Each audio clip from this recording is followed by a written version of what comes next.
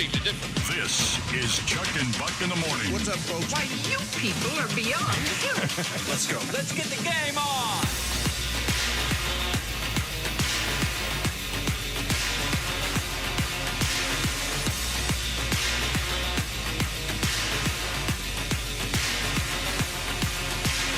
Well, good Monday morning. Welcome into the radio program known as Chuck and Buck in the Mornings. Hope you had a great weekend out there. Oh, man, there was some wonderful weather, some cold weather on Friday night. My goodness, did it get cold on Friday night? Very rainy. Oh, my gosh. I was out at Tacoma, Cheney Stadium for the Rainiers game. I went to about the sixth inning.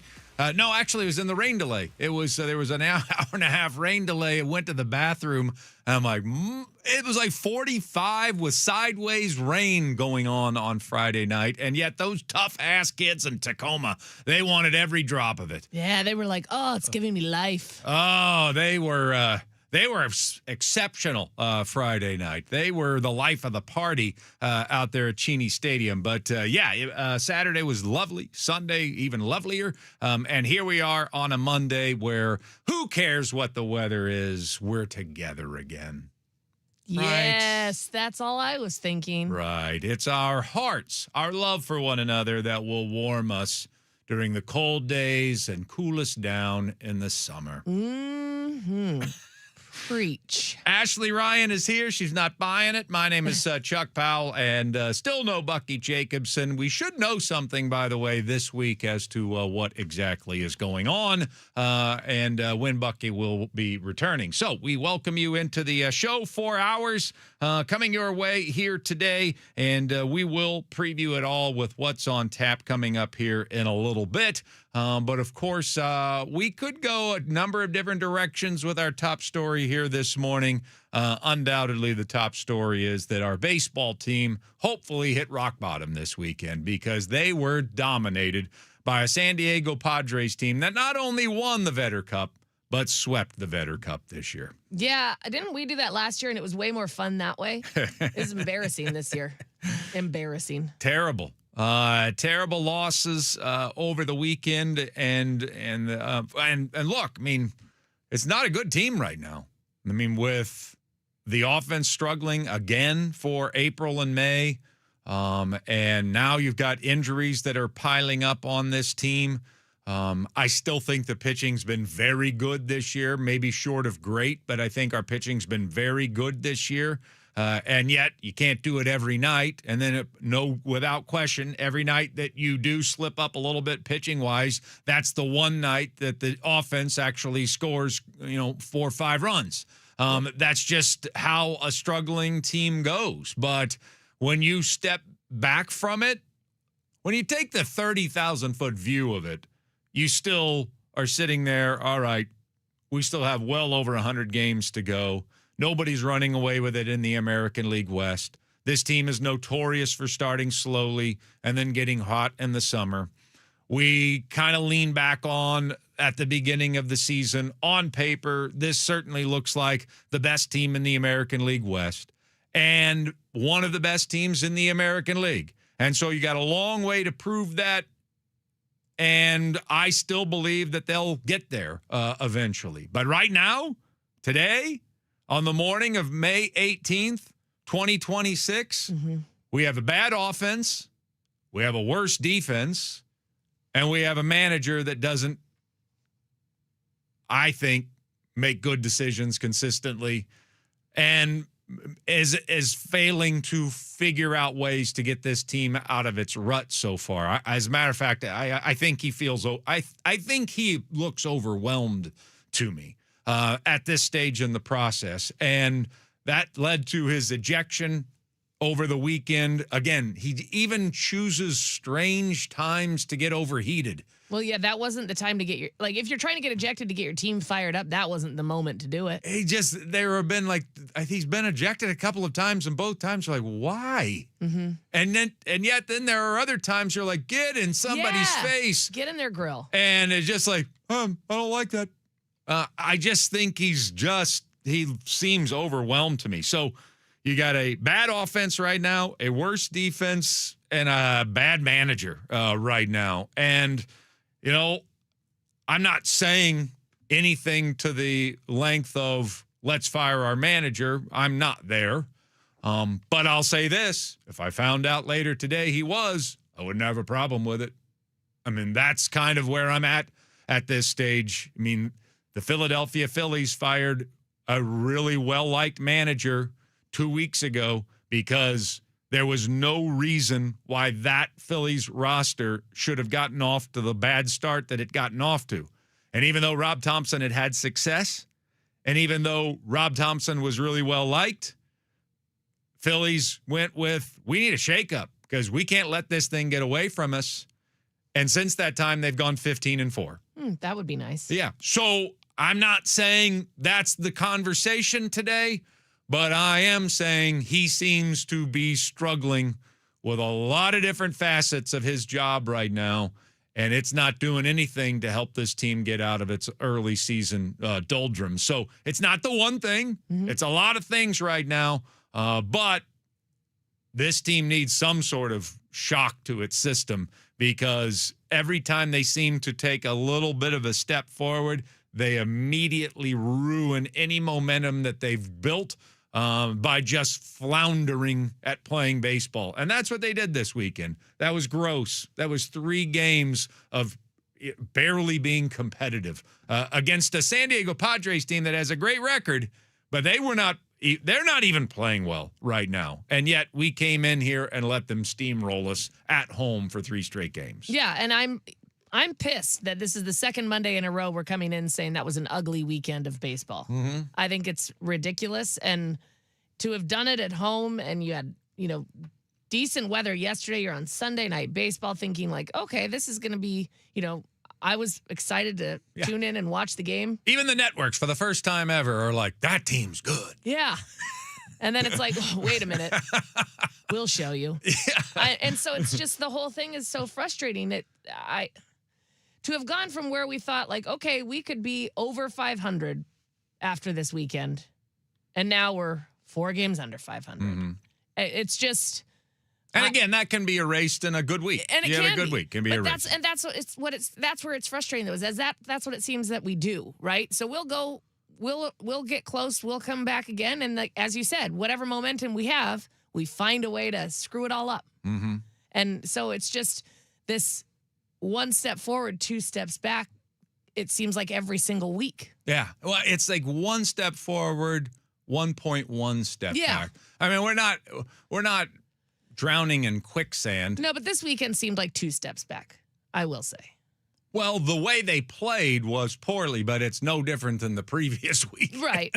It just and you're not digging yourself any big giant hole at this stage. And like I said, there's over 100 games to fix it, but right now, this present moment, they are not playing good baseball. No. They're playing bad baseball right now. And the only thing that they've proven so far through 48 games positively is that they can beat the Astros. That's it. That's the only thing that has been proven. 7-1 against the Astros. If we didn't own the Astros, where would the season be at this stage? And so it's rough. And I still think it'll turn around. But, yeah, I share everybody's anger and frustration because I don't know why we have to do this every single season, but apparently we do. And we will certainly talk more about that a little bit later on. But really the big story, and it pains me that we have to weave this in to getting swept by the San Diego Padres over the weekend, because I was anticipating this being a really exciting moment for Mariners baseball, for the Seattle sports scene. We talked about it so much, and that is the activation of Colt Emerson, our number 1 prospect, the number 6 overall prospect in the entire sport. And I could not wait for that to happen at some point this year. I was looking forward to, as I mentioned last week, having the declaration. It's time, like being ahead of it. Like, it's time for Colt Emerson to be activated, whether that's shortstop or third base. I was really anticipating that I would say it before they did it. And yet, Colt Emerson gets activated yesterday, almost as if it was out of desperation that they activated him yesterday. They didn't even give his parents time to come see his debut yesterday. as Brendan Donovan's injury obviously is one that cannot be overcome with a short stint on the injury list. And so Colt Emerson gets activated for the game yesterday and actually looked pretty good. Got a walk and had 2 hard hit balls to right field, and didn't struggle at third base, that's for sure. And so he gets activated yesterday, but Ashley, it was as if, it felt like it was out of necessity. I wanted the Colt Emerson activation to be out of luxury. I wanted at some point this season, like, the team's going well, but you know what? We can't deny this kid down in AAA, this 20-year-old freckled-faced wonder, is just hitting the snot out of the ball. And look, this is about winning a championship. And so we think he's better than JP at shortstop or Donovan at third base. And so this is us going for it. We're going to go ahead and activate him now. Team's on a roll, and this guy makes us even better. And instead, it's like, Donovan's hurt, Cal's hurt, can't hit, need a spark.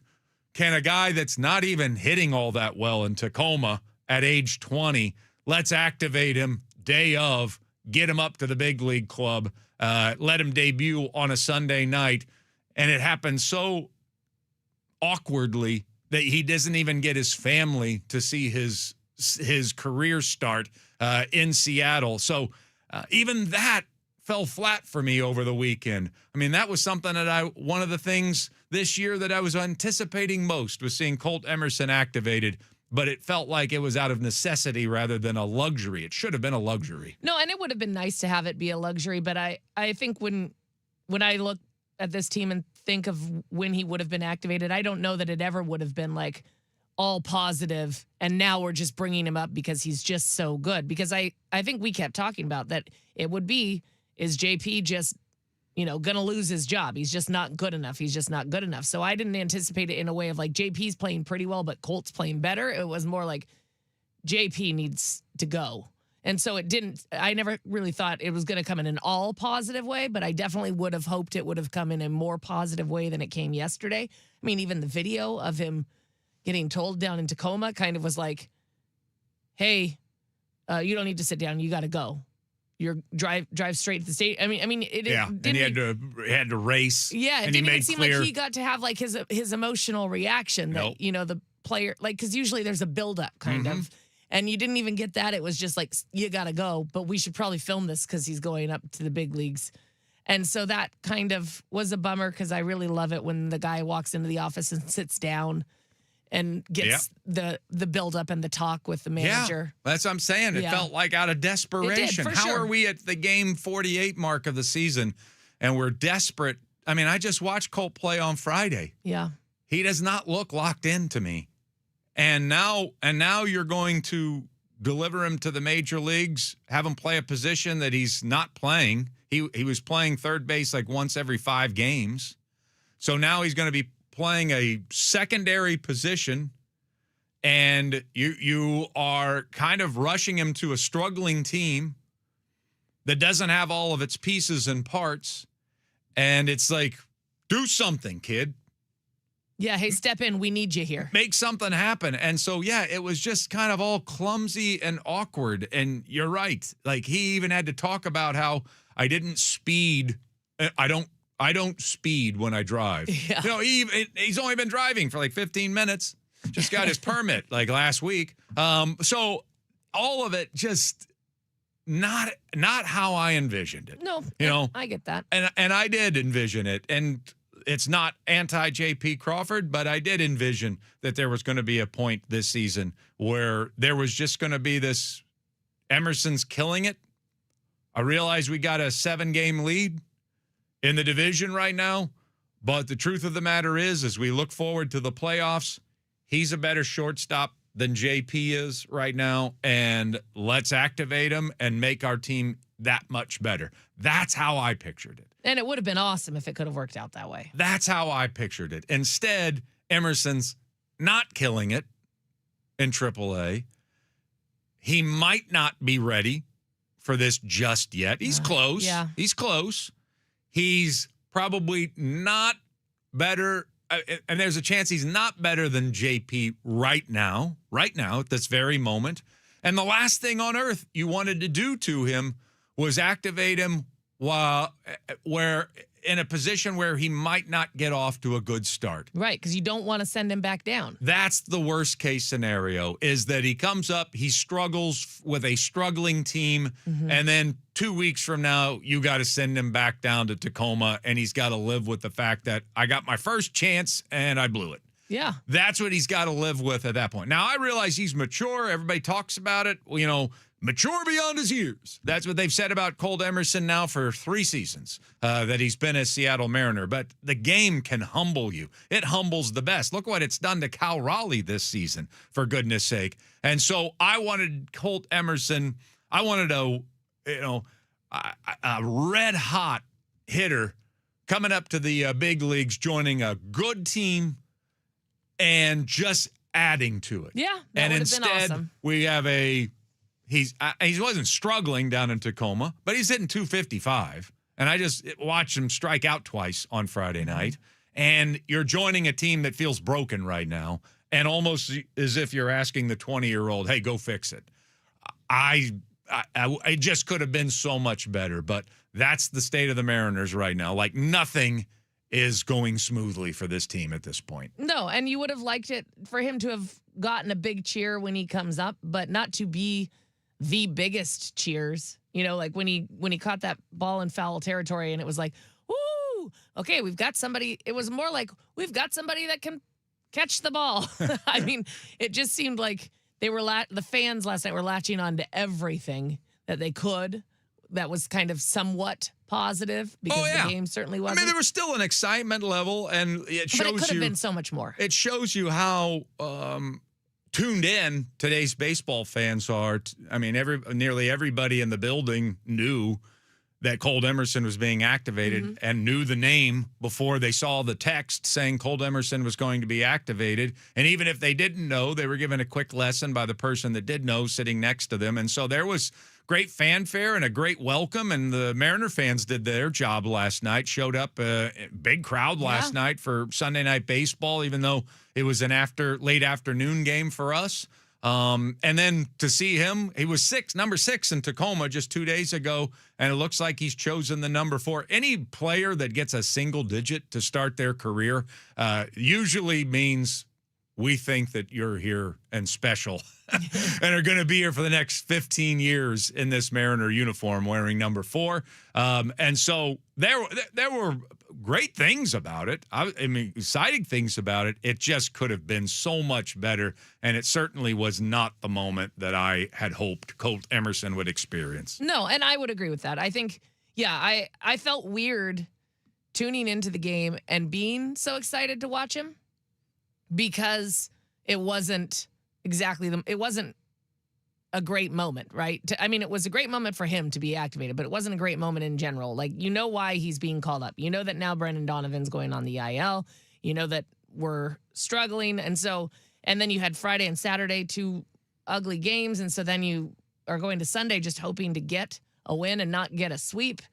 And you would like to have been able to focus a little bit more on the positives of Colt Emerson coming up versus like all of the things and then adding in Colt Emerson and being like, oh, yeah, but that is exciting. All right, let's find out what's on tap for today's show. Coming on Chuck and Bud. Say what? What's on tap?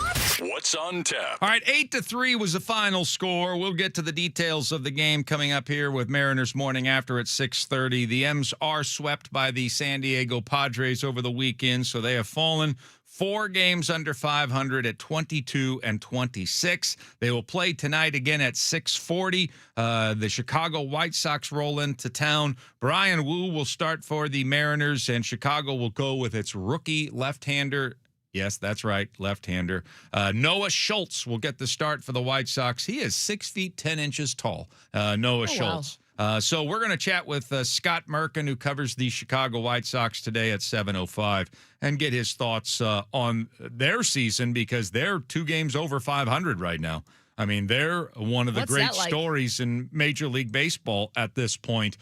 because they've gone from one of the worst teams in the history of baseball each of the last 3 years to suddenly being 2 games over 500, 46 games into this campaign. So we'll talk to Scott about that coming up at 7:05. Colt Emerson made his debut because Brendan Donovan was placed on the IL.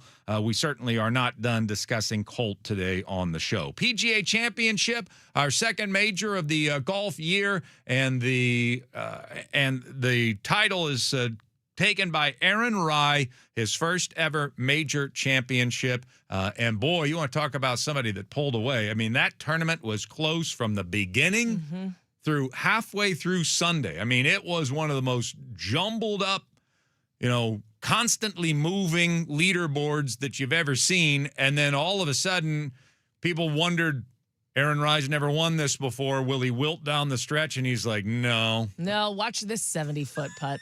I'm going to pull away like you've never seen before. And apparently he's just one of the great sweethearts in sports. Everybody loves him. Yeah, and so congratulations to Aaron Rai. We'll certainly spend some time talking about that on today's show. The NBA conference finals are now set, and it's the Cleveland Cavaliers who punched their ticket to the Eastern Conference Finals. They stomped Detroit last night, 125-94. Spencer Hawes is going to join us today at 8 o'clock now that the conference finals are set in both the East and the West. We'll talk to Spencer about it today at 8. Cleveland at New York on Tuesday. Tonight, Game 1, San Antonio at OKC. Stanley Cup playoffs, Buffalo and Montreal, Game 7. You know what they say about a Game 7 and the Stanley Cup playoffs? There's nothing like it. I've heard that before. So, Buffalo versus Montreal in Buffalo, Game 7 at 4:30. And then the conference finals will be set after tonight in the NHL as well. And they are set to begin on Wednesday in the West. All right, we've got other headlines. I got more headlines, a lot of headlines from this weekend. Couldn't even get to them all here this morning. But certainly we'll piece this thing together one step at a time. We got Mariners Morning After coming your way next. Sports Radio 93.3 KJR FM.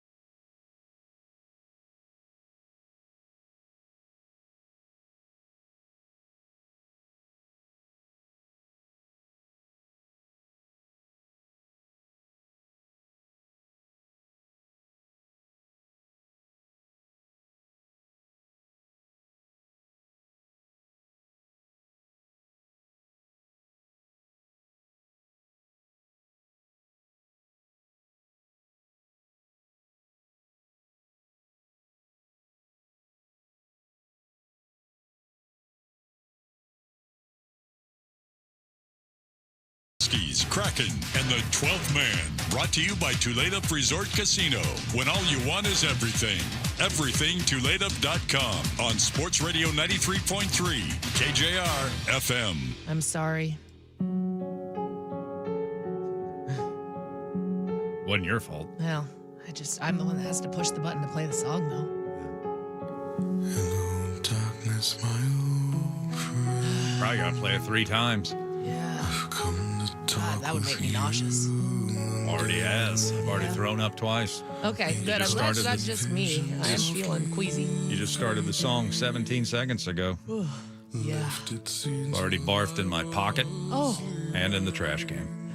you know Dixie cups are good for that. Are they now? Yeah, if you're going to spew. How is that even possible? You know, Garth takes it out of his pocket. If you're going to spew in this. Oh, I don't remember that. Well, good morning to you. I know. Depressing song, capitalizing a depressing moment. Yeah. The Mariners lost not just yesterday, but Saturday and Friday as well to the San Diego Padres. The Padres came away with the Vetter Cup, which is a guitar, as it turns out. Not a cup. Yeah, it's the guitar of a Cubs fan. Right. Makes sense. Yeah. And so they obviously were drinking out of that guitar on the flight home, celebrating their season sweep of the Seattle Mariners, who right now are in a bad state. Bad state. There's no getting around it. They are just not playing good baseball right now. And yesterday was one that was tight. The Mariners couldn't score. We're kind of used to that here as of late, certainly. But George Kirby was on the mound, and George was looking good. He had allowed just 1 run himself through 5 innings, and then came the 6th inning, and for whatever reason, the San Diego Padres just started to pound George Kirby. Maybe he was tipping his pitches. Maybe he ran out of gas. Either way, it was extra base hit after extra base hit off of George, and one guy that he'll see in his nightmares for the next week or so is Gavin Sheets. Sheets lays into another one. My goodness, Gavin Sheets. His second home run and a 4-0 Padres lead. Highlight on NBC Sports last night. Did you like the NBC Sports coverage? It was all right. It was all right. You're right. Yeah. It wasn't. I thought one thing that bothered me, I will say, and I don't know if this was just on my TV or if you had the same problem. The audio was off with the video because I had to stream it on Peacock because I have Fubo and so we don't have NBC. Oh. And so I had to stream it on Peacock and I kept trying to I think match that was it just up. yours. So yeah, the streaming. So then I'd hear like the hit before I'd see the person swing the bat. Yeah, mine was fine. Mine was Annoying. fine. I like Benetti as a play-by-play man, but I think that everybody's got to put some new wrinkle on it. So his real color analyst is Anthony Rizzo. Mm-hmm. And yet they want to do this guys from each one of the teams. Yeah, and then Rizzo down at the... And so you're dugout. going way too much down to Rizzo and have to call him out by name, and you try to keep him involved in the conversation. And I think it kept Peavy and Hyphen from really getting involved as much as they should. And so I don't know. I think there's something to having the same guy in the booth. I mean, you're only doing 1 game a week. And maybe you should get some continuity and some consistency rather than try to reinvent a wheel that is not broken. I don't know. Well, and the two teams don't need to hear from representatives of their teams, right? You hear from your people every night when you watch a normal game. I actually like hearing the national guys discuss the Mariners. So I think they've made a mistake, but it's their first year doing this, and so who knows? Maybe they'll course correct during the course of the year. I'm stalling because I don't want to talk about this game. I think that's a great thing to do. So about that broadcast. Gavin Sheets just dominated yesterday. He was 3 for 3 in the game. He hit 2 home runs, a double, and 2 walks in the contest. 2 runs scored, 4 runs batted in, and he led the San Diego Padres to an 8-3 pounding of the Mariners. As I said, George Kirby seemed to be sailing along. But then in the sixth, he gave up 5 runs in that sixth. And so the line looks really ugly for George. 5 2/3 innings, 6 earned runs allowed, and did only allow 6 hits, but almost all of them extra base hits in the game. So 8-3 is your final score. The Mariners had 1 hit. That was great. 1 lousy hit At against. least we didn't get no hit. Against a pitcher that hasn't, who's just basically in spring training right now, and Lucas Giolito, because he didn't even sign until the season started. And yet we couldn't get to him. Loaded up the bases at one point, tried to put a rally together, but that did produce 3 runs, a crooked number in the 6th, but never could get another rally started. And so the Padres win at 8-3 over the Mariners on Sunday Night Baseball. The one bright spot was our first game with Colt Emerson, and it sounds like he's here to stay. Justin Hollander said we're not activating him just for 10, 15 at-bats. It looks like the idea behind this is Colt Emerson's a Mariner for the rest of his life. That's the idea behind this, and how that fits, defensively, who knows?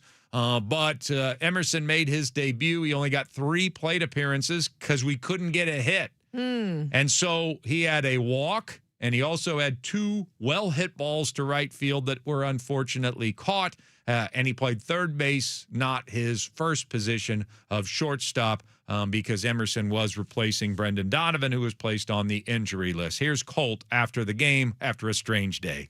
Yeah, it's been a crazy day, really. Got to the field, packing my stuff up for Salt Lake, because we're going there next, and getting ready to play a Sunday game.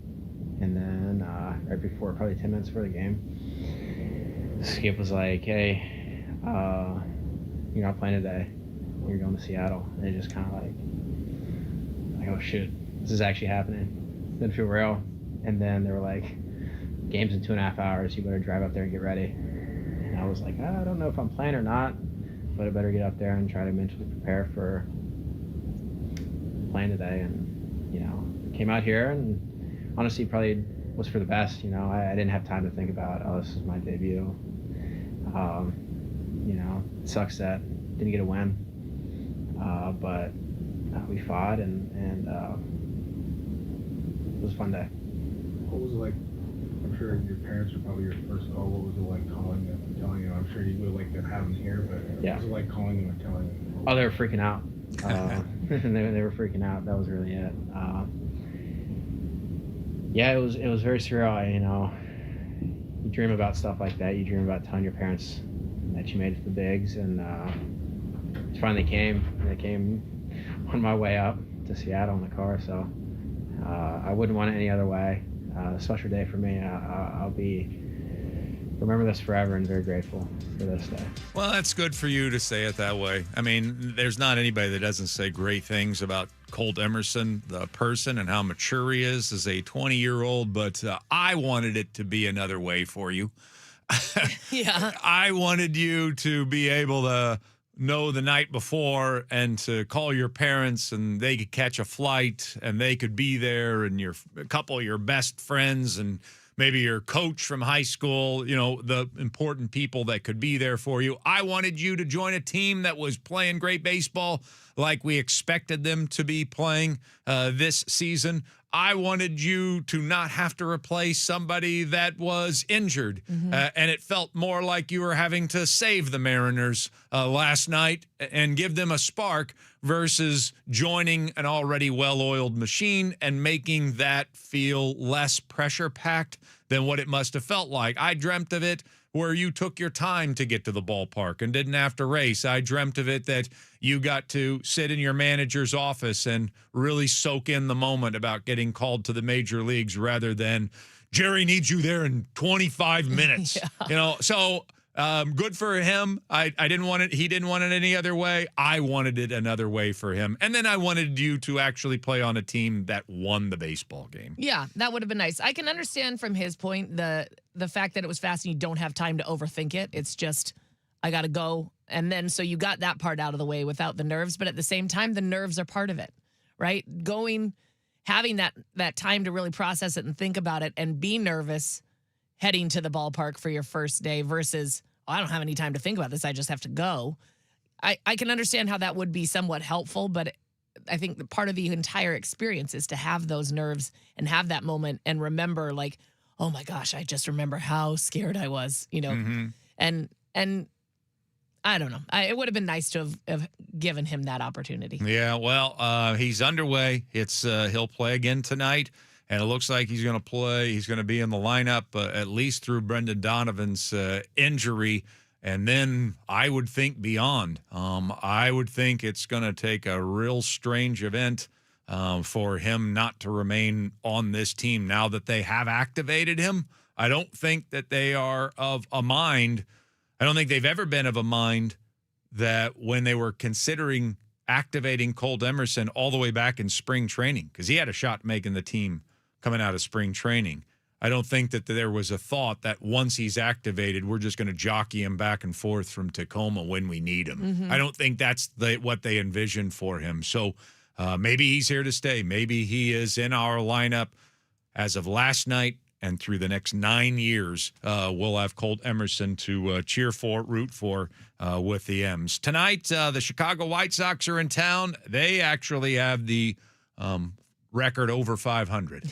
Perfect. I don't know if anybody would have predicted that in this matchup at the beginning of the year, but they're 2 games over 500. Meanwhile, the Mariners are now 4 games under 500.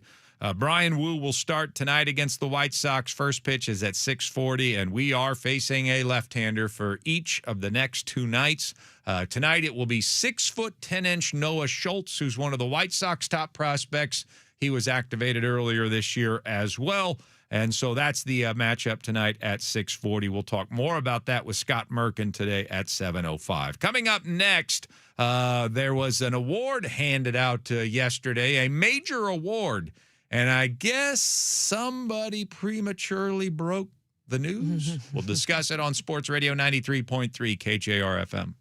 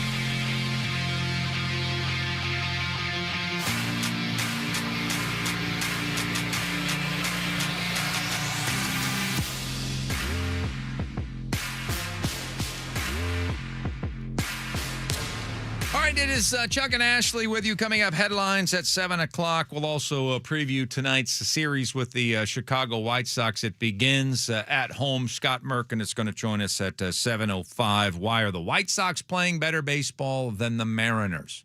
It's a very interesting question. Can't wait to dive into that. Yeah, we also have more headlines to get to because there were a bunch of them over the weekend. I haven't even had the time to announce that from now on, every horse race, I'm going to listen to Edzo. Yeah, I got a text from him that said, I have money for the college fund. Nailed it. I was like, oh my gosh, I love that you just sent me this text. Napoleon Solo won the Preakness, and Eddie Olczyk, who we brought on specifically to have him make his picks at this time on Friday, and he absolutely nailed it. Yeah. Yeah. He said, I got money for the college fund. Also, I hope Chuck and your listeners all won money. Yeah, me too. Well, I didn't, but I hope our listeners did. Me too.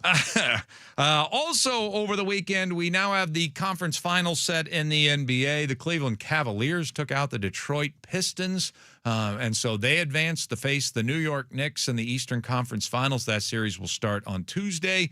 The Western Conference Finals, the much-anticipated Western Conference Finals between OKC and San Antonio, that will start tonight, as a matter of fact. Now, OKC has not lost in the playoffs. They have kind of dominated this entire process, and I don't know. I mean, I'm one of those people that kind of believes that you gotta lose first in the playoffs before you can figure out how to win. San Antonio's trying to defy that. Yeah. And they actually are a matchup nightmare for OKC. They did extremely well against the Thunder during the regular season. So this is going to be a fascinating series that starts tonight in Oklahoma. And I'll be a big Spurs fan. You're going to be a big Spurs fan. Yeah. I think Spencer is as well. Walk around my house like Wemby, my arms flailing in the air like this. The game will also feature the two MVP top vote getters as well. As we learned yesterday, and apparently prematurely. SGA wins back-to-back MVP awards in the National Basketball Association, and it was supposed to be revealed last night. Prime Video tried to work out a deal, or did work out a deal, where they not only got a Game 7, in the NBA playoffs, but they also were apparently had the rights to this announcement. Right. But Shams Charania, who works for ESPN, the new Woj at ESPN, had the information, and there are some people that have theorized that he just set an alert, but he set it for AM and not PM. Maybe. And that he had set it so that it would happen right after, it would time right as soon as the announcement was made, and then it would go out so that he didn't forget. But it went out in the morning and pissed off the good people at Prime Video Sports. And they called him out continuously throughout the course of the broadcast last night. Well, and I mean, it could have been an honest mistake. You are absolutely right. But in the case where you get information early, I mean, you've got to make sure that you're correct on when you're releasing that, unless he meant to do it in the morning, which is also possible. And in which case, if he did leak it early, really, the person at fault or the people at fault are whoever told him early. I mean, if he didn't know the information, he's not leaking it out. Someone told him. Well, I think that, I don't know. I don't understand this importance of we get to announce it or you get to announce it. Frankly, I'm not going to watch anything on Prime Video. So, I mean, it didn't bother me one way or the other. But I think they all have a lot of information, and so that's why they made the deal, so that we have the right to break it. I mean, they break a lot of stories inside the NBA. Like all-star rosters are always broken inside the NBA. But Charania and a lot of people have that information, but there's the gentleman's agreement that we are going to let these certain people break these stories. They have the rights to them, and Charania did not allow that to happen last night. Yeah, and I'm sure, as I said, I'm sure it was an honest mistake. That makes sense that he said it, or that he, wrote the tweet, set it for 7:30 a.m. instead of p.m., and simple, easy mistake. I do think people are overreacting to it. It's not like they're saying Cade Cunningham won the NBA MVP, and it was some big surprise. I mean, you knew that SGA had a pretty good chance of winning it, so I think it could have been a lot worse had he been, breaking something that just absolutely blew people away. Yeah, I really do like SGA. I mean, he is unbelievable. There are games where it's like, can you even miss? He's just such an unbelievable scorer. But I don't even know if he deserved the MVP this year. I mean, he averaged 31 points per game this season, but Nikola Jokic led the league in rebounds and assists. Mm-hmm. Well, and it's the same conversation last year because when he won it, and it was between him and Jokic. It's like, really? Well, it's not the same conversation. It's a different conversation because what I just said. Nikola Jokic, nobody's ever done this before from a center position, led the league in rebounds and assists this year. 13 rebounds and 10.7 assists per game. That's insane. Mm-hmm. He also averaged a steal and a half per game and 28 points per game. So he barely qualified with 65 games played because you had to play at least 65. So maybe that was part of the equation. But they gave it to SGA, who played a whole whopping 68. Oh, he was way past the threshold. Yeah. But 31 points per game, 4 rebounds, 6.5 assists.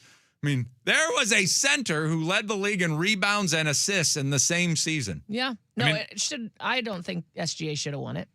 I would have gone with Jokic. That's who I would have voted for. All right, coming up next, Scott Merkin plus your headline, Sports Radio 93.3 KJR FM.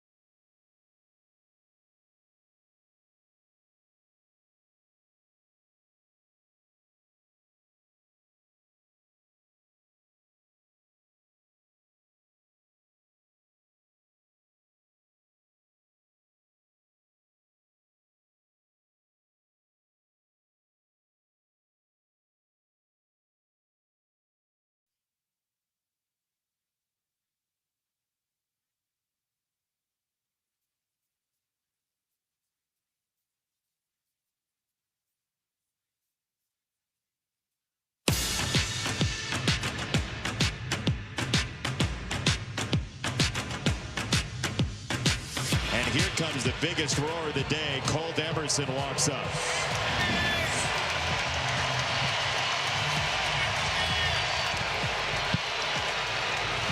First pitch to the young man. There's a check swing and strike one. 2-2. He tags it for right field. And Ramon Laureano. So 2 down. Colt Emerson flies out in his first major league at bat.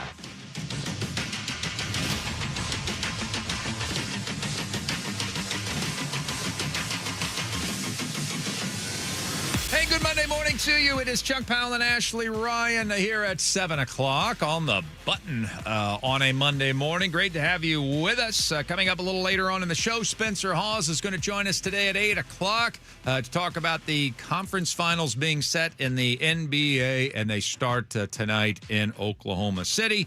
So he'll join us at 8. Also, PGA Championship participant Derek Berg, local hero, will join us on the program in the 9 o'clock hour today as well. And Scott Merkin, speaking of guests, will join us in about 5 minutes from now to preview tonight's Mariners-White Sox series, which starts at T-Mobile.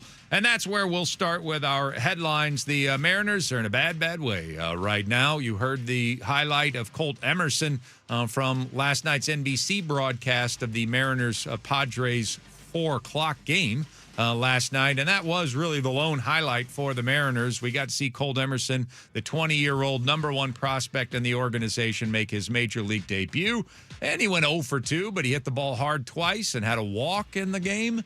So not a bad debut personally, but the team got skunked again. Yeah, they did. Yeah. Team was disappointing. 8-3, the final score. The Padres win over the Mariners. So the Padres not only sweep the series, but they sweep the Vetter Cup this year. 6 matchups all went to the San Diego Padres.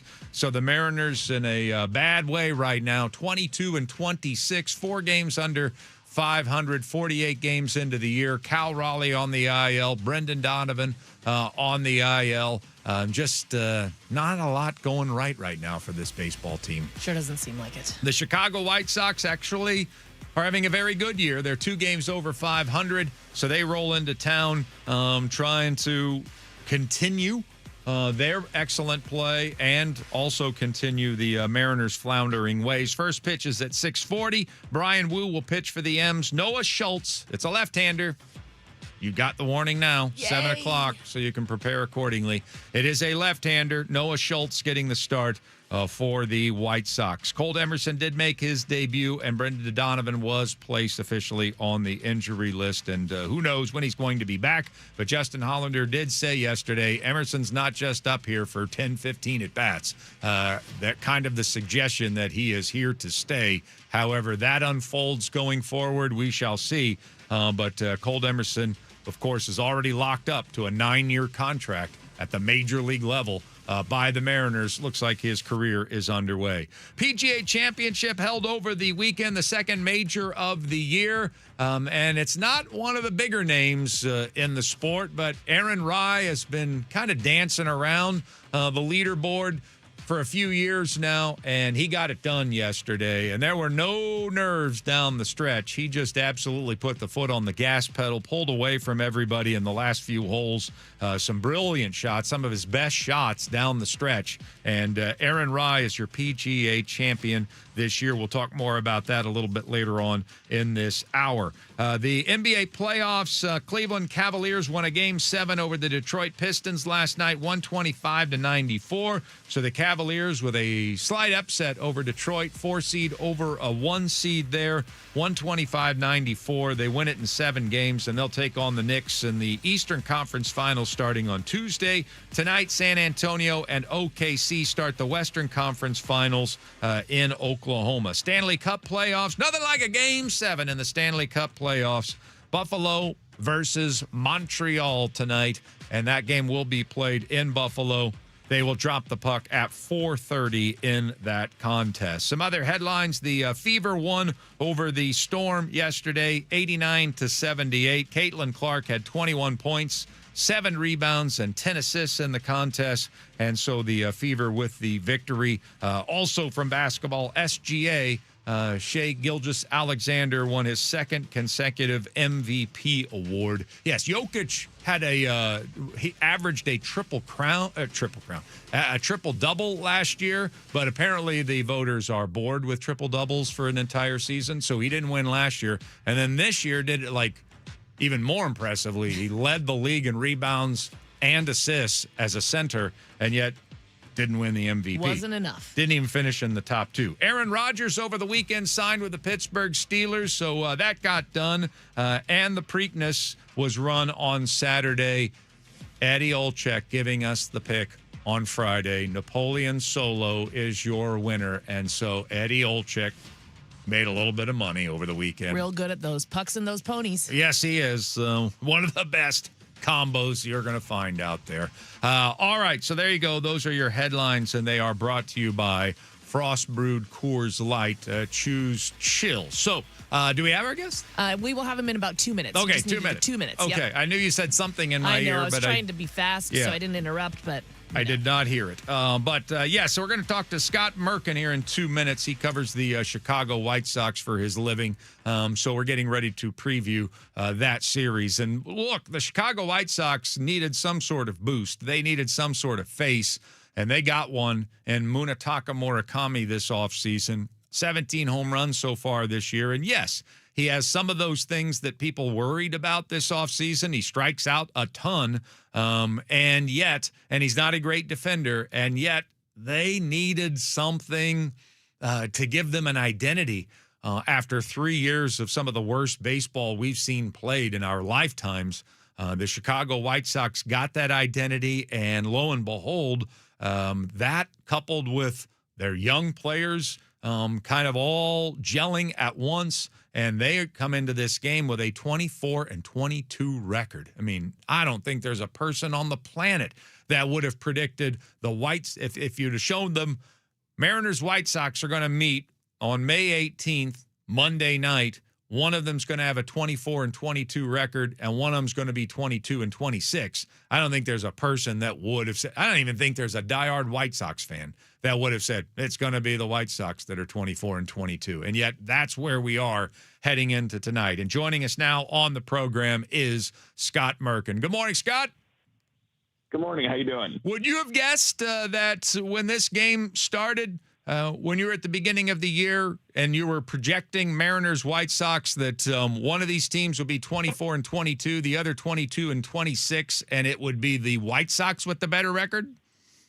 No, but like the old cliche goes, that's baseball, right? You never know what's going to happen. But yeah, I think this is one of those stories where the people who believed were the people in the White Sox clubhouse and in the White Sox front office, and it's showing on the field. I think the last two weekend series, one was against Seattle and then against the Cubs this past weekend, were great examples of this, what this team is about. Last Friday, Seattle beat them pretty soundly in the first game.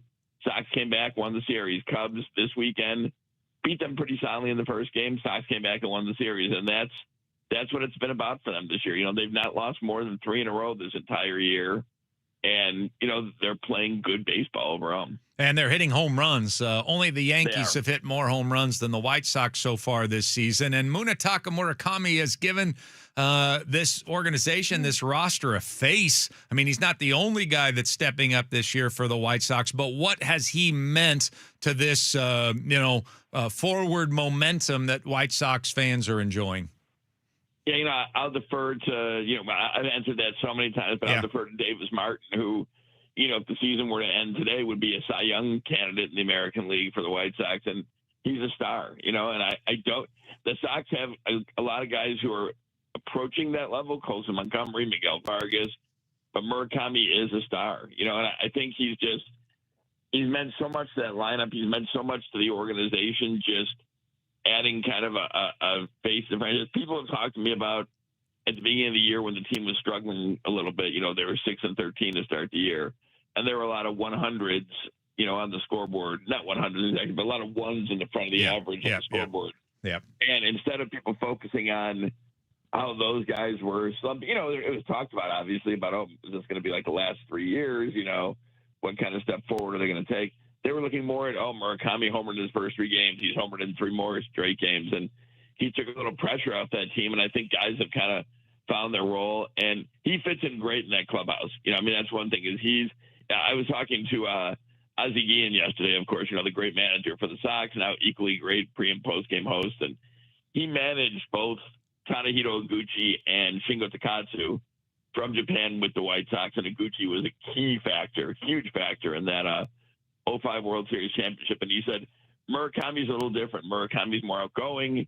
He's more kind of, whereas he said he loved those other two guys. They were just a little quieter, and Murakami is more just kind of one of the guys type of thing. So I think he fits in great, and I think part of that fit is the Sox have helped him fit in great. They have made him feel apart since the first day he got there. I think back to the offseason, Scott, and man, I really expected a bidding war for Murakami, and it turned out to be the opposite. It turned out to be his value kept going down, and then the story just kept becoming that he strikes out too much, he's way too vulnerable, he's going to be dominated in the major leagues, and so the salaries and the overall contract just kept dropping and dropping. And I'm sitting here in Seattle, and I'm like, go get this guy. I mean, I don't have a scouting report on him, but man, guys that have been labeled Japanese phenoms have done pretty well in Major League Baseball. So now that you've seen him succeed, and he is striking out a lot, but you've seen him succeed.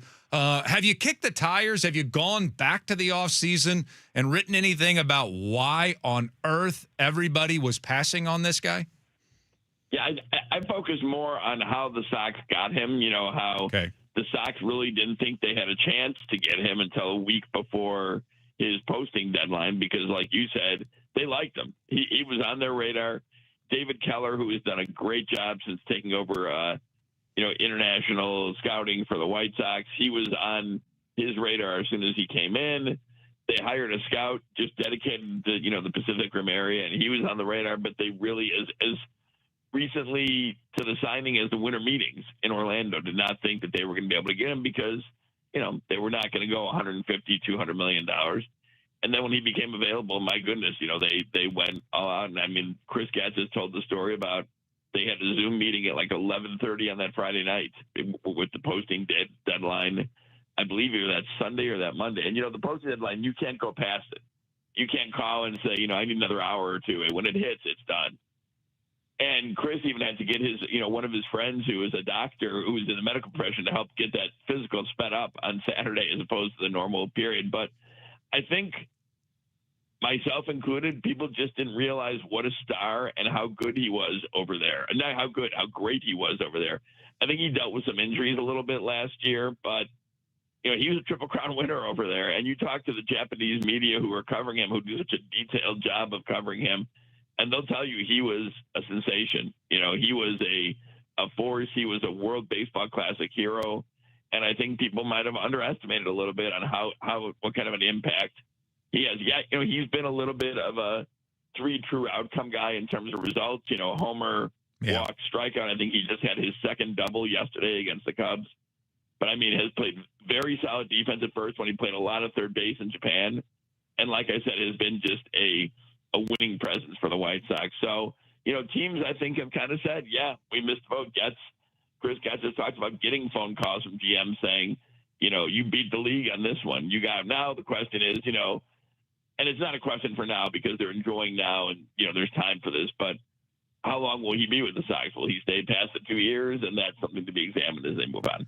Scott Merkin is with us. He's been covering the White Sox for 24 years with MLB.com. And so he's joining us to preview the series, Mariners and White Sox, which starts tonight at T-Mobile. When you have high expectations like we had in Seattle and still do have in Seattle for our baseball team, and you're off to a 22-26 start, certainly the manager, the criticism begins, and he's not getting the most out of this talent, and I think maybe some of it is very justifiable. On the flip side, how much credit are you and White Sox fans giving Will Venable for seemingly getting the most out of this roster? Yeah, I think they've had a plan since last year, and players have talked about that Will kind of set the culture for this team last year. and then they've kind of run with it, and they've kind of imprinted it and made it their own. And I think the biggest thing is, focus on the day. It sounds cliche, and I think he would tell you it probably sounds a little cliche, but just focus on the day. And I asked him, I think like a day and a half before the Cubs series, because he used to work with the Cubs, and what it meant to have two good teams in the city again. And he's like, nope, focus on Kansas City. That's he wasn't mean about it, but he was just like, we'll worry about the Cubs, and when it gets time for the Cubs series, we're focused on Kansas City. And he talked to me when I talked to him in Anaheim about just the energy this team brings, the extra level this team plays at, and he admits that maybe in certain series, certain games, they're not the same talent level as the team they're playing against, but that energy they play with, that intensity they play with, will get them some wins that other teams may not have, and that's shown this year. They have really been a great story of baseball through the first 46 games this year. Well, we've obviously met the Chicago White Sox once, but we did not face Noah Schultz in that series. Tell us about this 6'10" left-hander. The fact that he's a left-hander we're already worried because we can't hit lefties in Seattle apparently. So give us the lowdown on this Randy Johnson like Noah Schultz here tonight. I was going to say it's fitting that he's pitching in Seattle because he has already drawn comparisons to, one of the best pitchers in baseball history and probably the best pitcher to ever pitch for Seattle, right? Yep. I don't think I'm stepping over the boundaries there. No. And, very, very lanky kid, coming off two starts that weren't quite up to what his expectations. I believe he walked 5 his last one out there, but he's been working very diligently behind the scenes to kind of fix that stuff. And just a talented kid with good stuff. Doesn't throw 100, but has good velocity, has good movement on stuff, big sweeper slider type of thing. So he's a tall kid. So he comes at you with a kind of a little bit of a weird slot angle, I guess is what I'm looking for. And, has been their top pitching prospect probably for 2 years, 3 years, maybe even basically since he was drafted. He has been their top pitching prospect and is going to get a run now as, a main part of the rotation. So, and that's the thing with the White Sox is they have a lot of young guys on the roster. Now you'll see Sam Antonacci in the leadout spot probably, or, somewhere in that lineup playing left field. And he's just up this year. Edgar Carroll with the game-winning home run yesterday. This is just his, he's completing his first full season. He played about 2/3 of last year and is completing it now. So Colson Montgomery, same deal, but there's more coming. They have Braden Montgomery, Hagen Smith, a left-handed pitcher. So, Noah is one of the young crew now kind of inspiring that team. Well, we have to trust that it's early and there's a lot of baseball remaining this year and that we're going to get things going. But I would ask you from your perspective with the White Sox, is it real? Do you think that this team can contend? Well, I don't want it to mean anyone who plays the game, because if you're in Major League Baseball, you're pretty damn good. But let's be honest, there is no one running away in the American League. Tampa Bay, right? And Tampa Bay is always a good team, and Kevin Cash may be the best manager going. But aside from Tampa, and I guess the Yankees have been pretty decent, so far as well. There's really no one where you look at the American League and say, oh, yeah, it's got to run through there, or it's run through these 6 teams. So I think for the White Sox, I think they're young enough and they're having enough fun and they're playing that well that they don't care if people think like, oh, you're 2 years ahead of the plan. It was supposed to be 28 when this team contended for the division, not 26. So now, again, it's 46 games in. There's going to be a stretch where they don't play well. There's going to be a stretch where they lose 8 of 10 games. And how do they handle that? Do they limit it to that run, or does it, become more of a 20-game thing? So, but yeah, I think the AL Central is winnable. Detroit is struggling. They were the clear favorite. And, Skubal is, working his way back from the surgery. Kansas City is struggling, and they were another one of the favorites. Cleveland's always there. Cleveland is just one of those teams that every year they find a way to stay near the top of the division. And I think it's those 4 teams, but I think the Sox have a shot. Again, people may think like, oh, you're overestimating 46 games, but I've seen the way they've played, and I think they can hang in there. All right, last thing, we'll let you go. Obviously, You've made a few trips to Seattle. Is there anything that you make sure that you do when you come to our town? No, there really isn't. I mean, I've been there so many times. I don't have a specific favorite. I just kind of enjoy the city, but there's nothing that I like. Circle. Any recommendations are great. Okay. Well, I saw just on your profile that you're a big rock and roll fan. What's that museum, the Jimi Hendrix Oh, the why did I just blink on it now? Pop? Yeah, Mopop. Mopop. If you like music, you're not too far away. It's here in downtown Seattle, so you could go to Mopop and you can get some Jimi Hendrix kind of museum and all sorts of cool stuff there. Sure, big Eagles guy, but that probably isn't in that museum. But love Jimi Hendrix too, though. All right, Scott. Well, maybe I'll see you out there at the ballpark. Thank you very much for some time this morning. Okay, take care. Thank you. Scott Merkin joining us right here on Chuck and Buck in the Morning. Of course, if you want to follow him, very easy. Just look up his name, at Scott Merkin, Merkin. He works for MLB.com and been covering the White Sox for a quarter century. And boy, he's had some really rough moments. Dark years. But this team's been one of the better stories in Major League Baseball. Munetaka Murakami, I mean, I can't believe that teams didn't take his profile more seriously, including us. He just, I don't know why. I mean, just for years, can't wait till Murakami's a free agent. Can't wait until he makes himself available. And then he makes himself available, and then everybody in Major League Baseball, including the Mariners, started second-guessing his value, and maybe he strikes out too much, and does he have a position? All I know is that he just punishes baseballs. That's what he does. And he's 25 years old, and so he's turned that entire organization around. Yeah, it would have been nice to have him. Would have been nice to have him. I'm not at all sad that we don't. I mean, we got Brendan Donovan, and I like Brendan Donovan. He just hasn't been healthy. I think Brendan Donovan would have had a much bigger impact on this season had he stayed healthy. But it was that moment he hit that bag awkwardly, and he just hasn't recovered from it. And so completely different players. But I can't be too angry that we have Donovan. But, I mean, I beat the drum for Murakami all offseason. You wouldn't have had to trade away any of your prospects. You know, he didn't end up making a very big salary. And the theory, the idea of having two potential 50-homer hitters, like back-to-back, and Cal and Murakami, well, you can see how baseball works. I mean, Cal's lost and injured right now. But Murakami does definitely look like a guy that's going to hit 50 home runs this year. It would. I am definitely not mad we have Brendan Donovan. Would have been nice to have Murakami as well. Yeah. Well, I'm not greedy. Well, we would have had to probably decide, maybe not Josh Naylor then. You'd probably had to decide between two of the three. I don't think we would have gotten all three. I'll keep Donovan, and I just want him to be healthy. All right, coming up next on the radio program, we had a major golf tournament over the weekend, and there are a lot of interesting things about it before it was all said and done. We'll recap the PGA Championship. Haven't even gotten Ashley's thoughts on it. Sports Radio 93.3 KJR FM.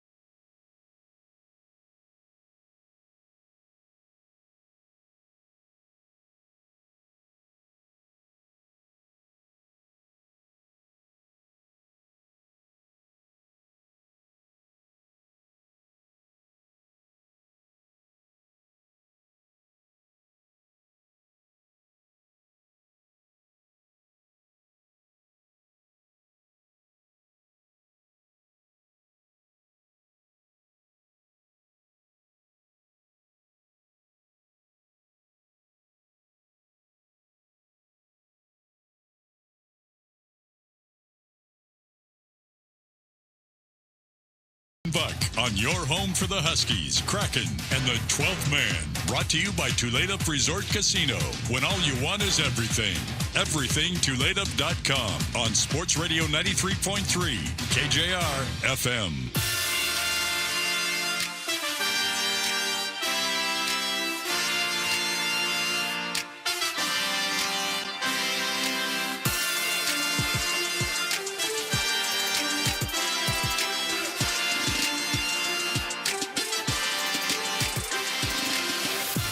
Oh, so was it a wonderful golf weekend at the Medley household? Yeah, there was a lot of golf played by 5-iron. Oh. And a lot of golf watched by us as well. Okay. Yeah, How did he manage to do that? How did he balance the two? Well, I think he just decided Saturday I'm just going to watch golf, and then Saturday I'm just going to play golf, and then Sunday I'm going to watch the crap out of golf. Okay, I got it. And he'd watched, he'd been in Philadelphia, so he watched on Thursday, and then he followed online and watched on Friday. So he just took Saturday off to play 32 holes. 32 Yeah, holes. he played 18 in the tournament, and then they went out beautiful day. Yeah, then they went out for a whiskey 9 or emergency 9, and then he was coming home from that, and he ran into our neighbor and another friend, and they're like, "Hey, we're gonna play a couple more." So he's like, "Can I go play a couple more?" I was like, "I don't care." Is he sore after 32 holes? No, No? nah, Just used to it by now? just used to it. Okay. Just put a club in his hand, and he's a happy camper. Okay, so I don't want to give away anything about our conversation with Derek Berg later on in the show, but how, I mean, did he, when you get eliminated from your first ever major, is there an element of, I want to watch the tournament because I might not be in another one. This is the tournament that I was a part of, and I want to see how it all went from beginning to end, or after you get cut from Friday, Yeah. you're like, I don't want to watch any golf. I don't want to have anything to do with golf. Don't even say the word golf to me. No, you want to watch. For him, good. yeah, for him Saturday he traveled home the whole day. But then one of the things I thought was interesting, he said, I thought some of the pin placement was so hard. Like they, you knew it was going to be challenging, but they'd put it like you'd go out in your practice rounds and think, oh, I bet they'll put a pin over here or over there, but they would put it like on the very edge of where it would have been the hardest, making it even harder. And he kind of was like, what is happening? Yeah. He said afterwards he was watching the interviews with some of the guys who were talking about how difficult the pin placement was, and he said, oh, thank God it wasn't just me. Well, I guess they had to do that because the course they chose has no hazards on it, or very few hazards on it by comparison, and it's a major. So how are we going to make it more difficult?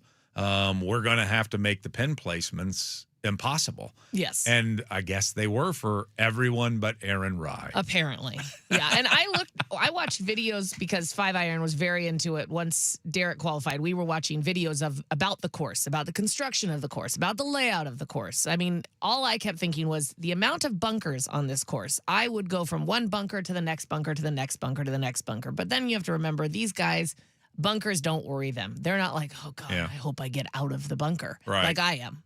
Yeah, And right. so it's just not, it's just part of, and they're really good at avoiding them if they want to as well. So I think that was the one thing that stood out to me before the tournament was how many bunkers there were. But then during the tournament, how unimportant the bunkers really were. Well, it was one of the closest tournaments that I can remember. I mean, wherever they put the holes and however it was constructed, it led to, I mean, there was at one point, I think 7 golfers that were tied for the lead on Sunday. Yeah, it was exactly how you want a Sunday to go. Yeah, and then throughout the course of the tournament, I mean, it was just bunched together, just groups of guys. There was at one point on Sunday early where there was the giggling done by one of the broadcasters, couldn't tell you which one it was, over, look at this leaderboard, because it was Rory and Shoffley and Scheffler, and so the ones that they had on the leaderboard, there were like 6 names, and like 5 were 5 of the biggest names in the sport. And about 15 minutes later, not even exaggerating, like 15 minutes later, it was it was people that unless you follow golf, you've never even heard of. Yeah. And they were the six that were leading, or at least five of the six. I think Oberg was consistently near the top throughout the course of the weekend. But I mean, the Aaron Rye's of the world, I know we know Nick Taylor here, right? But I don't think most golf fans. It's not like he's won a bunch on the tour. Right. And all 15 minutes later, it went from, I know all of these guys. What kind of finish are we going to have? Which is what the broadcaster was insinuating, versus, we're not going to have a big name coming down the stretch, are we? It's going to be somebody winning this for the first time. And as a matter of fact, it turned out to be just that. But it just kept shifting. That leaderboard just kept shifting. The names just kept changing all Saturday and all Sunday. Yeah, it wasn't fun to watch it, especially having that happen. It was interesting, though, because with Smalley in the lead on Saturday, I was like having a conversation with myself. Well, yeah, I'd be happy for Smalley to win it for the first time. I mean, it would be his first PGA Tour win, and what a win to get. And then I thought, but do I really want Smalley to win? I mean, especially considering his first name's Alex, but every time I hear him, I'm like, Stuart Smiley is all I think of. Stuart Smalley. Yeah, it was Stuart Smalley. Yeah, exactly. Yeah. And I'm like, he's good enough. Yeah. And he's smart enough. And gosh darn it, he's going to win the PGA Championship. He's going to win the PGA Championship. But that's that's the only thing I think of whenever I hear his name. So I was like, do I want that? Yes, I would be happy for him, but that's not what you want in a major, is for somebody that most, fringe golf fans have never heard of. Yeah. Well, I mean, typically it is set up where, you're chasing down one guy throughout the weekend, or, maybe it's a different guy on Sunday, but there's one guy that's kind of the tone setter, and then there's chase, whether it's the underdog and the well-known guys chasing him or whatever the case might be. But it was just amoebic. It just kept, the leaderboard just kept floating and changing. And then all of a sudden, Aaron Rye, as I mentioned earlier, gets to like the final 6 holes of the tournament and had never won a major before. And a lot of people, I'm sure, thought that he was going to Smalley it. Yeah. And that he was going to start shrinking in the moments as he's never been before. And he's like, no, I'm going to hit about 5 of the greatest shots I've hit my entire career, and I'm going to win this thing. And that's exactly what he did. Yeah, and it was incredible. And his story's really cool, too. I mean, most golfers don't put covers on their irons, but he puts covers on all his irons because where he grew up, they didn't have a lot of money. So when he got a set of golf clubs, it was a very special moment. So his dad would clean his golf clubs after every time he played with like a toothpick and, just make them pristine every time. And so he appreciated, these are clubs to be appreciated. So now he has covers on all of his irons because those are clubs to be appreciated. And growing up in England, and it was cold weather, so he wore 2 gloves because it had to keep his hands warm. And that's the only thing I knew really. I didn't know the thing about the irons before this weekend, but I knew Aaron Rye wears 2 gloves, and that was strange to me. But now I know it's because he wore them to keep his hands warm, and then he just got comfortable with that feeling, so now he wears 2 gloves. Yeah, like Kurt Warner, like Teddy Bridgewater. There you go. Yeah. Well, he was very impressive. There's no question about it. And what did he win? $20.5 million or something like that? He won $3.69 million. So the pot was 20. Pot was 20. All right, I misread that. But he that. got 750 FedEx points, which will help him a lot. Well, so yeah. Yeah. Now you can just have a bag warmer. You can afford just about anything. You can have like this, like paper towels. You can just pull your irons one after a time. You just throw it away, just disposable. Yeah, absolutely. You can do that now. I was curious. I was going to see how much he'd won on the PGA Tour before this weekend. Hold on, let's see. Well, he was a name. He's always. He's in the tournaments. It's a name that I think a lot of golf, even somebody like me, and I'm fringe. I watch the majors, and that's just about it. But I recognize the name Aaron Rye now, and I recognize the face Aaron Rye, not just the name. But now everybody knows him, and that was just so impressive what he did down the stretch. Yeah, it really, really was. Yeah, so that was his second win on the tour. That was a good one. Second win on the tour, first major. Yep. And Rory McIlroy said afterwards, I guess they were all saying it, I guess he's one of the most likable people on the tour. So good for him. Yeah, great. Life-changing moment, too. Yeah. I mean, he'd made like $16 million or 12-ish million before. Yeah. But to make that much in one day and to now be a major champion, that is a life-changing moment. And I just said after the last major that it just seems like it's always a big name that now wins all the golf tournaments. And so it's nice that theory got blown up a little bit. Maybe Aaron Rai now becomes a big name, but certainly was off the radar as the tournament began. So congratulations to him. We will hear from Derek Berg, local boy, who participated in the PGA Championship on Thursday and Friday, a very good friend of Ashley's and Five Irons. And so he's going to be on the radio show in the 9 o'clock hour today. Coming up next, though, it's time to check on, because we're cheeky like this, OPQ. That's right, other people's quarterbacks. Sports Radio 93.3 KJR FM.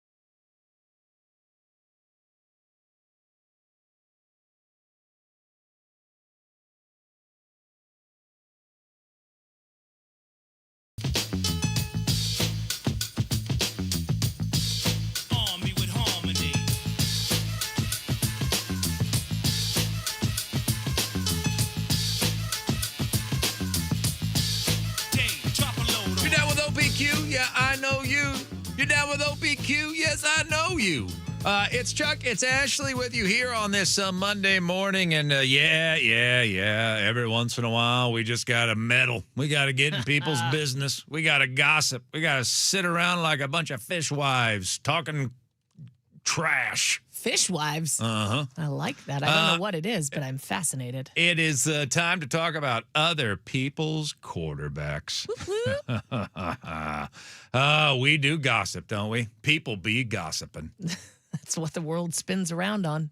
Gossip. There's only one quarterback to discuss here on this Monday. Aaron Rodgers is returning to the Pittsburgh Steelers. He agreed to the term over the weekend, and it is another one-year contract, and he will spend the entire year telling us that will be his last.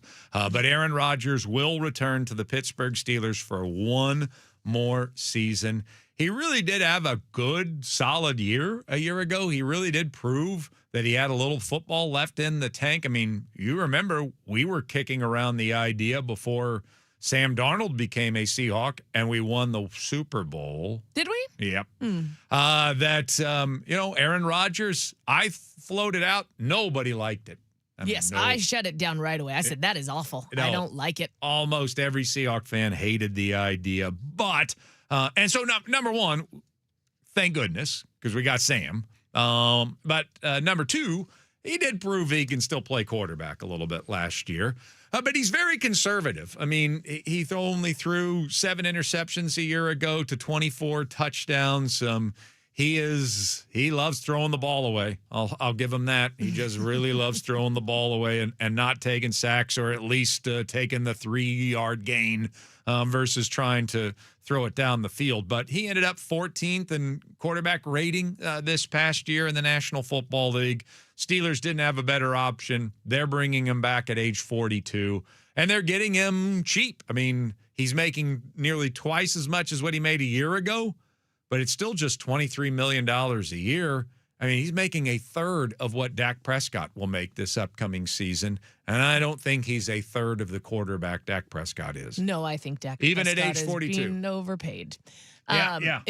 No, and I'm good for the Steelers for getting him. I think that they didn't have a doubt. I don't know how long he ended up having to hang out in Pittsburgh at the ketchup factory before he actually met with them. But I think for them, he is their best option. Well, yeah, certainly at this point. Yeah. I mean, when you get to May and you still haven't locked in your QB1, there wasn't really a better option. There wasn't. So, I mean, but I don't think they stressed about it at all. Even as it was kind of fodder for everybody else to talk about, like, oh, God, what is Aaron Rodgers doing now? Here he is just I think that's what Aaron Rodgers loves, is let the rumor mill start driving itself crazy and all sorts of things circulating, and maybe there's other teams telling them how much they love him, or maybe the Steelers are telling them how much they love him. But it didn't seem to me like the Steelers were going out of their way to make sure he knew how much they love him. Well, and I think that's part of the relationship. I think that's part of the, like, we're not going to sit here and fawn all over you this entire offseason. Yeah. We want you back. We've told you we want you back. The ball's really in your court, and he does everything on his timeline. He went into Pittsburgh. I guess at some point he did meet with Mike McCarthy, and he's going to show up at OTAs, and those are volunteer, by the way. And so he's going to show up at OTAs. He's not going to go to Egypt or Malaysia or Nepal. He's going to actually, during OTAs, show up with his football team.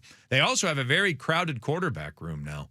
I mean, there are a lot of teams still to this day just have 2 quarterbacks on their roster. Who are the Steelers going to cut to get it down to 3? We've heard this entire time how much they love Will Howard, and so I would assume he's not going anywhere. And they just spent a 3rd-round pick on Drew Aller and his, baby face. So I got to assume he's not going to go anywhere. So either Mason Rudolph's going to be out, and they're going to go with the 42-year-old and the 2 kids, or the Steelers are going to carry 4 quarterbacks on their roster, which is just something that very few teams. I mean, the Browns did it last year, but the Steelers are never going to compare themselves to the Browns in aptitude, are they? I would hope not. Well, the Browns did it, and look how well that worked out for them. Yeah. So I don't know. We shall see on that front. But you know what? The thing that really does stand out to me is, and I get it. It's professional football. I'm sure you really do have to be especially when you've got a lot of years invested in this, you probably do need time in the offseason to try to figure out, do I want to do this again? The amount of energy and effort and focus, and you got to be 100% in on this. And I don't want to do myself a disservice. I don't want to do the Steelers a disservice. I don't want to do my teammates a disservice by just signing a contract when I'm not 100%. So maybe veterans like Aaron Rodgers do need the entire offseason to try to figure that out. I'm not going to underestimate how difficult that is to talk yourselves into doing it. But, man, there are just some guys. I mean, I remember Barry Bonds like 10 years before he actually retired telling us, yeah, I'm not going to do this very long. I'm not going to be an old man. I'm not going to be one of those guys. That's for sure. I'm not going to be. And then 10 years later, 44 years old, coming off a drug scandal that he played his way through, and he's still like, why won't anybody sign me? He's still like, where was the guy 10 years ago that said, I'm not going to stick around much longer. I'm not going to get old playing this game. And Aaron Rodgers was the same way. I mean, we were hearing this from him 7-8 years ago. I'm not going to be that guy. I got way too many interests out there to hold on to play football my entire life. But Aaron, you've still got it. You've still got it. We still see your talent. Okay, one more here. And here he is, 42, and he's going to tell everybody this is it. This is going to be the last year, but we shall see. The league seems to be more interesting with Aaron Rodgers involved. I would agree with that. And he certainly grabs headlines still to this day, and he still is sort of a wizard mentally when he plays football, and he even has to be even more so today because he's lost a little bit off his fastball as a football player. But I think the Steelers are more interesting with Aaron Rodgers as their quarterback, so I'm glad this has happened. Yeah. For the league's sake. I would agree. It does. I mean, you know me. I love drama. I love to potentially get out my popcorn and follow along. And I think Aaron Rodgers hasn't been as much drama since going to the Steelers. But there's always that opportunity, which is why I keep paying attention. Mm-hmm. Yeah. Well, when he went to the Jets, he went as a savior. Yeah. And then now with the Steelers, I think it's a little more palatable. It's like, he's our best option. Yes. You know, yeah.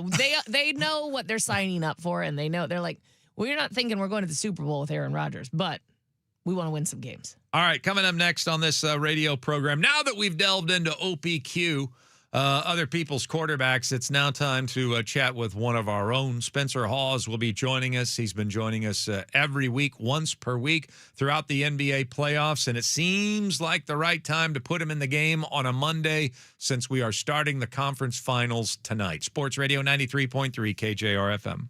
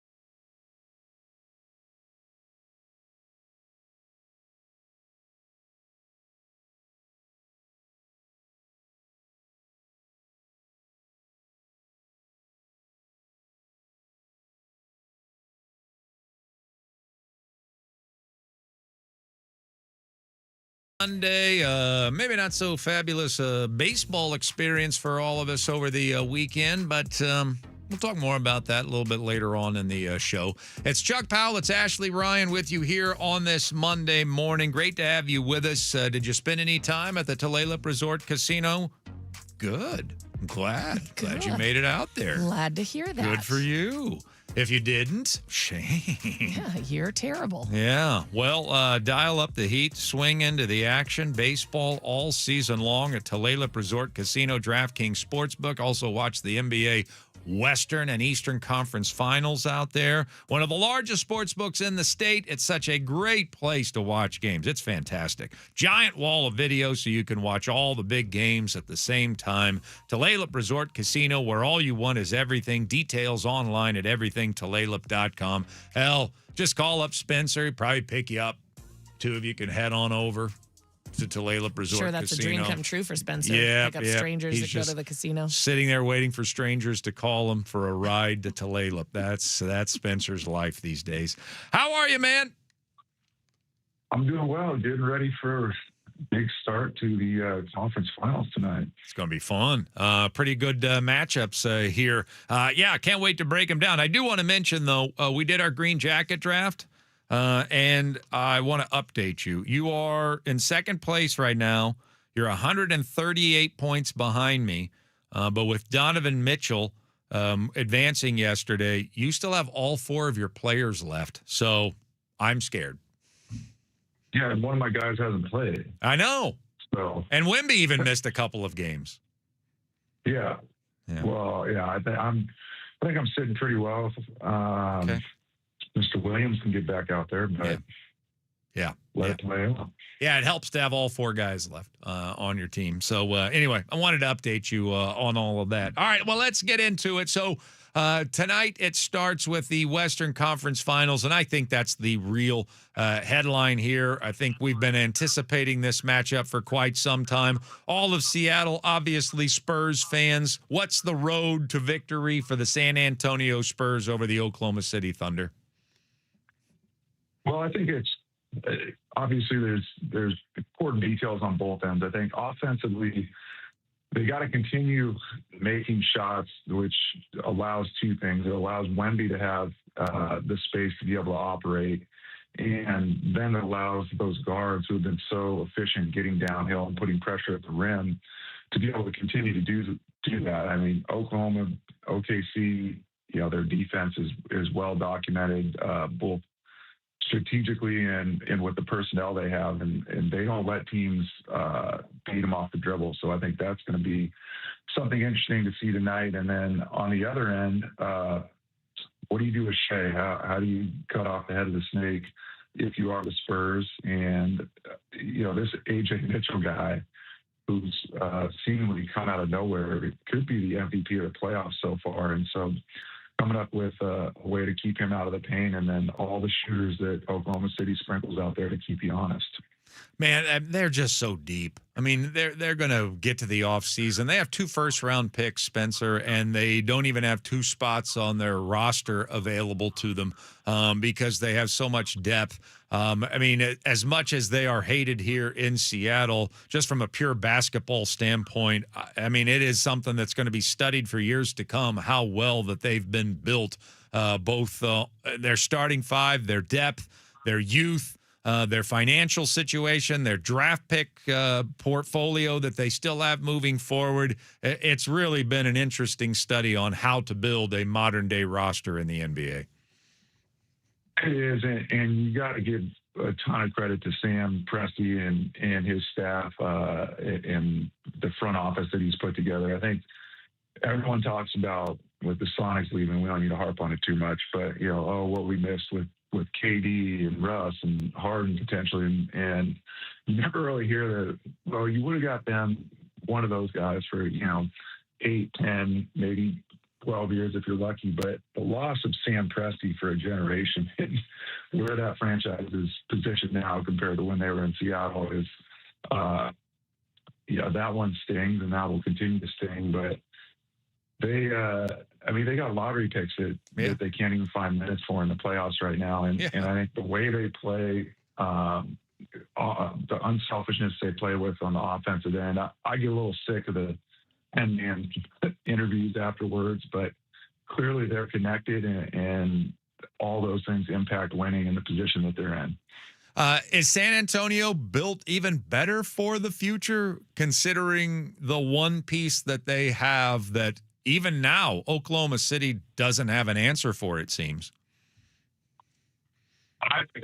I'm biased, but I would argue that if you have, well, you got one. Well, let's break it down. You got the two-time defending MVP on one side, and then you got probably the greatest prospect that's ever been born to play this sport on the other, kind of coming into his own on an accelerated timeline. So I think it'd be an interesting poll. I would think if you went around and asked most of the general managers, they'd probably tip the scales to the Spurs, being that obviously the Wemby piece, but then their core, you look at their core, they're somehow even younger than the Thunder. So this is going to be a fun rivalry for a lot of years to come, but I bet you there's people in that Thunder locker room, front office that are a little bit nervous going in, knowing, he might not have an answer for this. Yeah. Well, the Spurs, Oklahoma City could not come up with an answer for the Spurs during the regular season, but then there's that time-honored question about whether you have to fail before you can succeed in the playoffs. So Oklahoma City's already proven we can win a championship. Wemby and the Spurs have not proven they can go deep. This is the deepest they've ever been. So where do you weigh in on that particular question about the team that is proven versus the team that may need to get slapped down in the conference finals to learn that last lesson before they can become champions? Yeah, I mean, the experience matters. There's no doubt about that. But I think you look at last series versus the Timberwolves, which is a better team than the Spurs treated them. I think Ant was more hurt than he probably let on, or people realize, and they made it look easier than it was. But that game that Wemby was ejected for the elbow, I think that allowed the Spurs to really take some steps forward and grow, not only compensating for him not being out there, which they've done before and they've done for stretches, but doing it in the kind of high leverage, high pressure environment of playoff basketball. And I think that, you learn how to navigate that. And then obviously he comes back in and the rest of the guys have a different level of confidence for the next game, and you go forward and you end up with a 4-2 result. So the experience is big, but there's also something to be said for the guys that are just too young and don't care and don't know what they don't know, and that pressure aspect that the experience brings. That's all on the Thunder. I think the Spurs at this point are playing with a bit of house money, and that can be a dangerous arrow to have in the quiver. All right. Who's going to win? Spurs in 6. Spurs in 6. Look at that. Spencer Hawes is with us, of course, former UW big man, a legendary Seattle basketball player, 10-year NBA veteran, and has become our NBA insider throughout, or analyst, I should say, throughout the postseason for the last couple of years. And he's joining us here this morning now that the conference finals are set. Before I get to the East, SGA MVP, should he have won it? Yes. Okay. And I've historically been a Joker advocate. I think Wemby is not quite there, but I was just looking over the results a few minutes ago. Third, I think it is about where it should be for this year. I just think SGA's consistency and really what he did down the stretch compared to the Joker. I think it's hard to say the Joker fell off, but his stats did definitely moderate a lot kind of after the All-Star break down the stretch of the regular season. And I know it's a regular season award, but it's hard not to let the results of the first couple rounds of the playoffs seep into your opinion, and obviously that's been going Shea's way a lot more than the Joker's. Yeah. I don't know, though.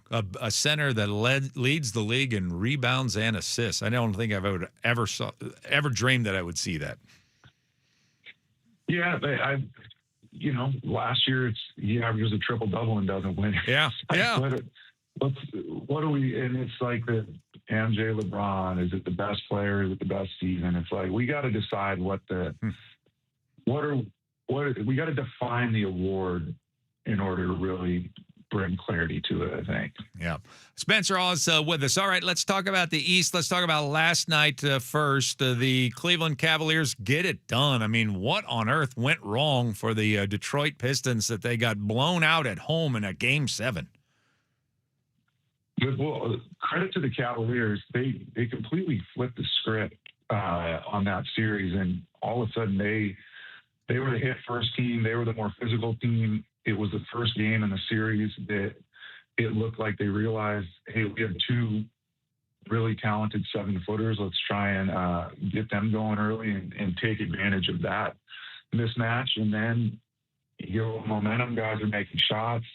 I love the Pistons core. I love their young players, but when you have a guy in Thompson that they're not even closing out on when he catches the ball at the 3-point line, that's hard to win in the regular season, and that makes it near impossible in the postseason with the familiarity and the game plans to have any type of efficiency in the half court, and it showed. And it looked like Cade, for all he's done in the run he's had, it looked like he was out of gas trying to carry that entire roster. Yeah, it's just so crazy how your deficiencies can be exposed in the NBA playoffs, and Detroit just doesn't have enough offense. How about this for a trade? Thompson for Austin Reeves. That's my trade proposal. Gives the Lakers somebody that can actually defend and gives the Pistons somebody that can score other than Cade. What do you think of that trade? Well, they're going to have to sign both of them are free agents, so they're going to have to sign both of them for a bunch of money. You're definitely betting on the upside on that one, but I don't know. Austin's shown me in the last couple of years that it might take a little more than that. They could always just sign him. I don't know what their cap situation is. They could always just pay him more, but I don't think he's going to be leaving LA if the Lakers have anything to say about it. Well, that's just it. I mean, then they can just continue to play horrible defense for the next 10 years and never win anything. Yeah, I know he can score, but and then Detroit seems to need the offense. So I don't know, just throwing that out there. Spencer Hawes is with us here this morning on Chuck It Back in the Mornings. All right, let's talk about then the Eastern Conference Finals. They'll start on Tuesday. New York's looked like, just a world beater so far in these playoffs, or at least once they got over the hump in round number 1. And Cleveland's coming in having just built some momentum with a 7-game series. So break down this matchup for us, Cleveland versus New York. I actually like this matchup a lot more, I think, than maybe the narrative or the discourse is giving it credit for, and I think everything's relative. The one in the West is on paper right now going to be one of the better playoff series in a while, but I've been waiting for this Cleveland team to put it together since well before the James Harden acquisition. Once they got Donovan there, it's like, all right, what on paper you're looking at it like, what are they missing? What do they need? And it appears at this point like they needed a 7-round conference semifinal series to kind of get everything clicking. But you said it, the Knicks have been a juggernaut. They've figured out, I think, unlock Karl Anthony Towns and using him as a point center, and that's opening up, offense for everybody else. They haven't had OG. He hasn't been healthy. Now he's got some time to rest, coming back for the conference finals, and then Jalen Brunson's looking like a new age Allen Iverson with an efficient 3-point shot. He's the head of the snake. He does it all, and he's making things really easy for the rest of the guys on that roster. All right, so what's it going to come down to? What's the matchup that each team has to expose in order to win? I think it comes down to home court advantage, which is why I am going to pick the Knicks. But Cleveland is a team that's built on shot making, built on 3-point shooting. And a game like last night, you get Merrill coming off the bench who hits 5 of them, and things look really easy for him. And then you see him at other times when they're not going in, and it looks like it's difficult basketball to watch. So I think they got a size advantage, and I'd like to see them kind of try and recreate the game plan last night of really getting Mobley involved early and taking advantage of him and opening things up for the 3-point shooters rather than just coming out and hucking them from the get-go. And then New York, I think they just got to stay consistent. I mean, they got their pecking order established. They got all their guys rolling. They will figure out a way to reintegrate OG back in the lineup, who's hopefully healthy, and put that behind them. I think it comes down to the home court and the advantage that New York's going to have at the Garden. Well, I know it'll be at the Garden. It's going to be on ESPN. My only hope is, man, we haven't seen enough of Timothy Chalamet and Kylie Jenner to this point. So I hope ESPN really goes out of its way to show them to us more than what they have so far in the playoffs. Your thoughts? I think you'll be okay there. I think you'll get plenty of that. Ben Stiller too, Tracy Morgan. I mean, does it have to be like after every play that every time there's a stoppage that we got to see the entire row of New York Knicks fans that are celebrities? I mean, every single time, really?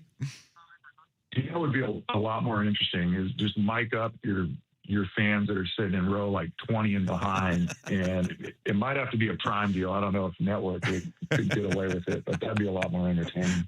Yeah, I'm with you. I would love to see them just attempt to not show any of them this for one game. I'd like to see what the broadcast is, and like you even have to block out their faces. If you show them, they have to be behind a blur. They must do ratings. They must. All right. Well, enjoy it, man. Thank you very much for joining us. We appreciate it. I think we got 2 great conference finals, and the entertainment starts tonight. Well, thanks for having me. As always, go Mitch, go Spurs, go. Spencer Hall is joining us right here on Chuck and Buck in the morning. So, yes, Western Conference Finals get started tonight. And, man, I don't know. I mean, if Victor Wembanyama stays healthy, I don't know when we're not going to get this matchup in the Western Conference Finals. I mean, are we going to watch it 5 years in a row? 8 years in a row? Ooh. I mean, these 2 teams are so well built that it's terrifying. I realize we're going to probably get the Sonics. I think we're definitely going to get the Sonics back, and I think that's going to happen in the next year or 2. It is going to be a long-ass wait to be better than the Oklahoma City Thunder. And it's going to be aggravating. They are so good, and they are so young, and they are so perfectly constructed financially. I mean, like I said before, they have 1 roster spot. They've got 2 first-round picks. So they're going to be able to package like a couple players or a pick and get something else without taking away from the bottom of their bench. Like, and they've even got 2 or 3 guys.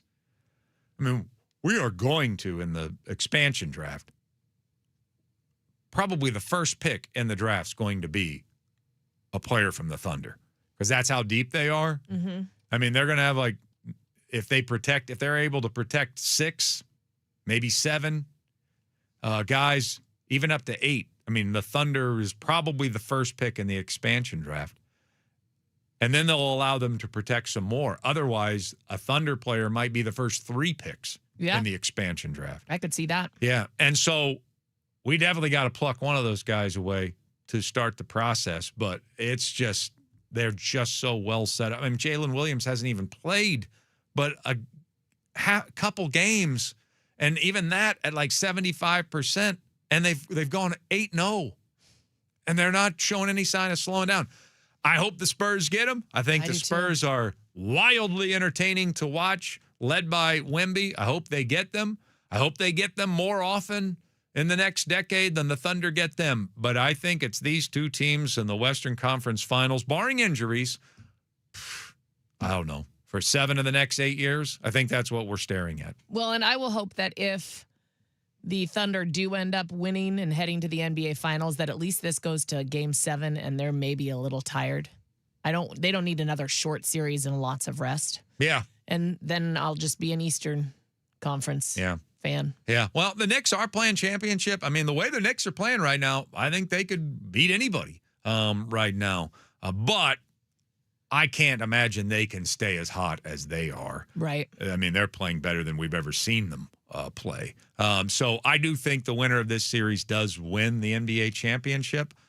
So it comes down to whether or not those mismatches that the Spurs were taking advantage of during the regular season to thump the Thunder versus the Thunder have the championship experience, and nearly every time that up-and-coming team has to get knocked down by the team that knows how to win a series like this. And that's the tradition, but maybe Wemby is so special that he bucks every tradition. Maybe. I don't know. We'll see. But it Hopefully. starts tonight, 5:30 on NBC. You don't have to have a streaming service to watch the conference final. Actually, if it's on NBC and you don't have normal cable, you do. Well, then there's that. That's me. All right, ABC's next on Sports Radio 93.3 KJR FM.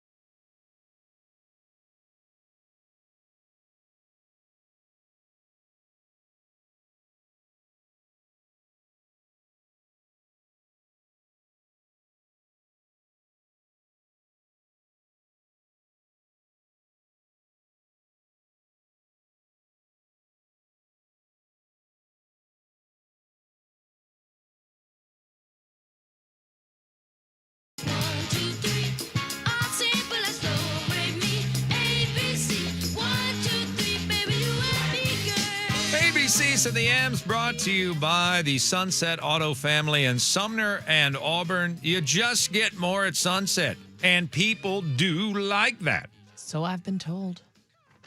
It is Chuck and Ashley with you here this morning. It is a Monday morning. Great to have you with us. We have a baseball team that just can't get out of its own way. Very high expectations, not just here locally, but nationally for the 2026 Seattle Mariners. But once again, they have started the season poorly. And right now, they're just playing bad baseball. There's no getting around it. Yeah. If it weren't for the Houston Astros and our apparent now domination over them, where would we be? 22-26 record after yesterday's 8-3 loss to the San Diego Padres, who I know had a good record, but they weren't even playing well. They haven't been hitting. They just have they've had a devastating bullpen that they've been relying on this entire year. So you don't want to be trailing the San Diego Padres after the fifth inning. That seems to be the ingredient that is most important to this recipe, and yet we were always trailing. Have we led the San Diego Padres this year? Doesn't feel like it. Not this year, I don't believe. No. Yeah, certainly not this weekend. It didn't happen. And so 8-3, the final score yesterday. George Kirby had been pitching great until he wasn't. In the sixth inning, he got roughed up for 5 runs. Padres go on to the 8-3 victory. And so Mariners start a series with the White Sox tonight, having a 22-26 record. And so we get to the ABCs of the M's, not necessarily about last night's game. We'll see where the alphabet leads us, and we do start anew. So A is for aggravating. And I think it's the most aggravating. And again, I'm not angry about it. I didn't make it A is for angry. And I'm not changing any of my predictions going into this season. I still think they'll settle in. Just apparently is going to happen in the summer again. And I think that they will slowly and then surely pull away from everyone else in the American League West. And I think we're going to have playoff baseball this year. But it is, number one, aggravating that this has to happen every year, no matter how good they look on paper. And then you can't play a more aggravating brand of baseball where your pitcher gets the job done on Friday night and you don't score a run. Mm-hmm. And then the next day you score 4 times, but your pitcher gives up 7. But you also played a role in it because you didn't start scoring runs on Saturday until you were already down 5-0. Then finally you show some life, start getting back into the game, and then we leave Logan Gilbert in for too long, and he gives up 2 more runs in the 7th. And now that's too big of a deficit to overcome. And then you get to Sunday, 1-0, plugging along. George Kirby starts getting battered around, and we aren't prepared at all for that outcome. So he just has to get battered until we're out of the game. And sure enough, what happens after that? Finally, we put together some good at-bats, even without a hit, and put some runs on the board, but then give it right back to them. Give another one right back to them because we're pitching a guy that is barely major league caliber in that situation. And I get why you're doing it because you're still down 4 at that stage, but it is the most aggravating way to play baseball possible. The offense does not show up until they're behind by 7 runs. The pitching, once the offense does get you back into the game, gives it all away immediately. I mean, you just couldn't be playing a more aggravating version of baseball right now. Yeah, I would agree. And I do think it's funny because, as you were saying, you know, this happens every year, but you just kind of want them, you want to see them come out differently and not have to go through this every year. But I don't know if it's just being in the moment. I feel like this one's more frustrating than it has been in the last couple of years. Like, I don't remember being this frustrated last year, but I wonder if that's just like the PTSD in me as a Mariners fan that just washes away the previous season and I'm only in the moment now. I think it's right on par. Yeah. I think it's right on par to how frustrated we were last year with the start. I mean, and then the previous year was an entire year of frustration. Yeah, that was because that one I remember was very frustrating. You know, yeah, I mean, it just kind of never did come together. Yeah, but I think it's like it's our brains do this to us where, oh gosh, I don't remember it being this irritating or this frustrating, at least to me. And then I'm like, oh no, it probably was. Felt just the same way last year, but I don't remember it because I've blocked it out. I think it's more aggravating because it's just another year of it. Oh, yeah. And this was supposed to be the year where we weren't going to do that, or at least that's how I convinced myself. Yeah. I said we're going to actually have a more comfortable season this year. I mean, we're going to have our aggravating moments, but I think we're going to comfortably get through the American League West. And there's been nothing comfortable about this. Nothing. Yeah. It has been. A is for aggravating. And yeah, we don't seize any momentum. Home road doesn't matter. Can't hit lefties. Can't seem to solve that. I mean, we're going to get into some other things coming up at 9 o'clock about this team. But aggravating is certainly the word. B is for brash. He's ready. Enough. I don't need to see any more domination of poor AAA batters in the PCL. He shouldn't have even pitched yesterday. He was eligible to come off the injury list. What are we doing? What are you waiting for? He said he wasn't even ready. He didn't even feel he needed to go on the injury list. You put him on the 15-day IL. He dominates his first outing. He should have been on the major league roster yesterday, and instead he just dominated a bunch of PCL players again last night, and we wasted a Matt Brash outing. So he's not going to be activated today because he just pitched last night, but you can expect Matt Brash to be activated again by Tuesday. But maybe we could have used him yesterday. Maybe we wouldn't have kept George in for an entire inning, giving up 400-foot blasts one after another if we actually had a little more depth in the bullpen. Yeah, it does seem like our bullpen pitchers we're not at a luxury of overabundance right now. So, having anyone not pitching. And yet we still don't use our guys. Right. That's what well, let's add that to the aggravating part. Yeah. Well, that's another thing I'm going to get into at 9 o'clock. I mean, we've gone 4 days without Munoz pitching again. Because the only time we put him in is in the most cozy, perfect situation. I mean, so he's going to pitch. The next time he's going to pitch, he gets lit up.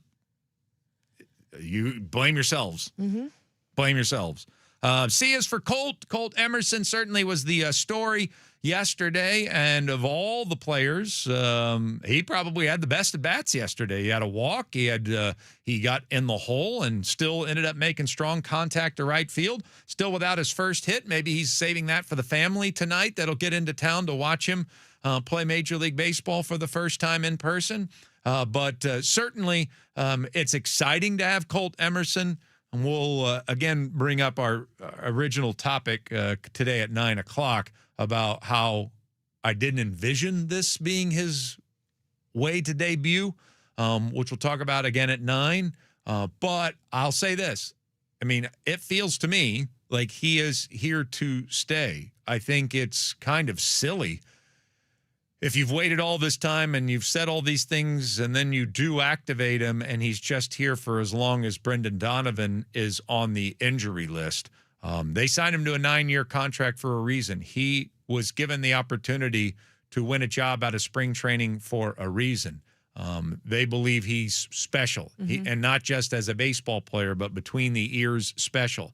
I don't know if he's ready for this CS for call-up. I don't know. I just watched him Friday night, and I didn't think to myself as I was leaving, we got to get this guy up today.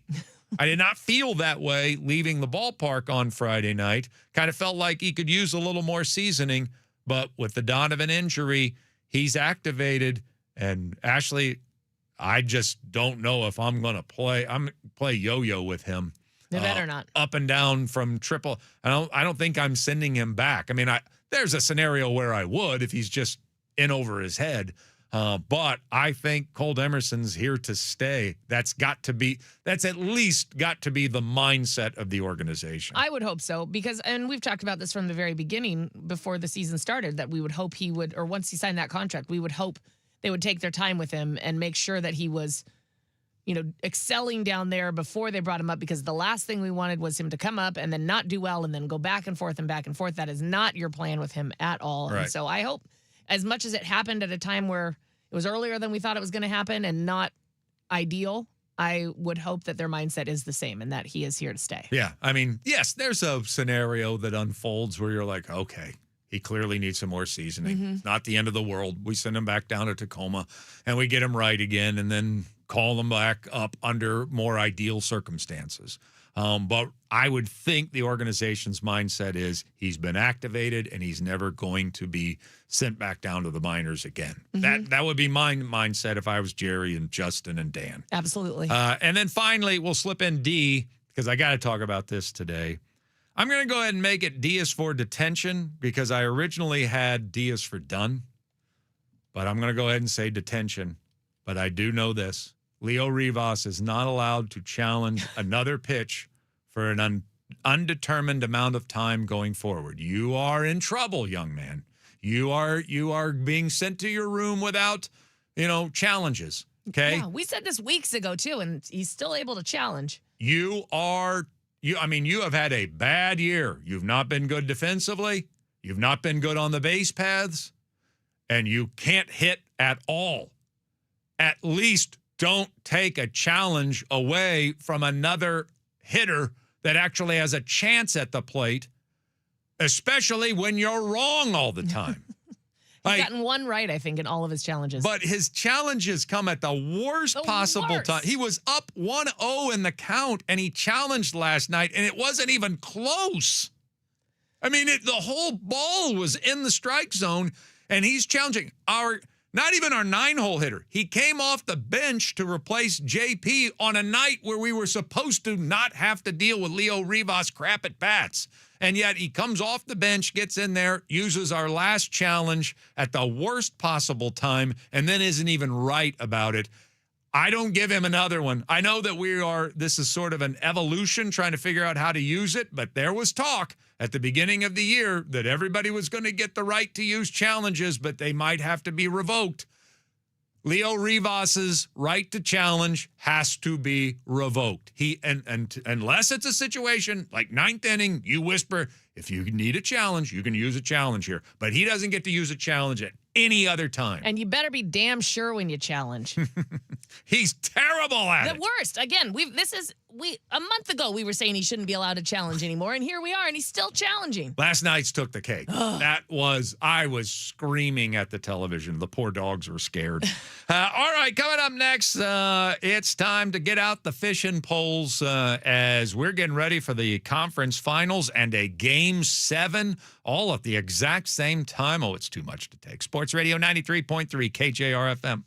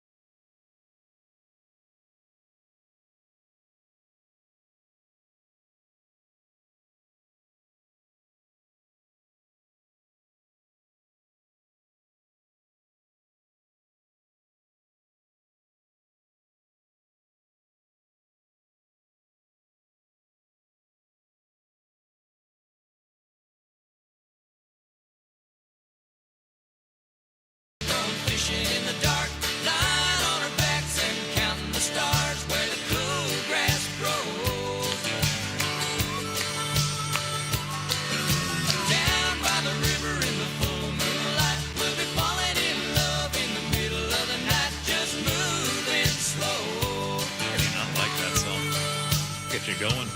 It's a good one. I don't use it usually because it's our Jed Fish song, but I was like, you know what? I want to go with this fishing song today. It's a good fishing song. Good fishing song. Of all the fishing songs, it's my favorite. Mine too. Yeah. Good morning to you all. It's time to see who's gone fishing over the weekend. And yes, I realize inside the NBA uses this. We steal it. I mean, why would we come up with something different? It's so clever. It's so fun. Yeah, it seems that would be just more work for us. They also don't have green jacket drafts. We do. We do, of course, send people fishing ourselves from our green jacket competitions this time of the year. And so let's get into it. First of all, from the PGA Championship, I did win the green jacket in our PGA Championship. I will set it aside for a later time so I can gloat in a more appropriate fashion. I did feel bad for Dick Fain. He sent me a text over the weekend. I was like, hey, can I see who everyone picked so I can see how we're all doing? So I sent it, and then I sent like where everyone was at. And I said, just so you know, Chuck's probably winning this. This was on Saturday.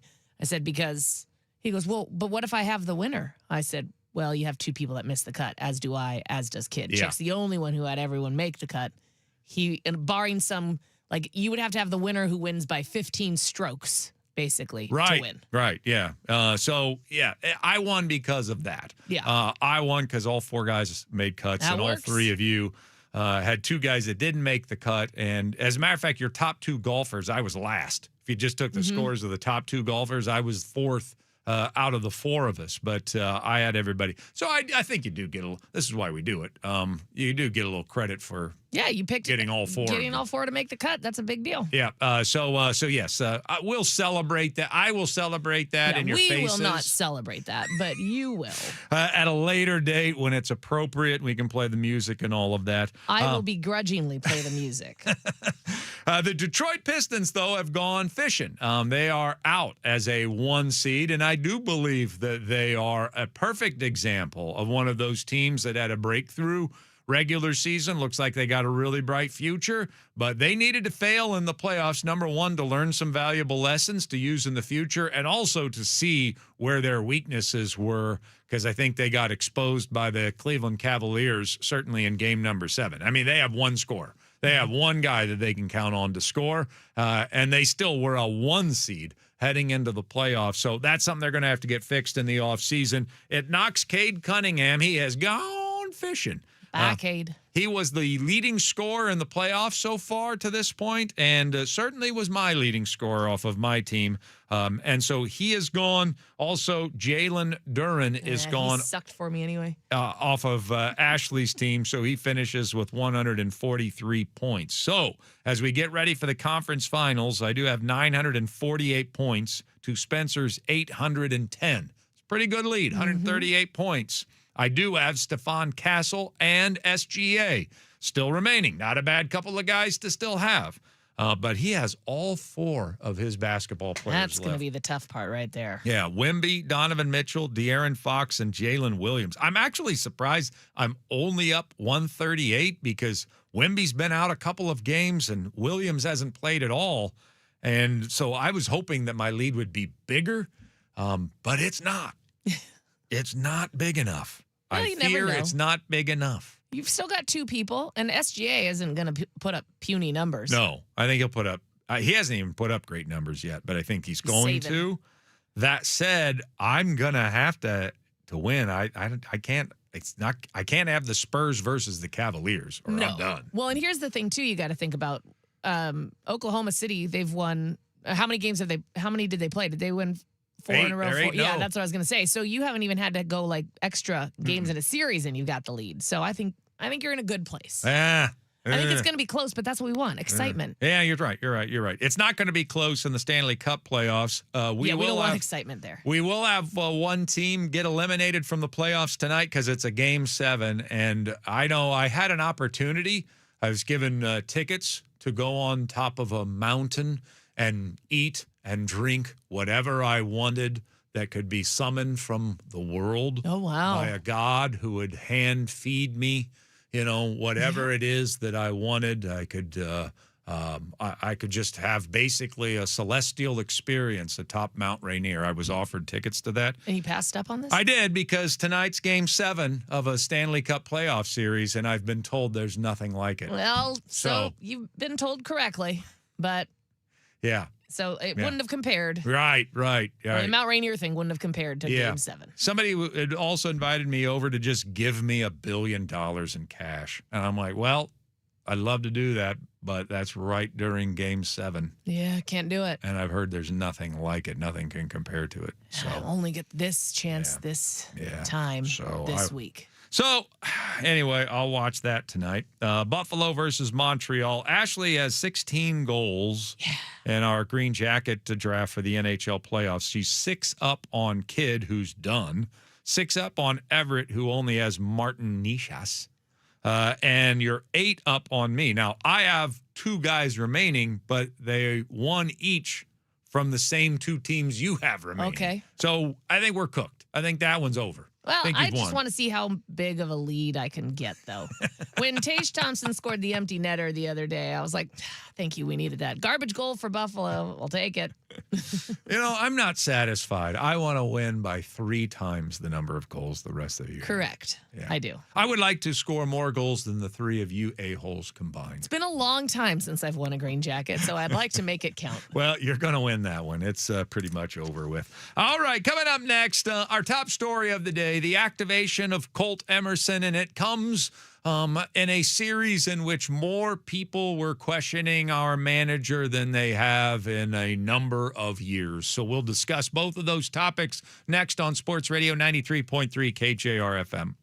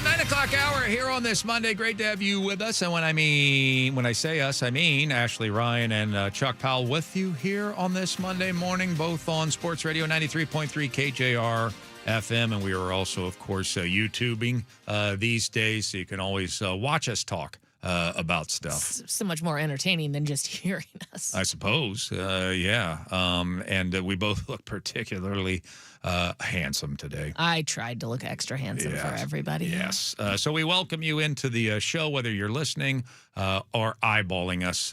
Doesn't really matter to us. Stop staring at me, Swan. We're focused. We're focused and energized. All right, so our baseball team had a terrible weekend. They lost to the San Diego Padres all 3 games, including an 8-3 stinker yesterday on Sunday Night Baseball. So the entire nation got to see the Mariners play poorly against the San Diego Padres. That's cool, right? Yeah, that's great. So that's a 3-game losing streak. You slip 4 games under 500, and they are in a bad way right now. They are not playing well offensively. That's clear. They're not playing well defensively. That's clear. And I'm not sure they're getting a great great performance out of their skipper. But let's hear from Dan first, Dan Wilson, after yesterday's loss and after this terrible weekend. Tough day, tough series. We're going to have to turn the page quickly on this one. Today I thought, really only the one hit. We, didn't have a lot of traffic. Not that we punched out a ton, but, a lot of, weaker contact today off of Giolito. I thought he was tough. He's got that, we know that funky short arm that he's got, and it's tough to square him up today. And just, weren't able to get anything going offensively. George, really a couple pitches, found some plate, and they were able to do some damage on him there, especially there in the 5th inning. Tough inning, but again, we got to turn the page quickly. And I thought it was great to get Colt out there, get acclimated here to the big leagues, get a chance to make a couple plays there, and get some at bats, and get him in here and get it more and more comfortable. It was a tough series all around, and we got to bounce back from it. Dan Wilson, Sunday. That was a little more. There was a little more to that, by the way, than the typical. It's just baseball. Yeah, he wasn't there just saying, we fought till the end, and I thought we really tried. It just wasn't there.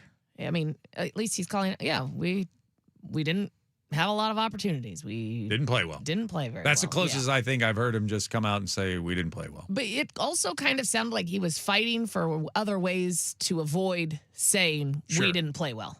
And we're going to have to live with that. Yes. And I can live with that. I don't care if Dan Wilson is good at post-game press conferences or is very tight-lipped and never reveals anything or doesn't show his personality or maybe doesn't have one. I don't know. I don't care about that when it comes to my manager. I can even live with X's and O's if you're getting the most out of your individual players. But we're not getting that. Mm-hmm. We're not getting that right now from this team. We haven't for 46 games.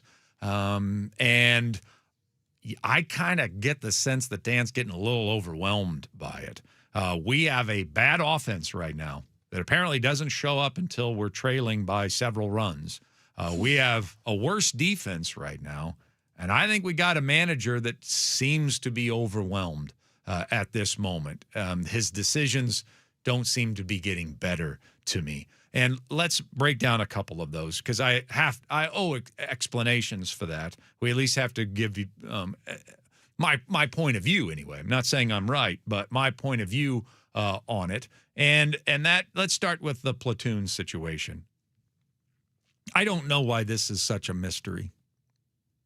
I mean, it's one thing how hard the front office has worked to find proven veteran right-handed hitters who crush lefties, and it's never worked out. So I don't know if there's some Teoscar Hernandez, reflection off the hitting backdrop thing going on, that the stadium's crooked or whatever the reason might be. They have exhausted every opportunity to try and find a proven veteran right-handed hitter against lefties, and none of them can hit. I don't have a problem with platooning. It's been going on for 100 years. The two teams with the best records in their respective leagues do it more than anyone. The Tampa Bay Rays and the Los Angeles Dodgers. They platoon to a fault. And it works out well for them because they don't, year after year, keep acquiring proven right-handed hitters against left-handed pitchers who have, out of thin air, hit their wall. I don't know why it's gone on, but it's A.J. Pollock, it's Donovan Solano, it's Mitch Garver, and now it's Rob Refsnyder. And I don't put Connor Joe into that category, but I certainly put Refsnyder into that category. And so that's number one. That's surprising. You'd like to think if you're Dan, it would be a lot easier. It'd be a lot easier if you were just hitting lefties a little bit like you're supposed to do. But since you're not, you're making me look bad. You're making me look like a fool. But let's pull Luke Raley out again. But then I'm going to replace a hot hitter in the sixth inning with a ice cold hitter. Mm-hmm. And then I am going to, in the ninth, pay for that because now I've got Refsnyder in a bigger situation having to face a righty. And if you don't think he stands a chance against the lefty, he certainly doesn't seem to stand a chance against a righty. So in other words, Dan Wilson, throughout this process, has been letting the other manager dictate how he manages. Yeah, that's a good way to put it. I'm going to do this in the sixth because I know what you're going to do. And then you're going to be in my crosshairs in the eighth again. So you just keep chasing me. And to me, the decision is not to just go with Raley or Canzone. I thought they screwed it up again Saturday night by letting Raley hit because you had a threat going on. And I don't know if the decision was coming from the background by Dan Wilson or if Manny Act is like, I hate the way he does this. I'm letting Raley hit right here. But to me, that was the time to bring in the right-hander. It was later in the game. You had guys on base. And so then you use the right-hander and hope that he gets his job done. But right now, they just seem to be making, and I'm not saying this, I'm not doing hindsight on this. In the moment, it just feels like they're off. In the sixth inning, when they bring in a lefty and you don't have anything going, let Raley hit. Yeah. Just let him hit. Yeah, because then you have the opportunity to make a change later. Or then, keep him. Then in the eighth, if they want to bring in a righty, he's still in the game. Yes. In the sixth inning, you got bases loaded, nobody out, and you want to take advantage of the moment, then bring in Refsnyder. Yeah. That's fine with me. Yeah. Because you got a better chance of him putting the ball in play. Now, I did have a problem earlier this year when Luke Raley was by far and away your hottest hitter and had already hit like 2 home runs in the game, and you decided, no, let's take him out now. The metrics say we got to. Yeah, the metrics say that we got to, even though Refsnyder hadn't even had a hit to that point as a Mariner. I don't think it's that complicated, and yet you continue to overcomplicate it. It's not just as easy as, oh, that's a lefty. I can't let a lefty hit. It's not that defined. You have to have a little bit of gut feel. You kind of got to go with who's hitting well, who's not hitting well, what the situation is, what the situation isn't. And it just feels like he's chasing his tail on this. I don't mind platoons. I get that that's what we brought Refsnyder here for. We've got to show faith in him. But situations change, and certainly if it's the sixth inning and you're starting off an inning and you don't have lots of traffic on the base paths and you need somebody with a better chance of putting the ball in play, unless it's that situation, stick with the better player because you're going to want him in the game in the 8th and the 9th inning. And then if it's the 8th and 9th inning when there's a really good chance that Raley's not going to come up again, then you can use Refsnyder to lead off an inning. But doing it in the 6th, going to a ice-cold hitter with nobody on base and thinking Refsnyder's going to start some sort of rally, I mean, how many times are you going to do it and fail with it and then get caught in the 8th by the manager who's just, you're a string. You're on a string. You're a puppet on a string for him.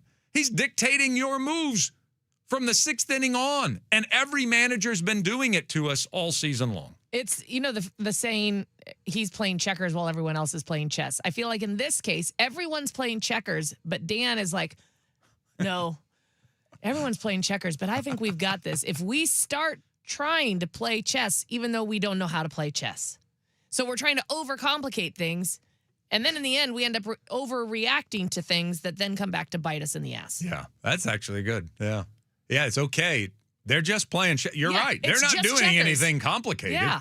They're saying, I'd rather face Ref Schneider than Rayleigh. I'm bringing in a lefty. Yeah, that's it. And then there you go. And if he counters with Ref Schneider, then I've got him in the 8th and 9th inning when he comes back up because I'll have a righty in. That's right. How many times are you going to fall for that trick? It's not that tricky. Apparently a lot. It's not that tricky of a trick. Yeah, tricksters. Yeah, and you're right. They're just playing checkers. Play checkers. That's it. That's all you have to do. I like that.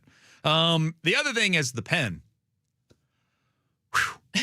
Man, you go to 6-man rotation for 1 week, and you think that all starting pitchers now have to go 7-8 innings to protect the bullpen. Ferrer just got back. Has he pitched once? Twice? Munoz, again, we've gone 4 days without seeing Munoz. I mean, was it that out of the question Saturday night to take Gilbert out of the game when you just got back in the game? That maybe with a completely rested bullpen, plus you got Brash down in AAA, has no business being there. Yeah, it's true. I mean, what was the score at that moment? Okay, so you got back in the game. It was 5-0 because, of course, we have to be trailing by 5 before we score. Got it back to 5-2. And then in the 7th inning, you send Gilbert back out there again with a completely rested bullpen.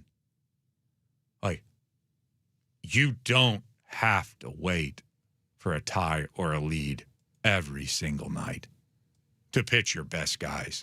Yeah. And yet, that's the mindset that we have. And how many times has that burned us? And in this case, it was letting Logan go out for 1 inning too many. He wasn't pitching great. He fought his way through 6. And yeah, we're going to send him back out there for a 7. Yeah, half of being a manager is having a feel for the game, and it doesn't seem he does. Yeah, and even then, there was a double before the 2-run homer, which was the backbreaker. Why isn't he coming out of the game after the double? Great question. Like, if it can be done wrong, we're doing it wrong. And I'm not sitting here saying on May 18th, it's time to fire Dan Wilson. I don't play that card very often. I try to play it at the very last resort. But if I found out that he did get fired, I understand. Philadelphia Phillies had very high expectations going into this season as well. The season started slipping away from them earlier than they ever anticipated. They replaced a successful manager, a very popular manager, in Rob Thompson with Don Mattingly. They've gone 15-4 since that time. It was a shakeup. That would be nice. They did a shakeup. They shook it up, and the players responded. The players wore it on their sleeves. We're the ones that got Rob fired, and now we got to wake up. It was a wake-up call. I'm not calling for it, but if it happened, I understand. Would you be surprised? Yes. Yeah. I would be surprised. Let's talk about Colt. Let's talk about something positive. Yeah. Even though not nearly as positive as I wanted it to be. Man, I envisioned a lot of scenarios in the offseason, spring training, during regular season games, different ways to discuss it on my sports talk radio show of how Colt Emerson would be called up. And I had resigned to this thought that there was going to be a point in this season where I was going to be able to come on the air and say, it's time. It's time. He's got enough experience. I'm not seeing JP. The arm strength's not coming back. Batting average is still 220. I get that he gets on base, but I don't know how valuable it is when you can't run to get on base with a walk. Need 2 hits to drive him home. I thought that it was going to be a time in this year where I'd say, it's obvious, let's do it. And I was going to beat him to the punch. Yeah. It's time.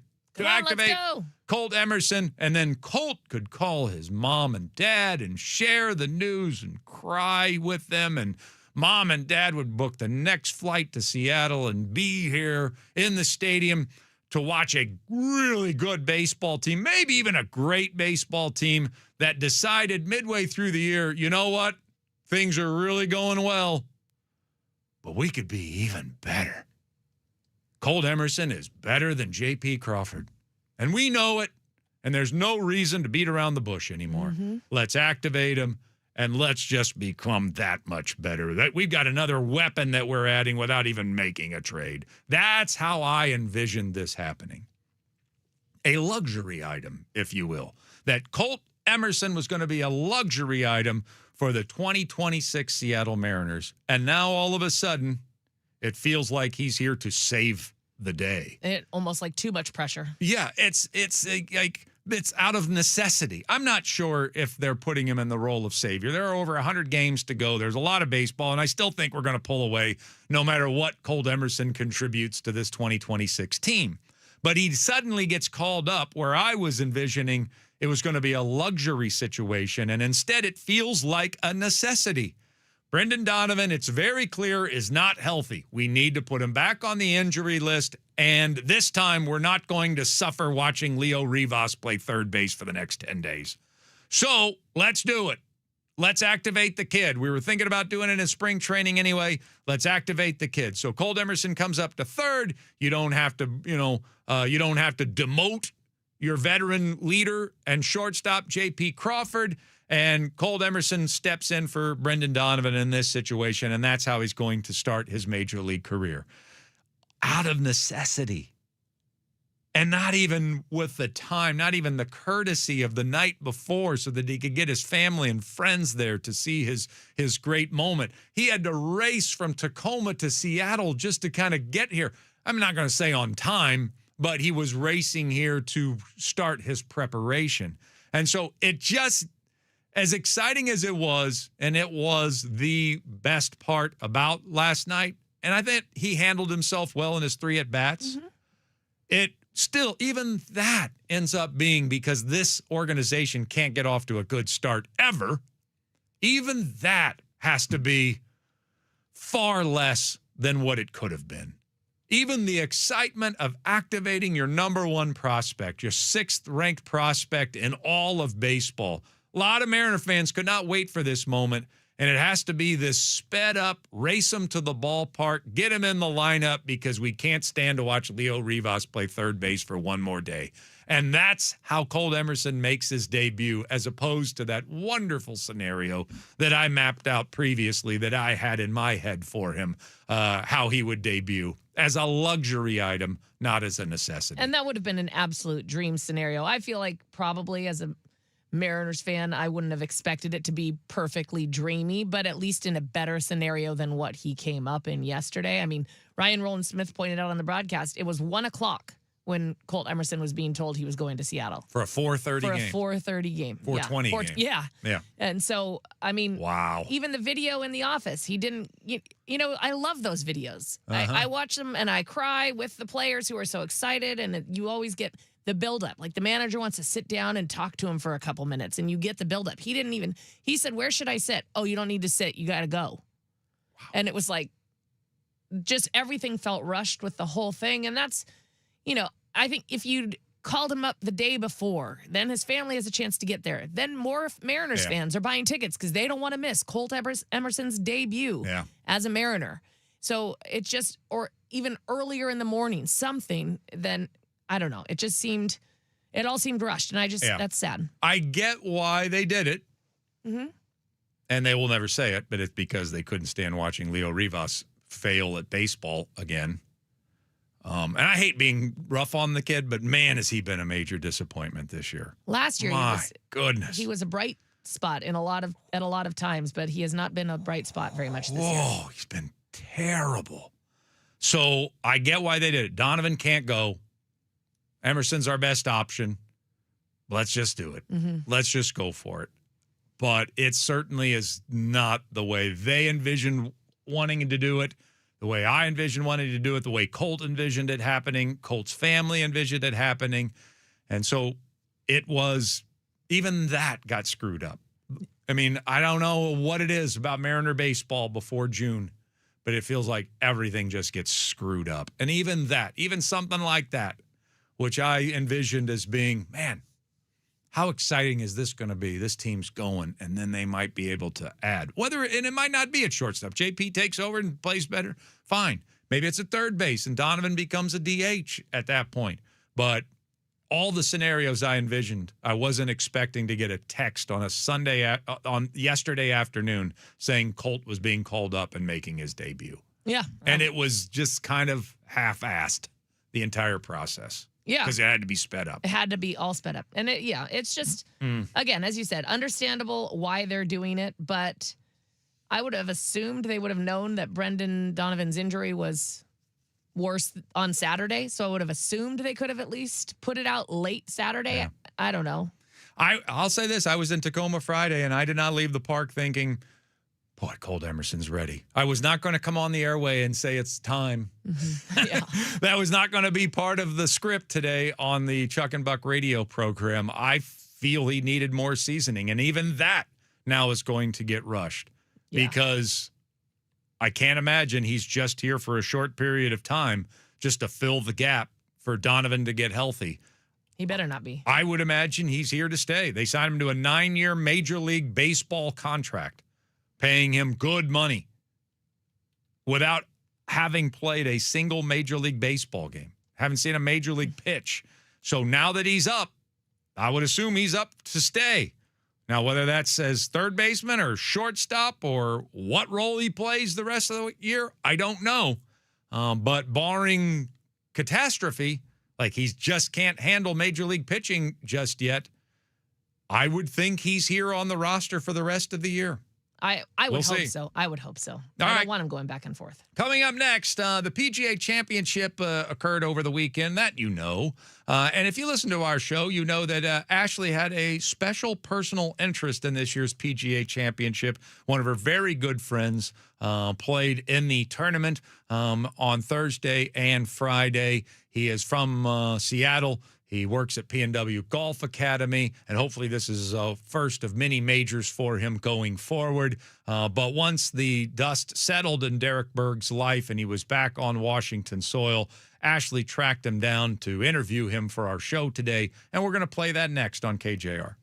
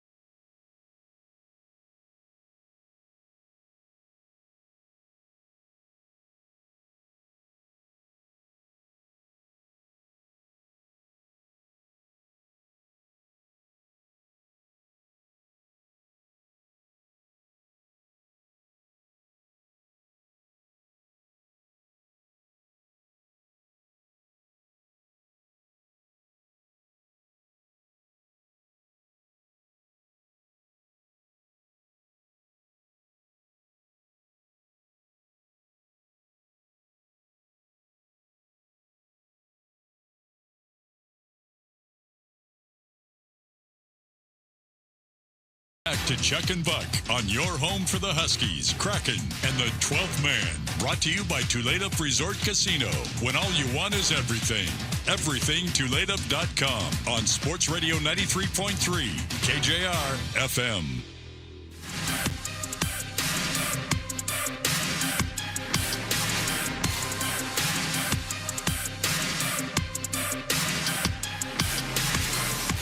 Sports is about seeing dreams come true quite often, and it's one thing to watch someone like Colt Emerson do it. It's another thing to watch a very good friend of yours watch their dream come true. That's what happened last week when Ashley's friend Derek Berg, right here from Seattle, participated in the PGA Championship and played Thursday and Friday in Philadelphia. And so now that he's back and he's settled and the whirlwind experience is over with, Ashley, you can set it up. Ashley had a chance to sit down and chat with him last night. Yeah, we just chatted like about 8:30 last night. I got to it was the first time I'd had a conversation with him since, a couple text messages while he was there. I wanted to give him a little time to decompress, but I was really excited to just kind of hear about the whole thing. We chatted on the phone at the beginning of the week, so I wanted to know, okay, from the beginning of the week when I talked to you till now you're home, you've had time to look through the whole thing. How did it go? So, yeah. All right, so here's Ashley Ryan with Derek Berg. How would you describe this past week? Yeah, definitely was living a dream. So, what an experience. At least got to do it once. Hopefully I get to do it many more times. But yeah, it was quite the experience. Okay. You get to the course on Monday morning. What time did you get there? I got there bright and early. I got there at 7 a.m. and saw Mr. Justin Thomas hitting balls, the only other one on the driving range at that time. So when did it sink in, though? Like, I'm here to play in a major golf championship. Yeah, I'd say later that morning, when everybody kind of starts getting there. It was really slow Monday morning. A lot of guys didn't start getting going until probably around 10 or 11. And then I played really late in the afternoon that day. I played 9 holes with Bob McIntyre, and I played like 3 or 4 holes with Jordan Spieth. So that afternoon it was definitely, everybody had pretty much gotten there.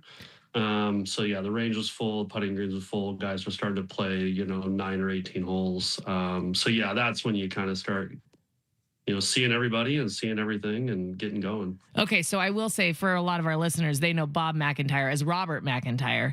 Are you and Bob just now like so tight? You just call him Bob? Or was he like, just call me Bob, man? Yeah, I think we're pretty much besties at this point. Look at what you gained this week. I know, but he's a great dude, super easy to root for. Had a blast with him. So. Oh, that's awesome. Okay, so you step onto the tee box with Bob and Jordan Spieth for your first practice round. Were you like, oh yeah, this is just golf. I can do this.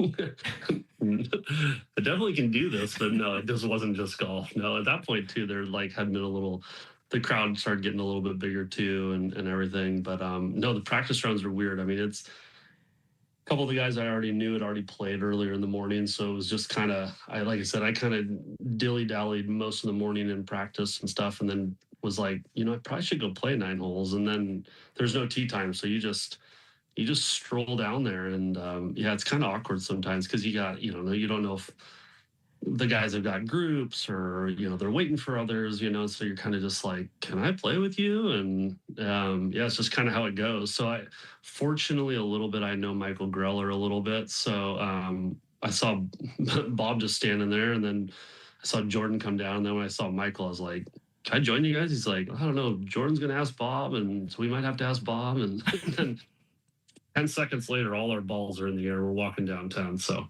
that's crazy. Bob said yes. Bob said yes. He let Jordan and I join him. Oh, what a nice guy. What a nice Such guy. A nice guy. Okay, so you get practice rounds Monday, Tuesday, Wednesday.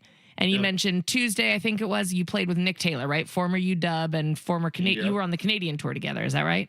Yep. So Nick and I kind of chatted a little bit beforehand, and then we played. It was me and Nick, and then Austin Hurt played on Tuesday. Nice. So yeah, it was great. Yeah. Okay. So it was good to see Nick do well this week. Yeah, I was gonna say he was doing really well, especially on Saturday. just didn't have the finish he wanted, kind of the last 9. But yeah, he was in the mix. You brought this up, so we're just going to let's talk about something that had nothing to do with you. The Aaron Rise putt today to seal his win. I mean, was that one of the most incredible things you've ever seen? It's a silly putt. I mean, well, that pin in general is like, even though they were playing from 170, I mean, that pin is insane over there. Yeah. And then, he probably hit it exactly where he meant to hit it, about 50 feet to the right, especially with a couple shot lead. But then to make that, it was, I would say you gave 10, 20 handicaps that putt, and they're putting it in the water. Like, that thing's not that far from the water. It was crazy. Like, and you, that hole is so hard. Well, you made a really good putt on, it was like a 36-foot putt that you made for birdie. Wasn't it for birdie on, God, what? I don't know. I didn't have very many of them. So yeah, hopefully. Okay, first of all, here's the thing. Okay, so now we're going to go back to you and your round. So, okay, you've played hundreds of golf tournaments, right? And you practiced on this course, and then you go out there on Thursday. We're going to go back to the very beginning of Thursday now. What is it like when you step up to the tee box on Thursday morning and you hear from Washington, now on the tee box, Derek Berg? We could probably even go back to Wednesday, because when I'm playing my practice round late in the afternoon and all of a sudden my caddy and your husband say the tee times have just rolled out. Oh, yeah, because I sent it to 5 Iron. That's what we call him on our show, 5 Iron. Yeah, and I'm like with Siwoo Kim, and then in front of me is Patrick Cantlay and Stigala and Minwoo Lee, and then right behind me is DeChambeau and Oberg and Fowler, and right behind them is Spieth, Rahm, and McIlroy. I was like, I think there's going to be some people. Yeah, you're kind of in the mix of it. And I was like, oh my God. So, yeah, like Thursday morning the heart was going from like the get-go. So there's just nothing to prepare you for it. I mean, until you just have to do it. It's just like, you want to learn to swim. Sometimes you got to jump in the deep end, a little bit. So yeah, Thursday there's just no way I could have prepared for it. It's just it is what it was. I was super nervous, just knowing there was going to be tons of people following our little pod, I guess you want to call it. So yeah, you get on the first tee and couldn't feel my hands, to be honest. Okay, fair. Yeah, heart was, I could feel it pounding, and just wanted to kind of get the ball moving forward, and I did, thank God. So it was something I'll never forget, but hopefully be able to use going forward, in other tournaments and stuff like that. The next day was way easier in the morning and all the way through my practice session. And I got nervous on the first tee again, but it was a little less. And it was, the next day was a lot easier than it was first day. So I could totally imagine that. So even on that first day, though, you tee off and yeah, you're nervous. Everybody could understand that you would be nervous, but did you calm yourself down? Because your second 9, you were 1 under. Yeah. Yeah, I don't know. I mean, yeah, things got a little bit more comfortable. And then, I played fine the second 9. But, yeah, I think things got a little bit more back to golf. Okay. For the lack of better words. But, yeah, I'm still even trying to figure out, how all of a sudden things change, because it's just really hard to describe when you go from every tournament you've basically played in, there's 20 people around it the most. All of a sudden there is 5 deep behind the tee box, 5 deep down both sides of the fairway, and then 5 deep behind each green. You're basically just hitting down, like what you watch on TV all the time when you're watching any of those guys play. And you go from never having anybody to watch do that. It's just weird. It's just different. You just, like I said, there's unfortunately no way to prepare for it. And you just get in there and do your best. But yeah, I guess I must have just kind of settled in a little bit. So, yeah. Okay. So you finish day 1. What was the first thought that went through your mind? Yeah. I was like, okay, got that done.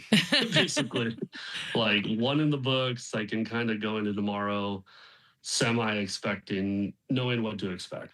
Just looking back, what would you say was your favorite moment of that whole week? I mean, as much as it was kind of, nerve wracking and stuff, I'd say it was pretty neat being able to be in that, well, in the group with Siwoo. He's a great guy, so it was a pretty comfortable pairing. So that was good. But then to be in that little, like I said, for lack of better words, pod where you had superstars also surrounding the group, it was like, hey, I've always wanted it and I got it. There you go. So it's like, as much as it made me feel nervous, it was like, it's going to help me down the road. So, Yeah. so I think even as much as it made me feel uncomfortable, that was probably the best part. But yeah, just taking it all in. I think all of it's great. I don't know if there was definitely nothing that was negative, like zilch. There was nothing negative. It was all really, really good. I would just say there's a lot. You're kind of, you're looking over here. Okay, you got to go practice over here. It's really hard to not get worn out in your first one because you're just like trying to play well. You're trying to practice. You're trying to take in everything that's going on, and you're getting to the course early, and you're maybe staying later than you even should. It's hard to not get worn out. All right. Well, I'll let you go. You got to get back to life and kids and being a dad and being a husband and sleep. Probably important. My kid's going to crawl on the floor behind me. I don't know what's happening here. I appreciate it. Thank you for everything. Derek Berg. That's great. Thanks. Really great. Thanks. It was fun to chat with him. Yeah, for sure. Joining us right here, Ashley with her friend Derek Berg, fresh off the PGA Championship. All right, coming up next, we'll close out the show with one last thing on Sports Radio 93.3 KJR FM.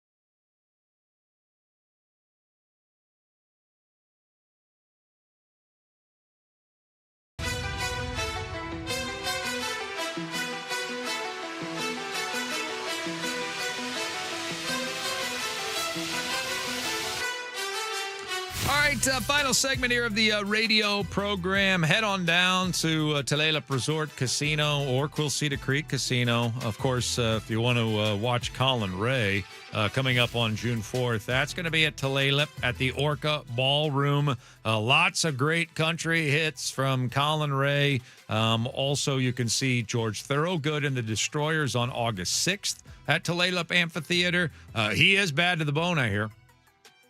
So all sorts of great concerts coming your way at Tulalip Resort Casino. When all you want is everything. Details online at everythingtulalip.com. All right, coming up next, it looks like it's going to be Anders Hurst and Christopher Kidd on our airwaves. Greg's on vacation, went to his daughter's graduation on the East Coast. So you're going to hear those fine fellas coming up here at 10 o'clock. So Ashley and I have one last thing to get off our chest. What do you got? I saw this text. I love to draw attention to our texters who participate during our show, right, on the Tacoma Dodge text line. And this text, I did not respond to the texter and give him his just due, and I do think I need to do this. This was the 206 when we were talking about the Padres sweeping the Mariners. Yeah. He wrote, so the Padres are our daddy, you might say? Yeah. And it took me a minute to think, father, yes. Yes. Great job. Well done. Thank you for the giggle, 206. I really appreciated it. Yes, you are Luke. We are your Padres. I am your father. Yeah, Greg Bell calls them the dads. And Yeah. apparently he's been doing that for years with Chris Kidd. And Kidd finally asked him on Friday. I was listening to their show. Like, what does that even mean? And he kind of had to explain it because it's really not, I mean, Padre father, but they're the Padres, the religious Right, type like a father. friar, which Yes. is why they call them the friars Right, at times. exactly. Yes. So, but he's been calling them dads, and Kid was just like, enough. Why do you call them that? I don't get it. That's funny. Yeah. You want to know why they wear brown and yellow? I do want to know that because it's an ugly combination that I somehow like. Because I do too. Yeah. I didn't always. No, but now I that like it better than the orange and the blue that they went to. the modern version of the brown and yellow, I looks like. much better. But they were owned by Ray Kroc, who was the founder of McDonald's. And the original McDonald's were brown and yellow. They weren't red and yellow like we've known them for most of our lives. The original ones were brown and yellow. And so he wanted the uniforms to be the same colors of his McDonald's restaurants. You learn something new every day. There you go. I And love they've that. Kept the color code for the most part ever since. All right, my one last thing. I just put in for some vacation days. Oh, did ya? And I looked down there and I got plenty to use. But I have even more sick days Oh. that I could use. I feel cold coming on. I have 48.3 sick days that I could use. 48.3 sick days. That's a Yes, lot. That's a lot. If I'm doing the math right on this. So do you get 5 a year? Is that it? It's based on hours, that much I know. But I think you get, I don't know. Well, yeah, it's like Yeah. 368 hours. And then I divided it by 8. Okay. Because that's what we go by, 8 hours, even though we only do 4-hour show. Right. So I think I have 48. That's 5 days a week, obviously, that we work. So that's 9.5 weeks I'm owed. I mean, I could just take sick days, start a love affair with Kim Basinger, and then be done with 9.5 weeks. it. Have it all wrapped up. Me and Kim could be kaputs. Yeah. And then I could be right back on the air. And we'd welcome you with open arms. 48.3 sick days. Well, I could come back looking like new and improved John Travolta with 48 sick days. hopefully new and improved John Travolta, because John Travolta scares me these days. Did you see him over the weekend? No, I did not, but I can't look at him after that Santa ad. When he plays Staying Alive Santa, it terrifies me. Oh my gosh, you got to look this up. Oh, no. So he shows up in public for the first time in a long time, and he's got dressed in a beret, and he's got obviously a black beard now that he colored. He looks 30 years younger from the last time anyone had seen John Travolta.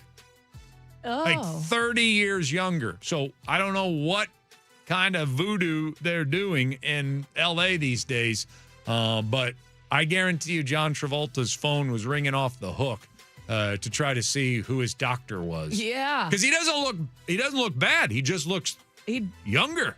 Yeah, he looks better. I wonder if he got some of the fillers and stuff that he had in his face removed because he looks more normal. Like there was a time where everything was very it's very clear that he's had work, but it is extraordinary work because it's gotten better for sure. I mean, he looks 30 years younger. It looked like he got into a time machine. It looks like that, and he's 72. 72 years old, and he probably looks 45 in that. Yeah, with his new face. Yeah, his new face. Yeah. Anyway. Well, he's probably his doctor. You're right. His doctor's phone is probably ringing off the hook. All right, we'll talk to you tomorrow at 6 a.m. Coming up next, it's going to be Anders and Christopher Kidd, Sports Radio 93.3 KJR FM.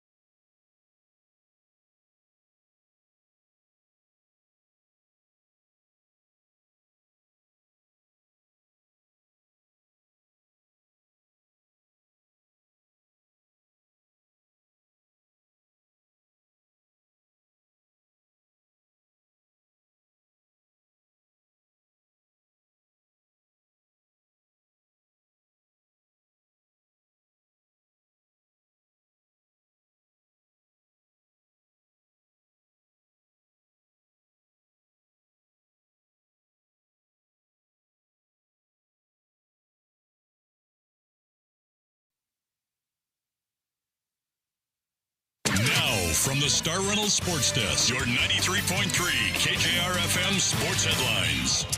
Sports headlines are brought to you by Frost Brewed Coors Light. Choose chill. Well, the Mariners, they chose to be a little too chill over this weekend. They get swept by the San Diego Padres, fall to 22-26 on the season.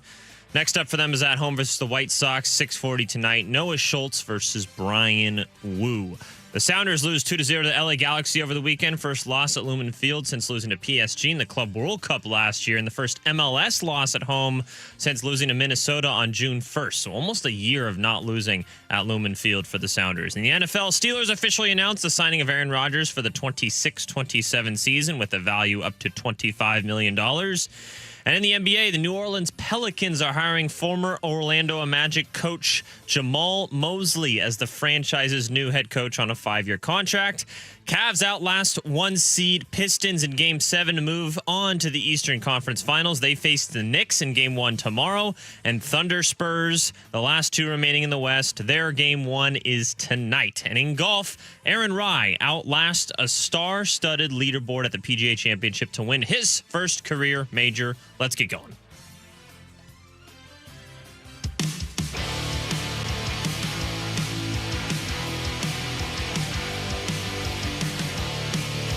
Welcome into the show. Anderson Hurst, Christopher Kidd, filling in for Greg Bell today. Greg's taken a much needed couple days off to spend time with his family, and his daughter is graduating from the Coast Guard Academy. So a huge congratulations to him. We might check in on him a little bit later this week, huh? That'd be fun.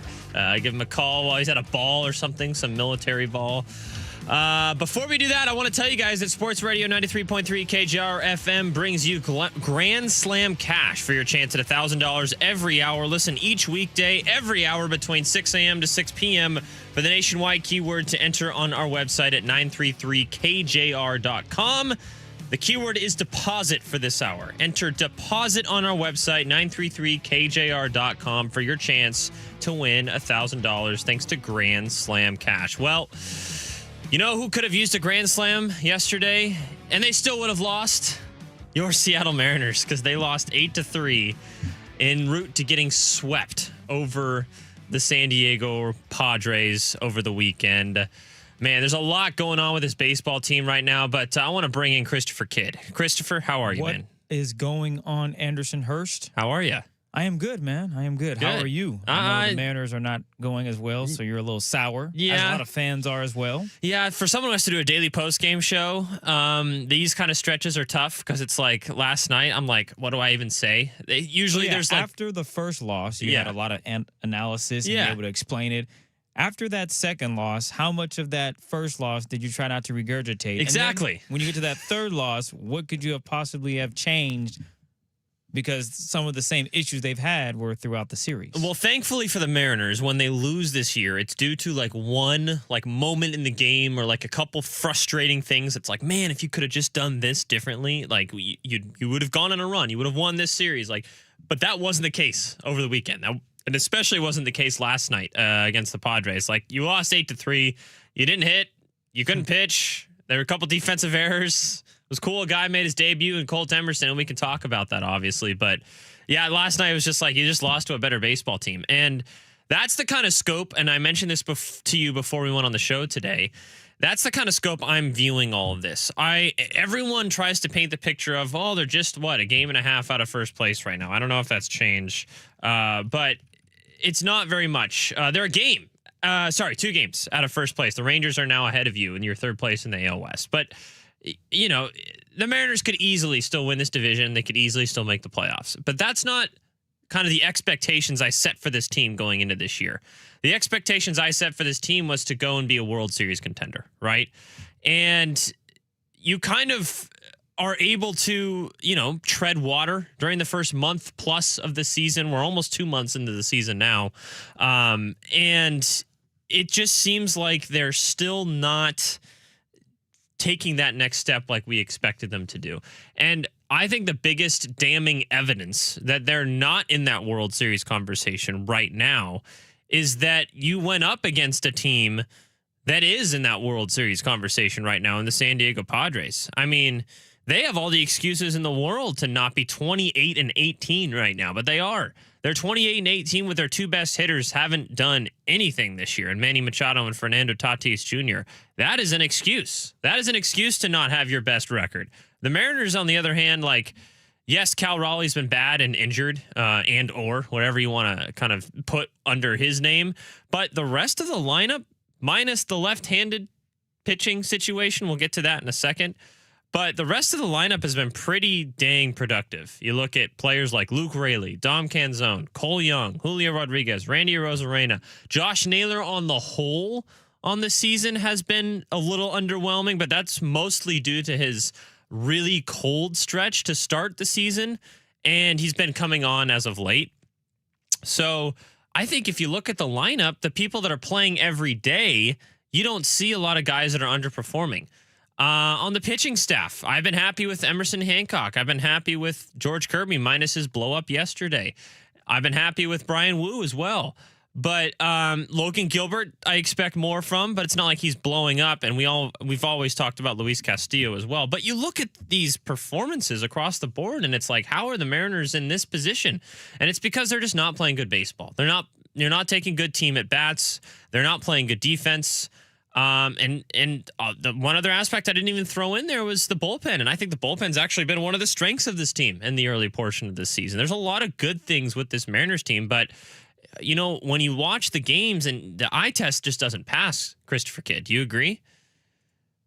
I agree that the eye test, it is not good. And we briefly rapped about their home record. Yeah. Which is also a little concerning because you look at a team that's ahead of them by two games, and that would be the Texas Rangers. Tejas. And you know what their record at home is? It's positive. Now, it's not the biggest deal. It's not as if they're like undefeated, just some juggernaut at the crib. Yeah. But at the same time, this is a team that everyone talks about World Series aspirations, and you're not getting it done in front of the people that are supporting you to do so. That is my concern. I don't know if it's going to just happen overnight where they just become this good baseball team at home. Right. And now the injuries are starting to pile up. Now, obviously, with J.P. Crawford, it sounds like it's day to day, and he could be playing today for all we know. Yeah. So with that being said, Donovan, he's out. Yep. So it's not a great sign for this team. And I think perhaps there is a tier of fans that are worried. And then there's the Andersons and fans that are just like, I'm not too worried. It's just not good enough, though. But it is not good enough. One of the things that is still crazy to me is how the offense disappears just so often. I know. Seattle continues to struggle at the plate consistently. Strikeouts are our favorite thing to talk about. You got this guy named Lucas Giolito. How you say his last name? Giolito, yeah. Giolito. They managed just, if I'm not mistaken, one hit. Yep, one through hit. 5 innings. Did the whole game. They only got one hit the entire game. Excuse me. My point is, they can't have those type of lapses. Now, I get it. This is a Padres team that is a contender. They're really good. So it's not terrible, but when you look at the Mariners and you're like, oh, we should be there too. You would think you would get a win in this series. Just a win. Yeah.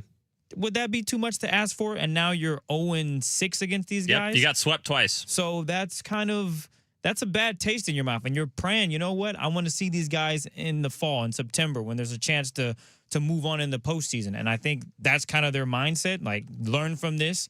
But I do think that the bullpen rotation, maybe they're carrying too much. Yeah. I think you look at George Kirby and Logan Gilbert and how they pitched pretty well through this series. But when good starts do not translate into wins, that's concerning. Yeah. And especially through the long haul. And then, as I mentioned, that home field stuff, that's good teams, I think, dominate at home. And the Mariners, I know they're a good team because they have the pieces to the puzzle, but they're not putting it on the field. And to your point, the eye test. They're not passing the eye test. Yeah. On paper, they're phenomenal. Yeah, and they have the talent. It's not that, I see a giant talent gap between them and the Padres, right? Especially in the top of the lineup and the top of the pitching rotation. And the bullpen, probably the Padres have the best bullpen in baseball, but I think the Mariners are up there as well.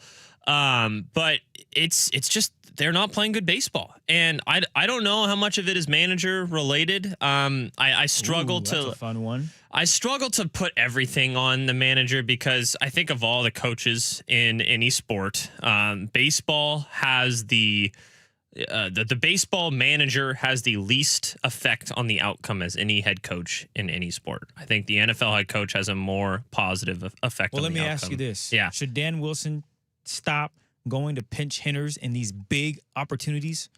Would that be is that a fair discussion? Yeah. Be like, hey, man, it's the 8th inning. Yeah.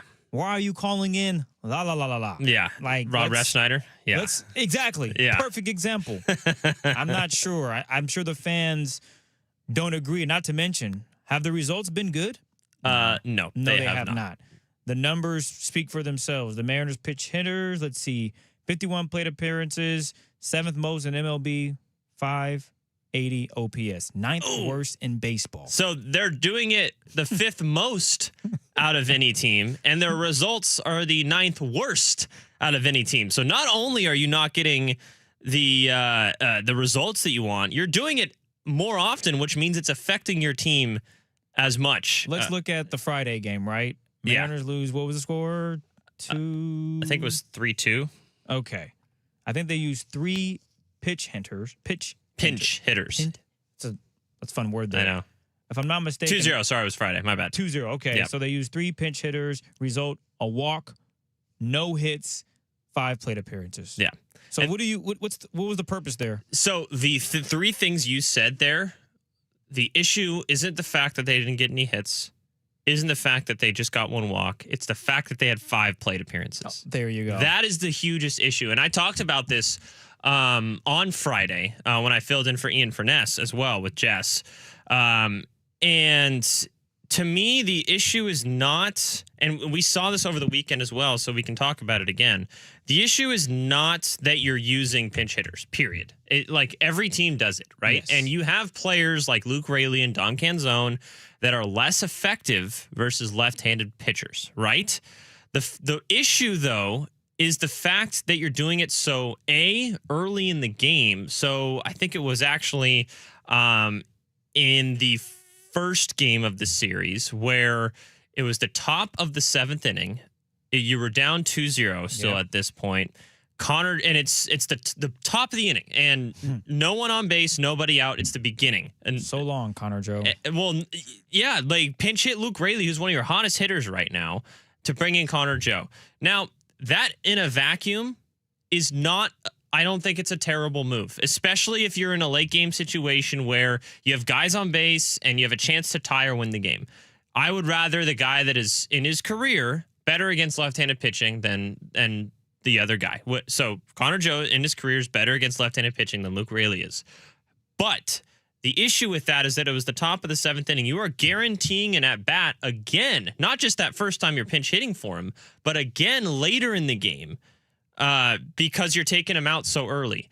And exactly what we expected happened where, Connor Joe actually gets the walk, but then later in the game, he's facing Mason Miller, the best closer in baseball with like a 40% strikeout percentage. Yeah, not a good. And it's not a good. righty. So this is where you would love to have Luke Raley.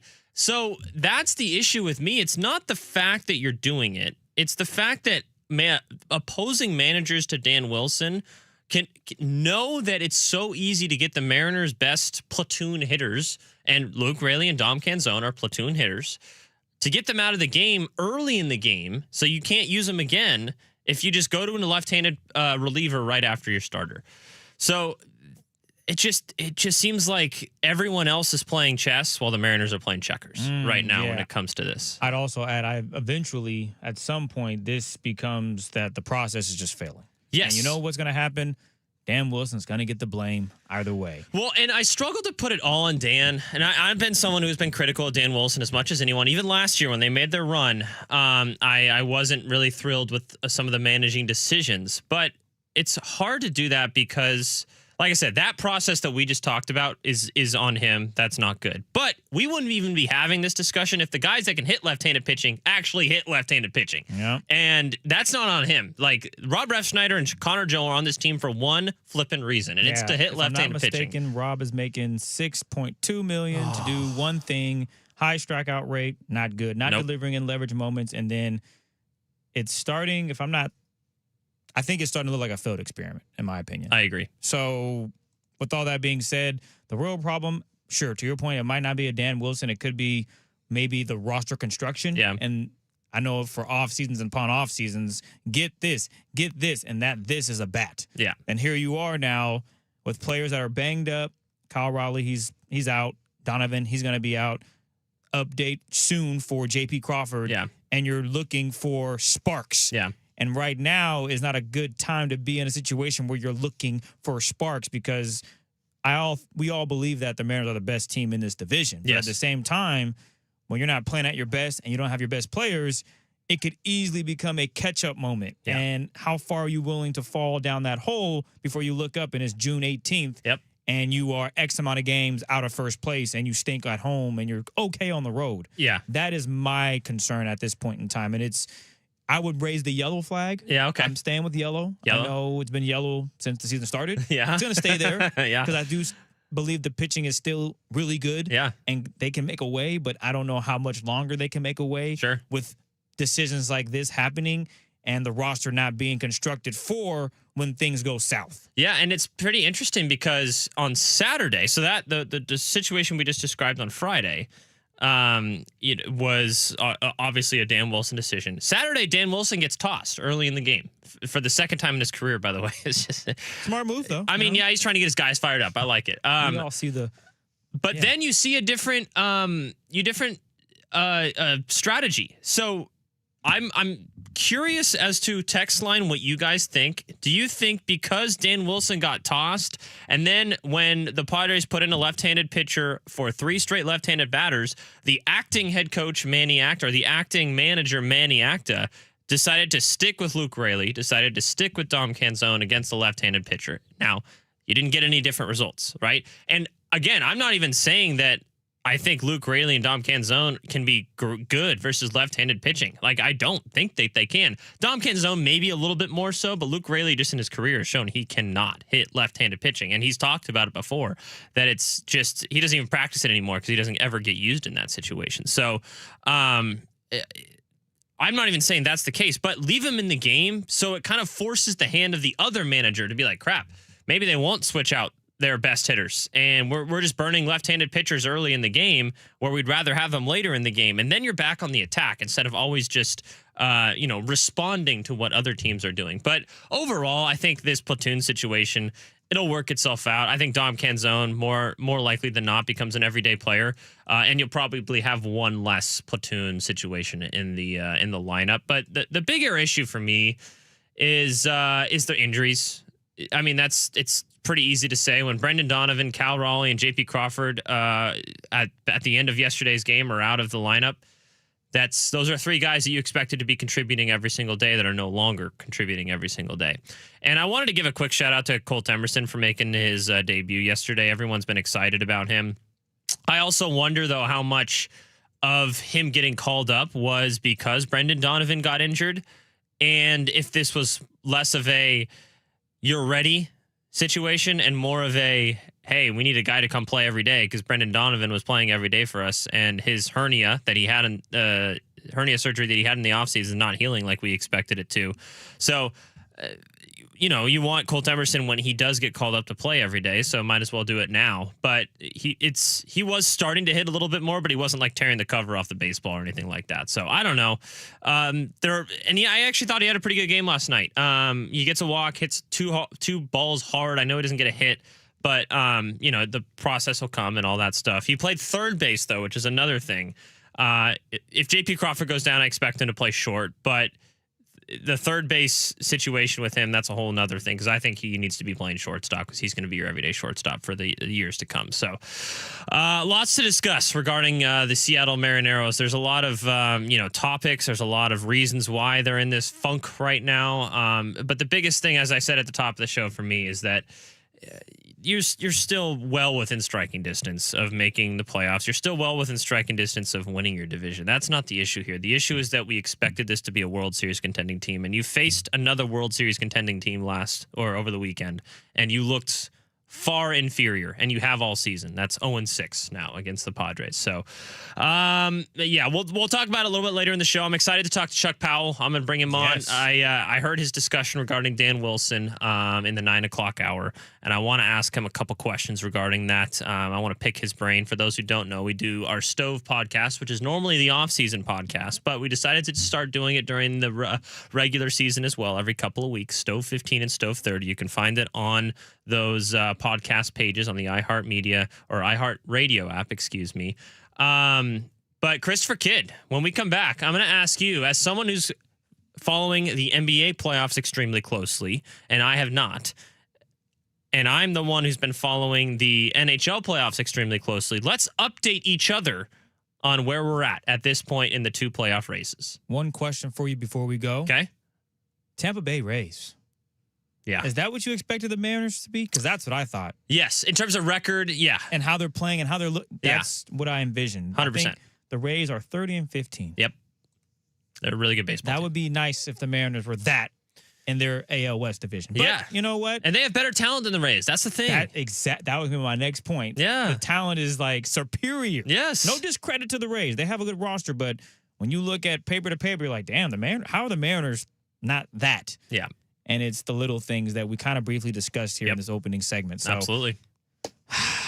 Text line, I'm sure you're Thrilled. hating everything what we're talking about. Yeah. But how can we not talk about the Mariners after they just got swept by a pretty decent team? Yeah, I mean, it's the main discussion in Seattle sports over the weekend right now. But coming up next, we're going to talk some playoffs that no Seattle sports teams are in. It's the NHL playoffs, and it is the NBA playoffs. So Chris is going to update me on what's going on in the NBA. I'm going to update Chris on what's going on in the NHL. All coming up next on Sports Radio 93.3 KJR FM.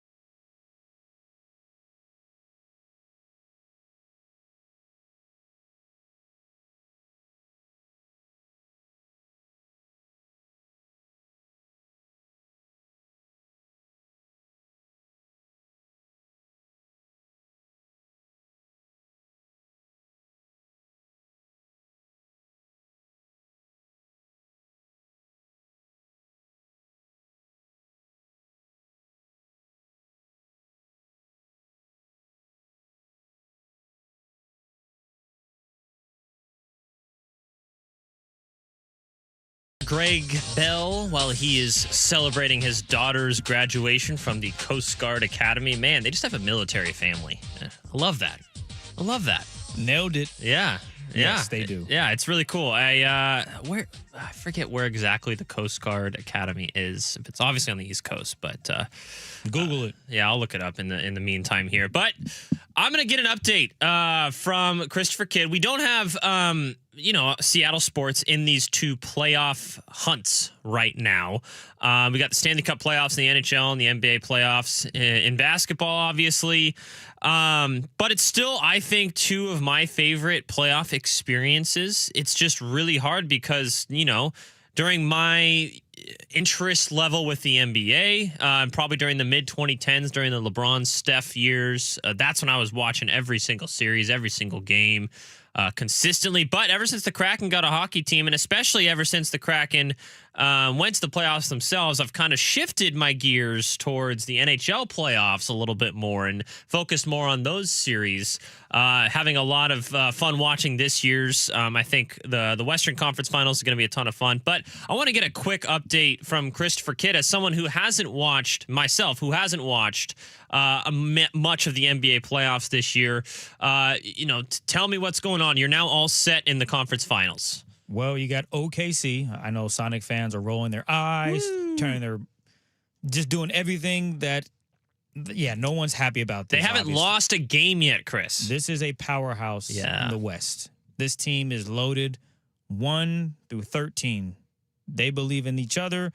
They have a great roster, great coaching, and unfortunately, it's not the Sonics. But they also have a foe with a 7'4" unicorn and Wembanyama that can do any and everything. So you got two, and the Spurs team, by the way, they're a young team, and they may be ahead of schedule, but they don't see it that way. Kind of like the Seahawks, right? Right. Everyone thought, they'll probably win 12 games last season. Maybe that's a great start. It's a great start. No one thought they would be what they were, and if you did, I need to find the tape of you saying so, because I didn't see them winning a Super Bowl. I thought the Seahawks would win 12 games, be a real playoff contender, probably lose in divisional round. Sure. Boy, was I wrong. And I thought people, if you were to ask people that going into the Seahawks season last year, people would have said that's a success. Yes. Yeah. Yes. Not to discredit from anything else that they did, but that's just looking at it. Mike McDonald, second year. Can he really do something like a Super Bowl? Win a playoff game. Yeah, right? That's we don't want to put pressure on this guy. Right. And that's kind of what the Spurs are right now. They're built around Wembanyama. Yep. The alien is just, what a great nickname for him. I mean, obviously do you think he's going to win? Oh, he didn't win MVP. That's right. Shea. SGA did. Yeah, Was Wembanyama second in the voting? I want to say it was Joker. Okay. But Wembanyama was on the list. Yeah, he's an MVP candidate. I'll put it that way. He's going to win that eventually. Yep. Because what he brings to the game is extraordinary. Yep. Now, I know he's 7'4", so that helps a lot, but he can still do things that guys my height are doing, which is handle the ball, get to the basket. Shoot. Yeah, he's doing you don't see 7'4" guys with his skill set. Usually they just back to the basket, shooting shots 10 feet from the rim. He's doing it from 30 out. What's the talent around him like? I know, really obviously, good. he's like the big piece, but are they as deep as the Thunder are? Because I know that's the Thunder's strength. I don't know if they're as deep. I don't think so. That's why I said ahead of schedule. Okay. Because they're not as deep. Okay. You're going to need some guys that are probably the X factors to take it to another level. Who are those guys? So it's a great question. I would say Castle. No, he's a part of that. Yeah. But when I look at OKC's bench, they have guys like Isaiah Joe that comes in, and he is basically a firecracker. He's defense. He can knock down the three. Yeah. He can get to the basket. He can create for others. Right. And OKC has a couple of guys. Alex Caruso. I was going to say. Yeah, exactly. Yeah. So you're familiar with the names. Yeah. Yeah. So when you look at the Spurs, you're like, okay, well, who are those guys that can come in and do the same thing? Is it Julian Champagne?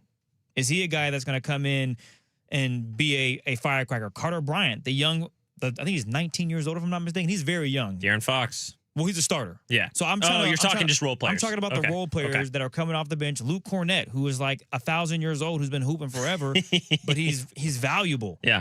Those are the players that you're looking at and saying, okay, I need you to step in, and can you elevate this team, kind of like you've seen with OKC. And that's why I'm jumping ahead and saying, they might be ahead of schedule. And even Keldon, I mentioned Keldon Johnson, I think. But, Keldon, he is someone that he comes off the bench, instant spark. So now you got two good teams, but who that bench is going to be, I think, critical. Not to mention, can they sled on SGA? Because he gets what he wants. And I know he's a foul baiter and all that. But when you look at this Western Conference Finals, it should go 6-7 games. But, God, OKC is really good. Like, they are disciplined offensively, defensively. They just do a really good job as a team and a unit. And I don't know if the Spurs are there, but they're on a big stage to prove that, we might be young, but we're ready for this opportunity. And then you look at the East. It's just as exciting, right? Yeah, I was going to say. Detroit Pistons, kind of a letdown, unfortunately. Yeah, I thought it was going to be Knicks Pistons, but a lot of people did. But shout out to what the Cavs did because for the most part, everyone was counting them out, thinking not happening. But Donovan Mitchell, he averaged 30 points per game in this series. I mean, I think he's probably, in terms of the star that everyone kind of forgets about, it's Donovan don't forget Mitchell. about him. It's just the fact that he doesn't show up in big moments in the playoffs. But this year, he has done that and has got his team to the Eastern Conference Finals.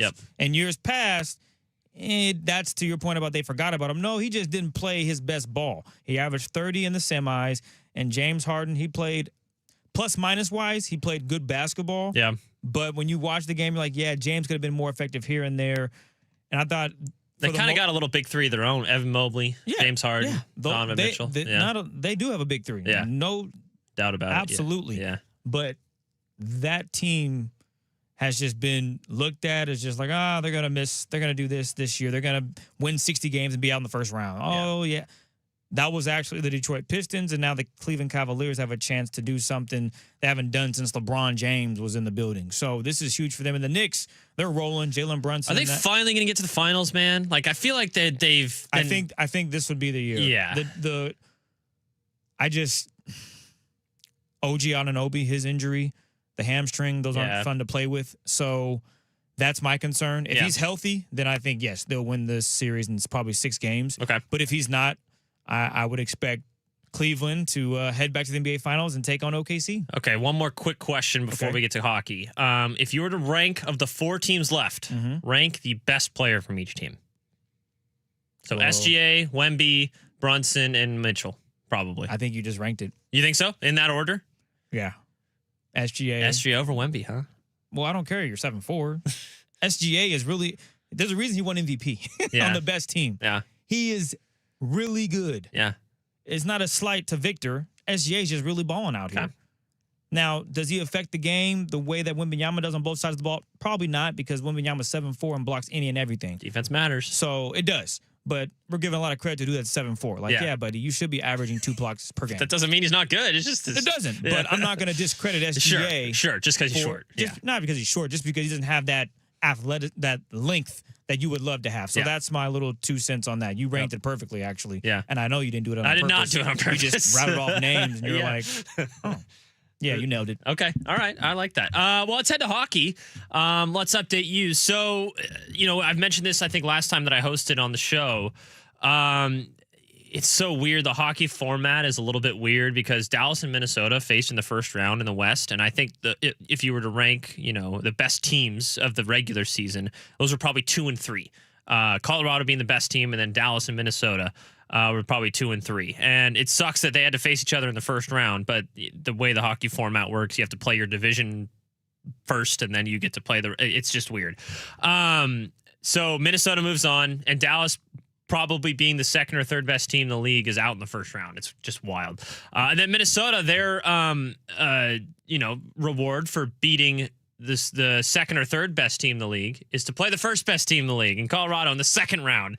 And Colorado kind of wiped the floor with them a little bit, showed why that they are the powerhouse in hockey right now. Nathan McKinnon, Cale Makar, their goaltending is really good. They just have the complete package. They have depth, they have high-end scoring, they have goaltending, they have a really good coach, they have playoff pedigree, they've won a title in the last 5 years. Like, they're with the same core, and they're really good.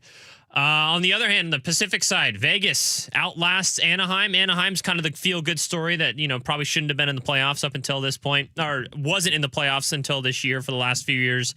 They beat Edmonton, which was a little bit of a surprise, and the best player in the world, Connor McDavid, loses in the first round. But they lose to Vegas 4-2. Vegas-Colorado is a very interesting series. Obviously, Colorado has the upper hand. Like I said, they're the best team in the league right now. Vegas is a weird team because I think they have the talent to play with Colorado. Their goaltending can be extremely inconsistent, and their defense can be extremely inconsistent. So if they have a really good version of themselves and their goaltender goes off a little bit, I think they have a chance to push this to 7 games and possibly win the series. But I expect Colorado to win that one. And on the other side in the East, Carolina is the OKC of hockey because I think they play a relatively boring way of hockey, like people say. They haven't lost a game, and they have like a cheap owner that everyone's rooting against. Tom Dundon, the same owner as the Portland Trail Blazers, by the way. So, so they still have not lost a game. They've swept 2 straight series. They're in the conference finals, and the last team that has yet to be decided, because we have a game 7 tonight to get to the Eastern Conference Finals and face the Carolina Hurricanes, between Buffalo and Montreal. Both these teams are fun. Both these teams are young. They're, like you said, probably a little bit ahead of schedule. So this is a super fun series. Obviously, it's been just fights central. They've been clawing at literally everything. I'm excited for Game 7 tonight. Buffalo had the longest drought of any American sports league of not making the playoffs, and they made it this year as a 1 seed in the East. And they're hanging on for dear life here in Game 7 against Montreal, and they're playing at home. So that'll be a fun one for them to face Carolina. But in terms of how I kind of handicap all this going, you can't really bet against Carolina. I do think the other shoe is going to drop eventually. I don't think they're as much of a powerhouse as what you're saying about the Thunder. Because I compared those two. They obviously haven't lost. They haven't played anyone. They played probably the 2 worst teams in the entire playoffs in the first 2 rounds. So Philadelphia and Ottawa, they kind of were pretty lucky to even get there at that point. So I think whoever wins at Buffalo, Montreal, they'll obviously be a little beat up because Carolina's been sitting there waiting, but they've also been sitting there waiting. So rust versus rest and all that stuff. But I think it's Colorado's cup to lose at this point. We'll see what ends up happening there. They're a fun team to watch, and they have all the pieces. And I think they're the only team right now that I could say, maybe Carolina too, but they have a little bit of higher end scoring that Carolina doesn't have. So any questions, Christopher Kidd? Nah, man, you got me all caught up. Okay. My only question is, maybe we could talk about this next, is how big is this this series against the Chicago White Sox? Is it big at all? Is it irrelevant? Does it matter? It's May 18th. Well, it's never irrelevant, but it's borderline. Okay. Is it, for real? Yeah. Think about it. All right. It's May 18th. Okay. This team is struggling. Yeah. Is it relevant?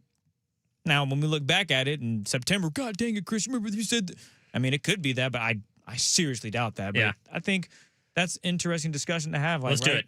Okay, fair enough. Yeah, let's talk about how big is this series against the White Sox? Is it one of those where you feel like you have to win the series? Or is it one of those where it's like, yeah, it's still May 18th, it's not Memorial Day weekend yet. We're not going to hit the panic button, whatever. Well, let's talk about that next on Sports Radio 93.3 KJR FM.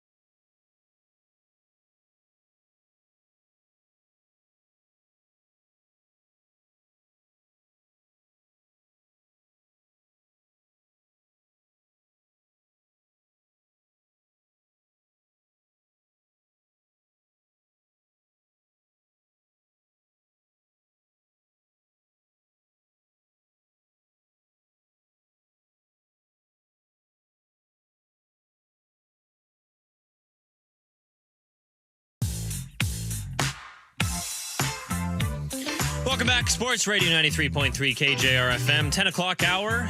Myself, Anderson Hurst, Christopher Kidd, filling in for Gregathan Bell.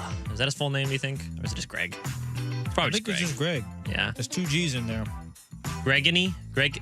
I don't know. What's a full name for Greg? Gregory? Gregory. There you go. It ain't Gregory. I think it's just Greg Bell. Okay. All right. Especially if it's 2 G's, that kind of tells you it's like, hey, it stops here, right? He's spending most of this week in the East Coast. And I did find out, thanks to the text line, letting us know that New London, Connecticut is where the Coast Guard Academy is located. His daughter is graduating from that prestigious university. So congratulations to him. I'm excited for him to experience that, and he'd enjoy a couple days off as well. Well, we talked about it a little bit at the end of last segment. Christopher Kidd posed this question to me regarding how big this series is for the Seattle Mariners against the Chicago White Sox. And, I think you can look at it kind of 2 different ways. You can look at it like, hey, it's still pretty early in the season. Like, I know people get so tired of hearing that, but it is such a long season. And your division is not very good. You're still just 2 games out, even after getting swept over the weekend.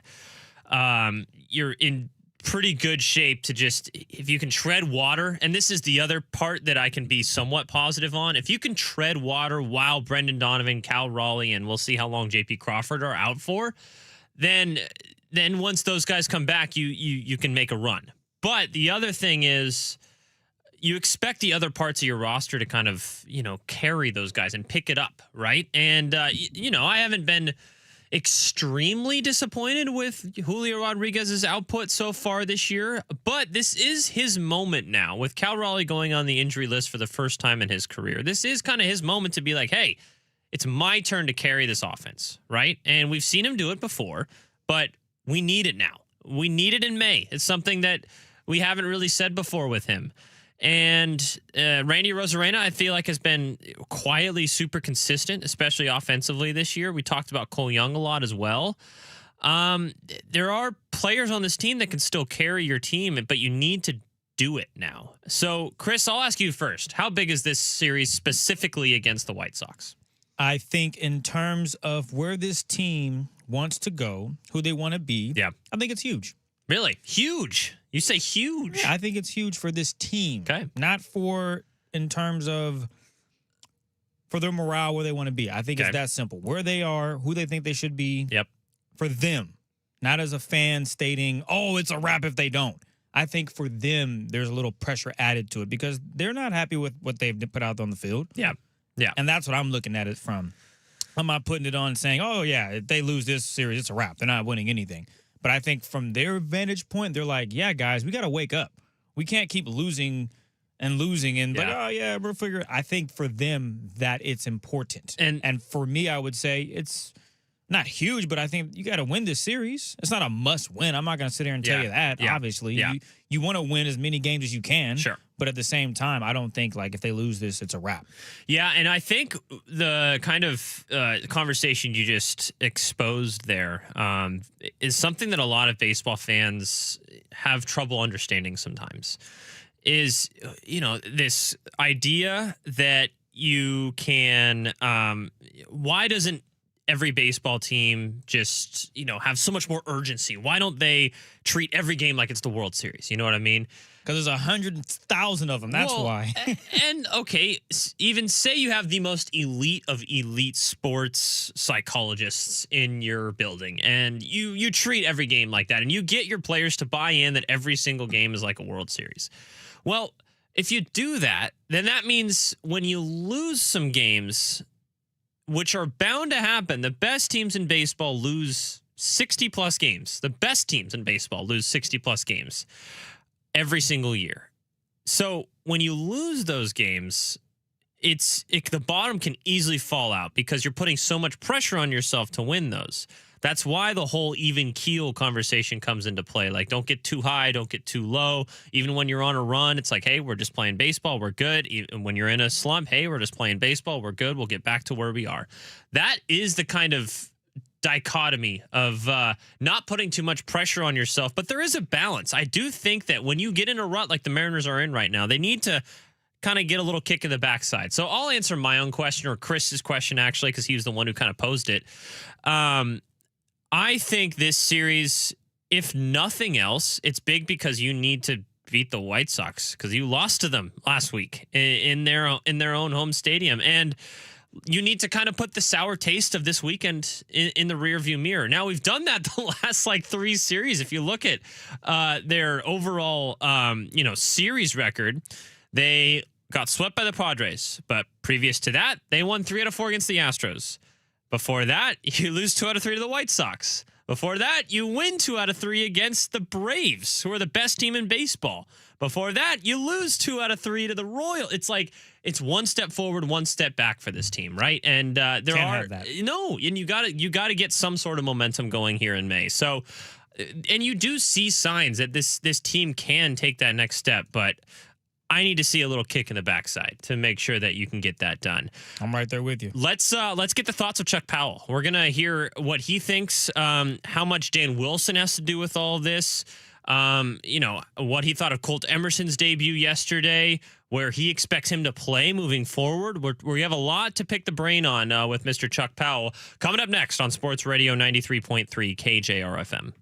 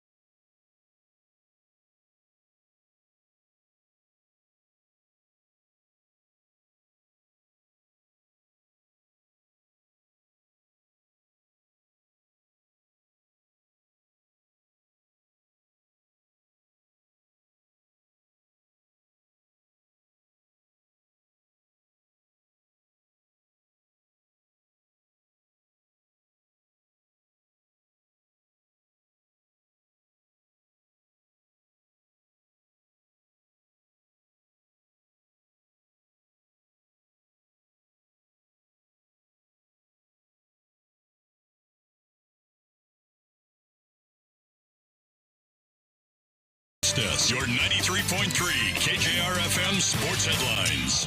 Sports Headlines brought to you by Frost Brewed Coors Light. Choose chill. The Mariners get swept by the San Diego Padres over the weekend. They fall 22-26 on the season. They start a series with the White Sox, 6:40 tonight. Noah Schultz, left-handed pitcher, versus Brian Wu. So we'll have fun with that one. The Sounders lose 2-0 to the LA Galaxy over the weekend. First loss at Lumen Field since the PSG in the Club World Cup last year, and first MLS loss at home since Minnesota on June 1st of last year. Almost an entire year of not losing at Lumen Field for the Seattle Sounders. In the NFL, the Steelers officially announced the signing of Aaron Rodgers for the 2026-27 season with a value up to $25 million. The New Orleans Pelicans in the NBA are hiring former Orlando Magic coach Jamal Mosley as the franchise's new head coach on a 5-year contract. Cavs outlast 1-seed Pistons in Game 7 to move on to the Eastern Conference Finals and face the Knicks. Their Game 1 is tomorrow. And the Thunder and Spurs, the last two teams remaining in the West, their Game 1 is tonight. And in golf, Aaron Rai outlasts a star-studded leaderboard in the PGA Championship to win his first career major. Let's talk to Chuck Powell right now. Oh, I have my own walk-up music? Yeah, you do. Yeah, you do. Greg Bell never invites me on. I will let him know to bring you on. Yeah. Before we get started, Chuck Powell, as he's walking up to the plate right now, I want to remind everyone that Sports Radio 93.3 KJR FM brings you Grand Slam cash for your chance at $1,000 every hour. Listen each weekday every hour between 6 a.m. and 6 p.m. for the nationwide keyword to enter on our website at 933kjr.com. This hour's keyword is grand. That's grand. Enter it on our website, 933kjr.com, for your chance to win $1,000 thanks to Grand Slam cash. Chuck Powell, I made this joke yesterday. And if you win, we will throw in a banana for free. That's been floating around the studio. Hey, is that the same banana from last week, Chuck? I have thrown 3 bananas away, and there has been one every single time that I've come into this is definitely a prank. Somebody 100%. loves bringing in bananas and then not eating them. I'm going to watch the stream from last week and see who it is. It's a good call. We have video. We have the technology. Video evidence. Yes. That's we a have good point. surveilled the area. And then we find out it's Chuck Powell. What the hell? Chuck, what are you doing, No, man? it is not me. I'm just happy to see you. It's not a banana in my pocket. I'm just happy to see you. But this, somebody's just bringing in a banana, not eating it, and then leaving it behind. Well, I don't know what's the bigger crime, leaving the banana or not eating it. Well, clearly this is a person that is trying to convince themselves that they like bananas. And that they're healthy. Yeah. And then when push comes to shove, I don't really want it. So then they just leave it behind. So it's funny because when I walked in the changeover, so to speak, between your show and Greg Bell's show here, 10 to 12, 93.3 KJR FM, I told you, Chuck, that this seemed like a Christopher Kidd prank. So, Christopher Kidd, I'm just going to ask you straight up right now. Is it you?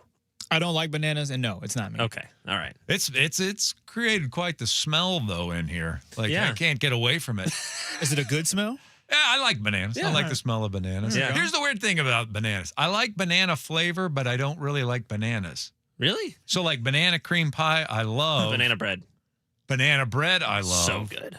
You know, like banana ice cream, I just bought some and had some yesterday. Yeah, it's Chuck. But like actual bananas, like the texture of it, I don't Really? like. I don't dislike them, but I don't love them. Where I love banana flavor, I just Question don't of the like day, Chuck. bananas. Demonstrate how you eat said banana.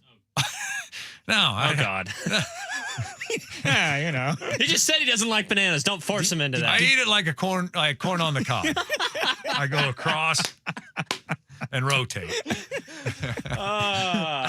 Well, Banana Gate will continue here in the KJR studios. We'll find out who this was. I initially thought it was Dick Fang because I think he's right now the only one who sits in that chair. Like regularly. But he wasn't in here Friday. But he wasn't in here Friday. So I don't know. That's crazy. Find out what happens. This is very weird. Is it someone from like one of the music stations that just comes in and drops Why a would they- banana? They might. I don't know. Yeah, it's Banana Gate. Banana Gate. We got to get to the bottom of this. Well, you might. But if you cramp at any point during the show, I have the remedy. Give it to Brendan Donovan, huh? Yeah. Well, He needs ointment. So, okay, let's get into it. We talked you might get a banana if you, enter the keyword on our website. Yeah. The Grand Slam Cash. I made this joke at the top of the 10 o'clock hour that who needs a Grand Slam? The Mariners. Oh. And they still would have lost yesterday. Yeah.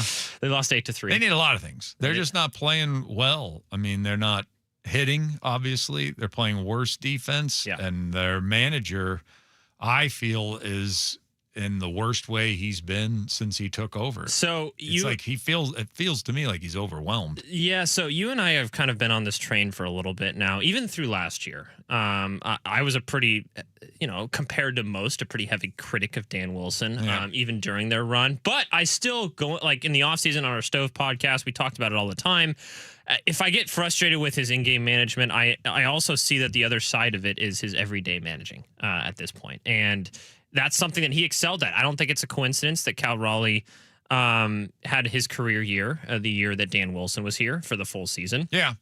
And there are a lot of superlatives. Yeah. But I'm starting to question even if that aspect of his managing has fallen off a little bit. Well, your job as a manager is to get the most out of the talent given. Right. You. And by the end of the season last year, he was. He got all the way to the ALCS and very close to the World Series. Cal Raleigh had a career year. I mean, there were a lot of positives and every reason to bring him back, but there are also some weaknesses. I think he does struggle with pitching change decisions, and I do think that he struggles with pinch hitting decisions, which apparently has turned into a Rubik's Cube. To me, it doesn't seem that difficult. And yet he's like, can't figure it out. I got the yellow side, but nothing else will line up. It's not that hard. So I think he's struggling with that. And then at the end of the day, you got to get the most out of your talent. Yeah. Look, I said this on my show today. I'm not ready to call for Dan Wilson's job. I don't even like doing that as a talk show host. Some talk show hosts live for that. I don't like doing that, and I'm not ready to do that. But if I found out today that they were going in another direction because they're just not going to squander this season, like the Philadelphia Phillies did a couple of weeks ago with Rob Thompson, and they've gone 15-4 since, if I found that out, I'd understand. You wouldn't be upset. I wouldn't be upset. Yeah. I wouldn't say, what are you doing? That's not the response you'd get. I would sort of understand it. It's too precious of a year. Yeah. I mean, it's too good of a roster. It's too good of a team. And yet, as I said before, you're not hitting. Yeah. You're not fielding. And you're not getting the most out of guys. And I don't know what things are like behind the scenes. Maybe Dan Wilson is running a pretty tight ship. I have no idea. But every time he speaks to us, it's played off like it's no big deal. It's just baseball. Yeah. I heard a little bit of it last night. That's the closest he's ever come to. That was terrible. Yeah.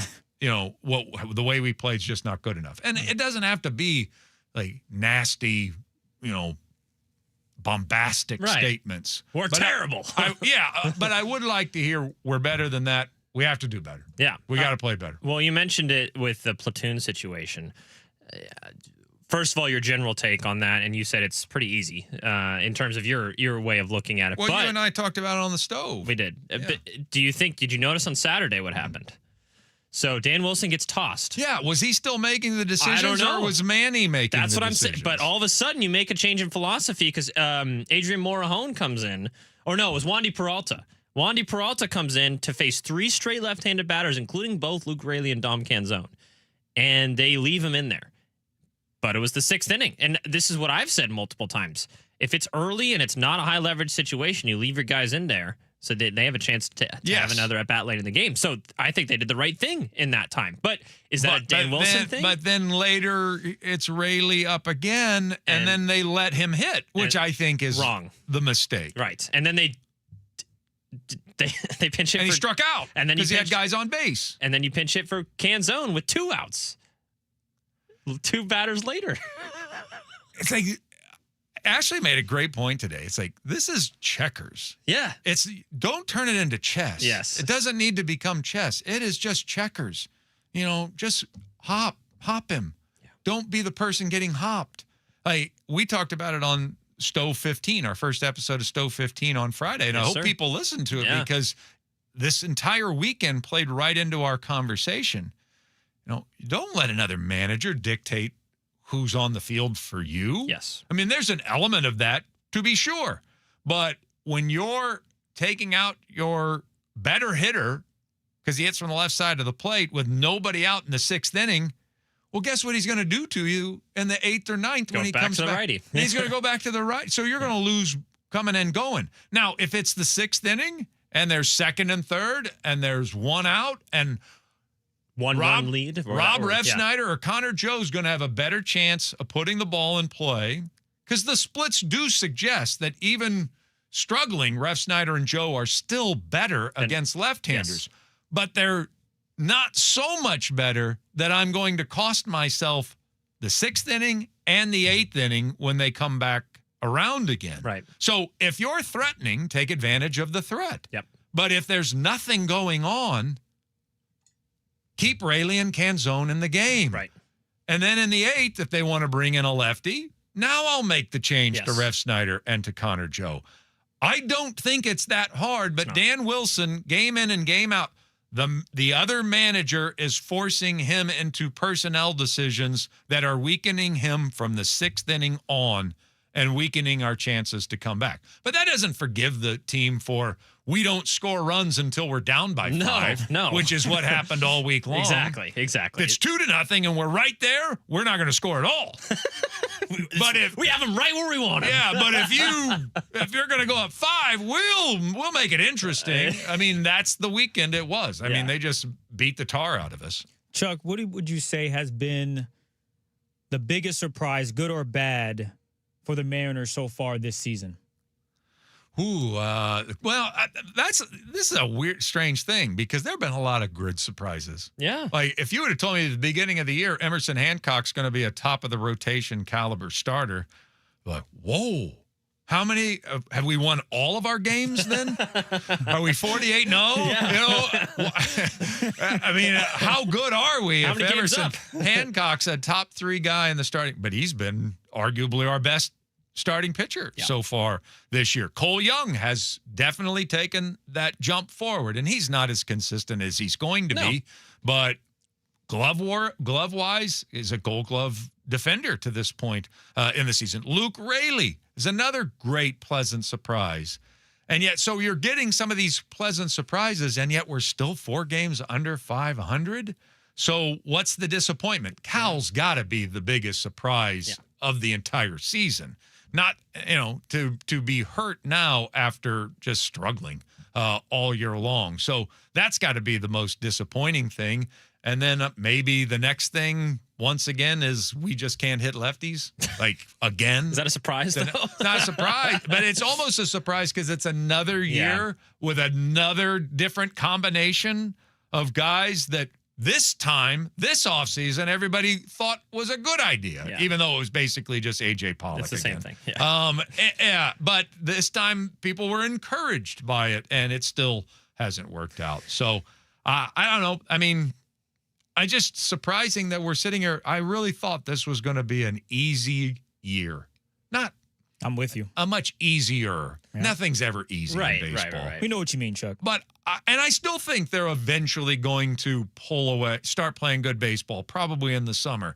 And I think they will pull away, and they're going to win the American League West comfortably. Yeah, I really do. I still believe that. Doesn't matter how bad that it looks right now. But why does it always have to start after June? Yeah. Why do we have to go through these April and Mays like we go through every year in the Dipoto era? It's depressing. Yeah, I mentioned at the top of the show, it's like you can look at it 2 ways. Number one, you're just 2 games out after getting swept. It's weird. I don't think there's any threat in the Mariners, or not major threat as of now, to the Mariners not winning the AL West or even making the playoffs. But the issue to me over the weekend was I think you faced another World Series contender in the San Diego Padres. They're really good. And you saw the gap in the 2 different teams. And they're 28-18 without Fernando Tatis or Machado hitting at all this year. Well, they're not hitting at all. They're like Right. their offensive numbers are worse than ours until Gavin Sheets got a hold of George Kirby. But their pitching numbers they are only that good because when they have a lead in the 6th inning, they hold on to it every time. Because Morahone's ridiculous, Adams a little hit and miss, and then if they need 4 outs from Miller or 6 outs from Miller, he's good for it every single time. Yeah. So that's why they're ahead. Because they're not even playing good baseball. They did this weekend, certainly. They did. But they haven't even played good baseball to accumulate that record. Yeah. I think we're better than them on paper. We're just not playing that way right now. Yeah, I think I agree with you. And that's what I said. It's not a talent issue for the Mariners. Mm-hmm. What about the pitching? Because that's been something that I think you can take, like you said, Emerson Hancock is a huge positive. I think George Kirby, minus yesterday, has been a really good, had a really good year so far. Logan Gilbert's been pretty meh for me. I want to see more from him. Yeah, well, I don't know why he pitched in the 7th. Yeah. I don't know why that happened. Yeah. On Saturday, like he fought his way through 6. Your entire bullpen is there for you. This is another thing. This is not chess. This is checkers. This is easy. Yeah. This is the easy stuff. Like, all right, we're back into the game. Our starting pitcher went 6, so let's get him out before we start the 7th inning here when your entire bullpen's rested. Matt Brash has no reason to be in Tacoma right now. No. Okay, so number 1, Jose Ferrer just had a week off. He should be healthy and ready to go. We're back to Munoz having not pitched in 4 days. We're going 4 days without Munoz. And yet, apparently, unless it's tied or up 1, none of our 5 best relievers can ever pitch. You got back into the game Friday. Yeah. Andres Munoz you've gotten into trouble with Munoz because he's telling you, I need to pitch more. Yeah. Not every single series breaks that. I mean, sometimes you win 12-2. Right. So you got to use them. You got to use your weapons when you have them. And instead, we're going to try to squeeze another inning out of Logan Gilbert, and he gives up 2 runs, and now the game's over. Yeah. Now it's a 5-run deficit, and now you're not coming back. I don't think that's that difficult either. And yet he really seems to, if it's not textbook. Yeah. If it's not textbook. Oh, we're up 1 in the 7th. I can go to Jose Ferrer now. Or Brash or whatever. Yeah. It's 1. We're up 1 in the 8th. It's Bizardo time. If it's not that cut and dry, he seems to struggle with it. Yeah, I want. So you pin the pitching struggles, and I don't even say struggles because they've still been pretty good this year. I think they've been very good. Pitching's been very good, not great, but very good. Yeah, and their starters ERA is I think the best in baseball. If I remember correctly, that stat was put up yesterday. So they're going to go to this piggyback situation with Luis Castillo and Bryce Miller. You and I talked about it on Stove for a little bit. You have the option, or right now you have 6 starters healthy.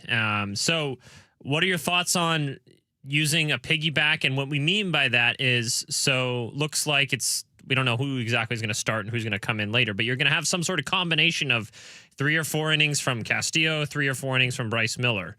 What do you think about that versus just the traditional 6-man rotation and giving them some of their actual start? I find it interesting. I think it's a little bit clever. You've got an opportunity, maybe since we are so scared to use bullpen pieces, that you have a chance to, one time through the rotation, kind of skip your bullpen. Yeah. Because if Bryce Miller's coming in relief and is 4 innings in and is shutting him down, I don't need to bring in Munoz for the 9th in that situation. Right. So if you possibly gave yourself like 1 bullpen-free night every 5th time through the rotation, because you can go Luis 4, Bryce 5, or 5-4, yeah, and you could do that. I don't think that's. I'd probably more have Bryce on the back end because I don't think that guy's pulse ever quickens. Yeah, it's true. Yeah, so I think I'd rather have him in as the back end guy to that, even if he pitches more innings. But I think it's creative. I brought it up last year with maybe that's a way that Emerson Hancock could be used, and they never did it. The scary part about it is no one's ever done this before. Right. 125 years of Major League Baseball, and no one's ever given this a shot. And so from that standpoint, I don't know. I don't know how it's going to work out. I mean, usually the safe thing to do is just, who are your 5 best pitchers? Pitch them. Yeah. That sounds like the safe thing to do. And right now, that leaves Luis Castillo on the outside looking in. Yeah, I was going to say, is it just kind of avoiding a hard conversation here with Luis? Give this a shot. Okay. Why not? For how long? I don't know. Twice. Okay. All right. Maybe it works. Okay. Keep it rolling. I mean, considering how much that they're struggle with how to use bullpen, give Dan a night off from having to think about anything. Yeah, that's the other thing is like, I want one less option for Dan Wilson to go to. Just let him pull Luke Raley early again. Jeez. Okay, real quick, Chuck, before we go. Yeah. This Chicago White Sox series, what does it mean to you, Chuck? Does it matter? Get a win? How big is it? Oh, I don't think anything's big right now. I don't think you want to dig a bigger. I know you don't want to dig a bigger hole. White Sox are playing pretty good baseball. I've never guessed the 2 records side by side, which one belonged to who. Yes, true. Correct. Yeah. At the beginning of the year, it's not make or break time. It's not big win time. Yeah. We're not there yet, but I don't really want to think about a Thursday being 5 games under 500 or 7. I don't want to think about that. So let's avoid the worst at least.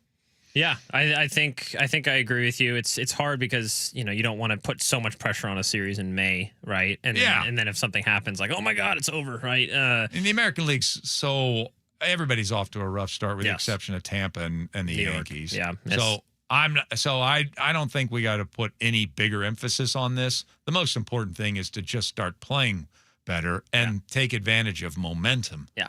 Yeah, I think that's the thing moving forward is they've just been allergic to momentum. They just can't get it going. Every time they hate it. Seems like they win a series, it's like a big one, 3 or 4 against the Astros. You get swept. Where would we be without 7-1 against the Astros? 15-25 is where we would be.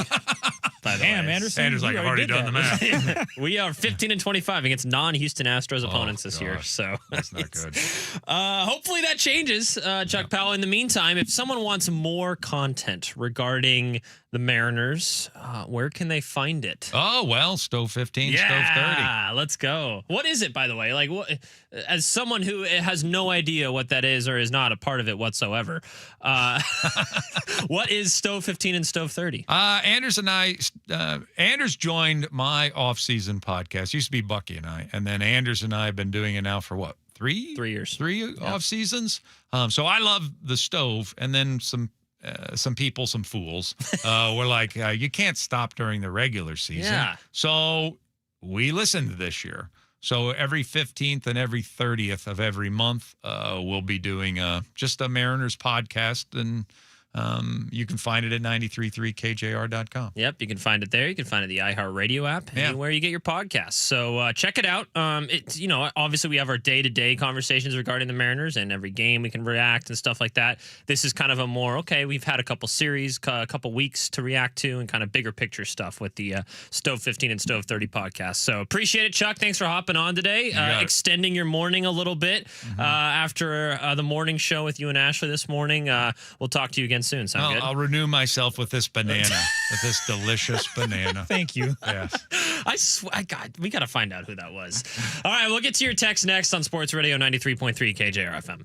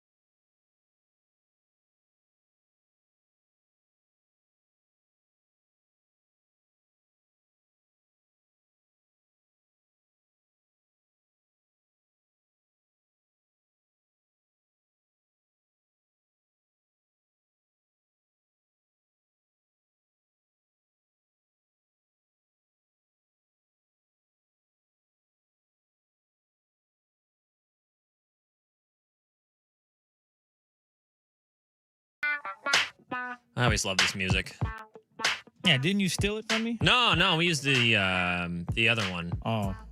No, I'm kidding. It's Funky it's universal. F? The Funky F, I think. Yeah, Funky F. Is this the one? No, this is hip hop funky. Oh, okay, gotcha.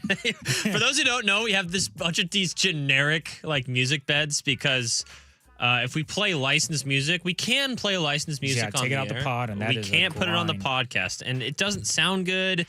You have to cut out parts of our conversation because of it. Well, yeah, especially when you start a segment. Exactly. Right? That's the biggest thing when hosts are talking over the music in Right. the background.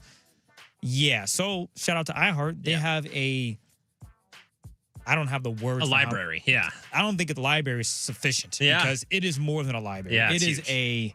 What's bigger than a library? I don't know. I don't even know. Yeah, I don't know what's bigger than a library at this point in terms of like collection. Of information, Yeah, because yeah. it has all of that in there. It's Yeah. like a light year of music. A light year of music. Like it is ongoing. It never ends. You just type in pop and you will have 18,000 pop songs that you can just on your own time cipher through. And yes, I have found a lot of funky stuff. Yeah. And this is included in it.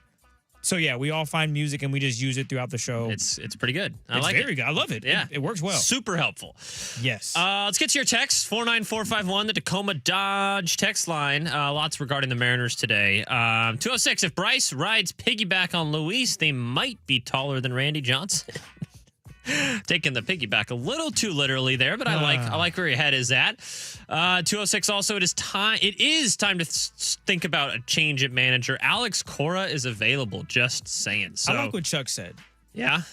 You're not ready to call for his head? I would never anyway. I wouldn't get to that point. Okay. I'm with Chuck. That's not my cup of tea. I do think though, if they decided, I could understand and explain why I believe they made said decision. Yeah. So I think, I don't want to move on from Dan Wilson. I think he's a fine manager. There are some things that I think analytics he can get away from, but overall, I think he's the man for the job. There's a reason why they wanted him here. So go out and execute. It's a long season, but I believe in Dan still, and let's see what happens. They have a good chance tonight to just silence some of the noise. Yeah. I think something you just said there that I want to get to. 206, I'm going to kind of piggyback off that after, just like piggyback Rice rides on Luis. 206, Manny Acta is the best MLB manager on the staff and has been even before Wilson. He'll never be allowed to be an actual manager with the M's, though. Dan Wilson is the iPad manager Dipoto wants. So this is a kind of dynamic that I've been kind of watching recently. I think everyone, when they assume that someone makes a pinch hit for handedness, that it's analytics driven. I actually think it's quite the opposite. I think you're not even looking at the analytics. You're just thinking, oh, it's a lefty, so we got to put a righty in there. I think if anything, Dan Wilson's less analytics driven than the previous manager of the Mariners, Scott Service. There's more analytics than just looking at what hand they throw and what hand the batter bats, right? There's way more to that. You can look at what specific situation in the game you're in. That's what Chuck and I were just talking about a second ago. You can look at, the batter's ability to put the ball in play. Doesn't even have to be a hit. Just put the ball in play versus strikeouts. You can look at, a possible arm angle that the pitcher's throwing at. And that's the other thing. You have to look at not only the batter's splits, but the pitcher's splits. Because sometimes a pitcher, like we saw with Yuki Matsui in the San Diego series, he's actually better versus right-handed. As a left-handed pitcher, he's better versus the opposite-handedness, which would normally be advantage hitter. He's better versus right-handed hitters. So it's almost better to leave a lefty in. I think people kind of think, oh, he's using way too many analytics because he's bringing in the lefty for the right-handed pitcher, or he's bringing in the righty for the left-handed pitcher. It's way more than that. And I actually think, like I said, I think it's less analytics that they're using. It's just looking at the handedness of the batter. So that's something to think about moving forward. But, we'll again, it's hard to tell how much of it is Dipoto, how much of it is Dan Wilson, how much of it was Manny Acta on Saturday. So we'll kind of see what their philosophy is moving forward, if there has been a change in philosophy whatsoever. 425, definitely Bucky bringing the banana. I could totally see that. Bucky coming in just before the show starts, just putting a banana. He's still on his leave of absence right now, so that would be so Bucky. 425, Softy has to be behind the banana. I've been said that. I think said so? that last week. You think I was so? a softie, but he doesn't like bananas. But I'm like, I don't care. Yeah, but he's so rarely in studio. Maybe it's Terry. He just he comes in and forgets that he was because he's always running in and out of the studios, making sure everything's working well. Shout out to Terry, our engineer. So maybe it's Terry or another engineer that's just popping in.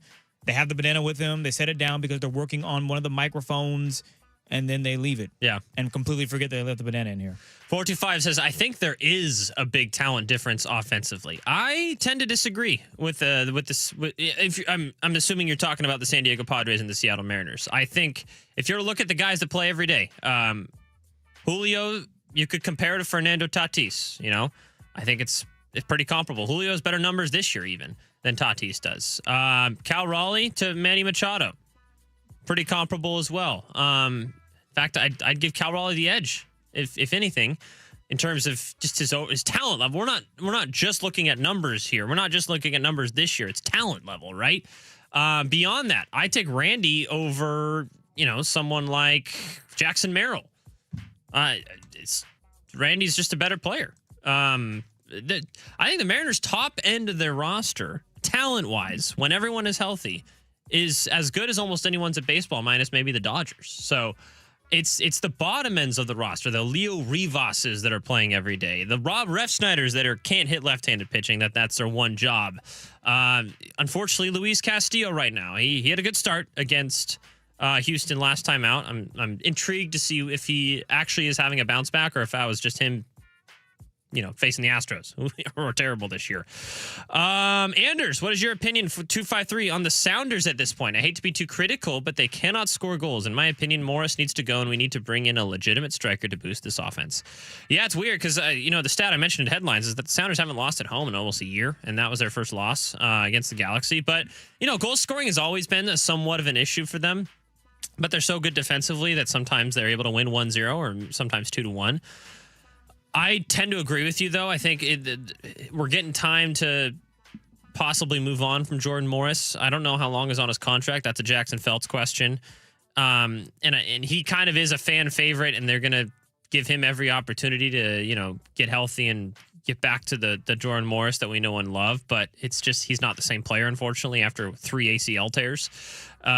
So that's just going to happen. But I agree. I think a good striker, because I think this team creates enough chances. You look at, Rusnak and De La Vega when he's healthy, and you got Rothrock playing well, you got Jesus Ferreira playing well. They just need someone to score. So I think I'm with you. Need a new striker.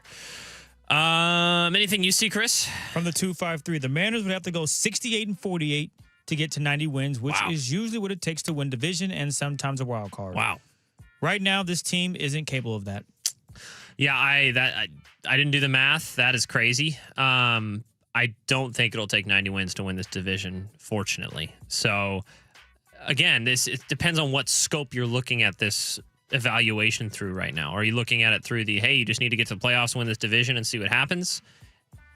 If that's the case, then I think you're in fine shape still. If not, if you're like me and you want to look at this team through expecting them to be a World Series contender and expecting them to play well for the majority of the season, then that's where you can get concerned. And that's why I am starting to be like, did I have too high of expectations on this team going into 2026?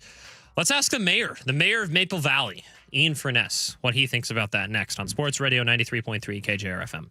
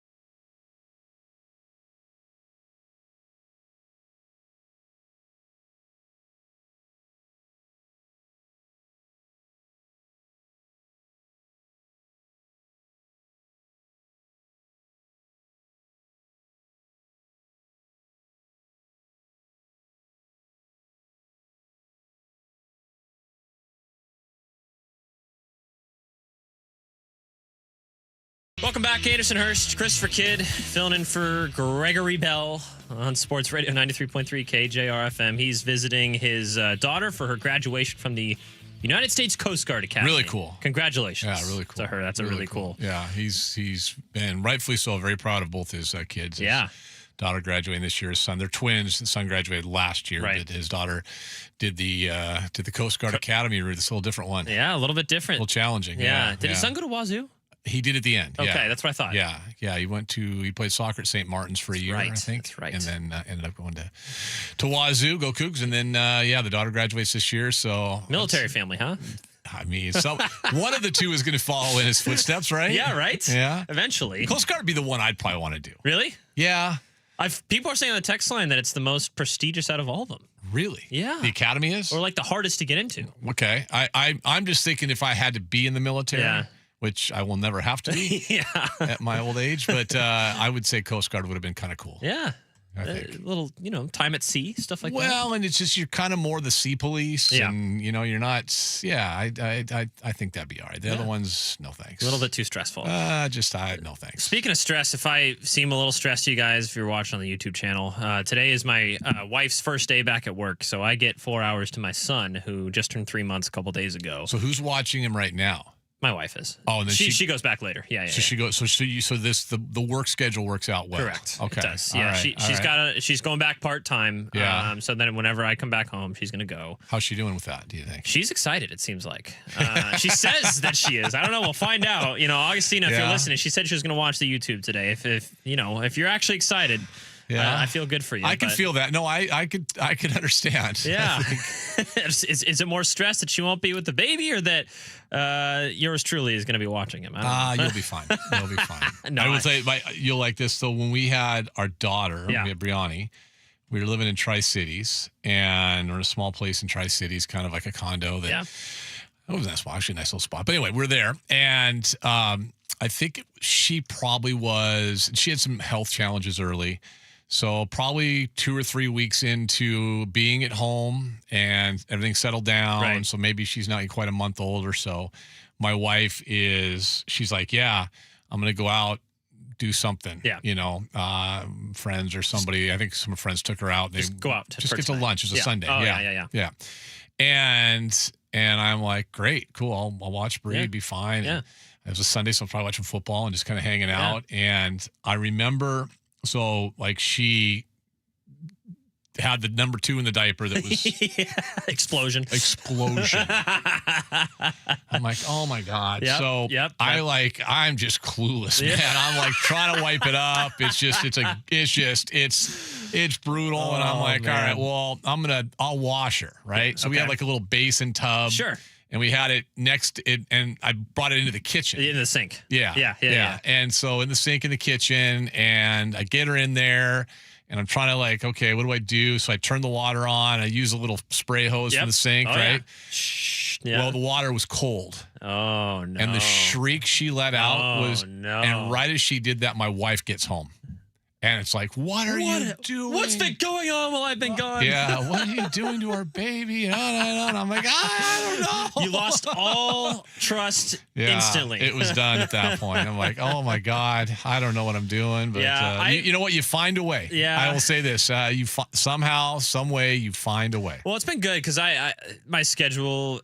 Right now has been pretty busy. I do my daily stuff here, and then I have my postcast, so I got to pay attention to the Mariners game. So I'm pretty tied down with a lot of stuff, my wife's been a saint in being with Austin as much as possible. But I think it's good that I'm going to take a few hours just to kind of put all those distractions aside. Yeah, she'll be gone from 4 to 8, so we'll watch the first couple innings of the Mariners game. Yeah, and then go pick up Mama. Well, luckily she'll be home in time for you to do the postcast. Exactly. You don't need That's to why the timing works out well. Baby in the background or anything like that. Or literally as my co-host. Yeah, exactly. Away you go. So that'd be fun. But yeah, well, good. That'll be fun. Yeah. That'll be fun. What'd you talk about today? What'd you do today? Well, we talked to Chuck Powell at 11 o'clock regarding the Mariners and, what the worry meter is. That's actually my topic today. Yeah, so, I'm excited for the Molly Whoppers. Yeah. That'll be fun. Yeah, we're going to, we'll see what comes out of that.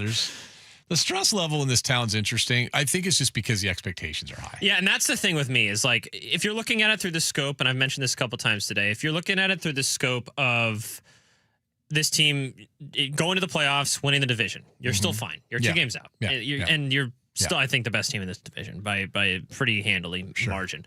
But if you're looking at it through the scope of we expected to be a World Series contender, well, you just faced a World Series contender over the weekend, and you saw the difference between those two teams. And I realize Cal Raleigh's injured, and I realize Brendan Donovan's injured, and I realize a couple of your bullpen arms are injured as well. So you can't really say all are equal, but it's still, you can't have that big of a gap between, if you're expecting to be as good as you said you were going to be.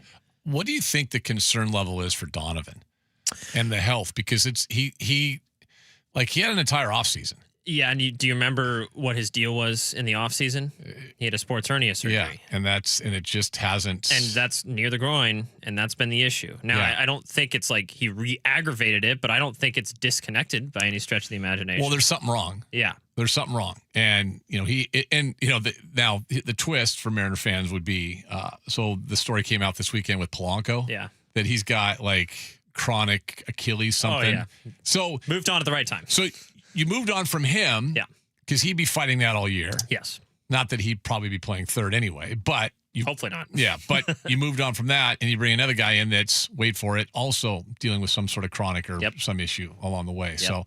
I think that would be a legitimate concern, because when he's been in the lineup and healthy, or at least somewhat healthy or whatever, leading off, he's been fine. Yeah, he's been really good, and I think defensively he's been good. I'm curious as to A, how long he's going to be out, and B, what they're going to do with Colt Emerson at that point, because obviously as of now, Chuck and I were talking about this right after his segment that he hopped on, is like this, it seemed like a call-up of Colt Emerson more based off of need because Brendan Donovan is injured, not because he's ready. Yes. And, he looked pretty decent yesterday in his debut. Sure. Hit a couple balls hard, gets a walk. Would like him to make that play at third base, but again, he's a shortstop playing third base. Right. So that's a whole nother discussion. But as of now, because Brendan Donovan's out, he's going to have to play third base. Right. But I wonder if even when Donovan comes back, if Colt Emerson's still doing okay, you want to keep him at third base every single day and then have Donovan turn into that super utility guy. I wonder what the kind of... Because Donovan can play outfield, right? Yeah, corner outfield. He can play left, he can play right. Well... Move Rainey to DH. The left fielder's not very good. Yeah, but he's great hitting. Great hitting. Yeah. Just not very good defensive. Not a very good defensive player, but... That's actually being kind. Yeah, it's very kind. What do you think about the piggyback starts situation with what they're going to do with Luis Castillo and Bryce Miller? What are they doing? So instead of doing a traditional 6-man rotation, they're doing on tomorrow actually. Oh, okay. Where one of them gets 3 or 4 innings, the other one gets 3 or 4 innings. I don't like it. I just go with the 6-man. Yeah, we've talked about it before. I agree. It's fine. Yeah. I mean, I think the other thing that's you kind of look at is that you've got a situation in which now you've had a situation where both Gilbert and Kirby got lit up over the weekend. Yep. Right? Because the one thing with all the offense we can talk about, well, your starting pitching needs to carry you. Right. And Castillo's been bad all year. Yep. And then the other 2 guys get lit up this weekend. And I think what people need to realize, San Diego is not a hard-hitting team. No. They came in. I mean, Fox did NBC did a great job last night articulating just the numbers. Their 2 best hitters have not hit at all this year. And I mean, and just in terms of where they rank in a lot of different stats, team batting wise, they're in the lower third. Yeah. And yet they came in here and just raked. Shellacked. Yeah, including on a cold night on Saturday. Yeah. So, I don't know. We'll see. What else you got coming up today? So we'll mollywop. We'll get into that. I haven't had a chance to react to schedule. We got a couple things I want to hit on nice. that. Yeah, right. So we'll do that since I was off end of last week. Did they have a better, same, or worse record than last year?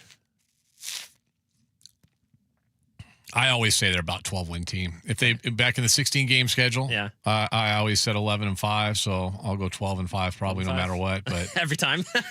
But yeah, I don't know. It's a weird. I don't know. We'll get into this. It's just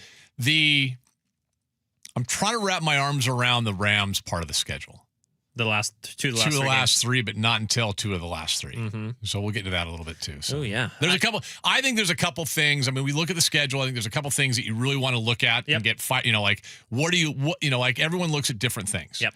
And so I wrote down a couple things that I kind of thought were important. The other thing is, for me, and I like to do a little travel guide. Yeah. Like having been done this for years. Yeah. Where should you go? Yeah. It's not a great year for that. Not a ton of stadiums to see. It's not a good year, but we'll get to that as well all coming up. So. All right. We'll talk to Ian Furness coming up next on Sports Radio 93.3 KJR FM.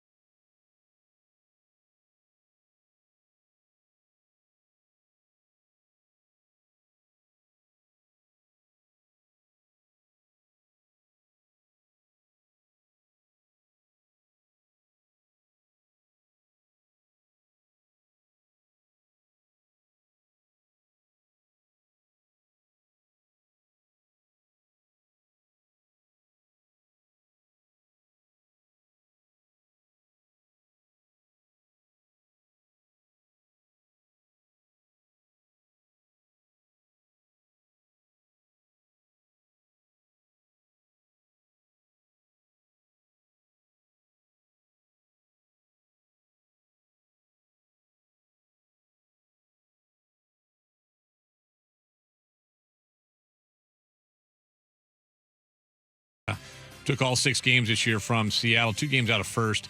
20-year-old Colt Emerson was a story, number 1 prospect in MLB, made his debut yesterday. 0 for 2, did a walk and score a run. Back at it tonight, 6:40, hosts the White Sox, who are pretty good lately, 7-3 in their last 10 games. Caitlin Clark Fever beat the Storm yesterday, 89-78. She had 21 points, just missed a triple-double. They take on the Sun this Wednesday at CPA. Aaron Rai becomes the first English-born golfer in more than 100 years to win the PGA Championship. Great story. We'll touch on that at some point today.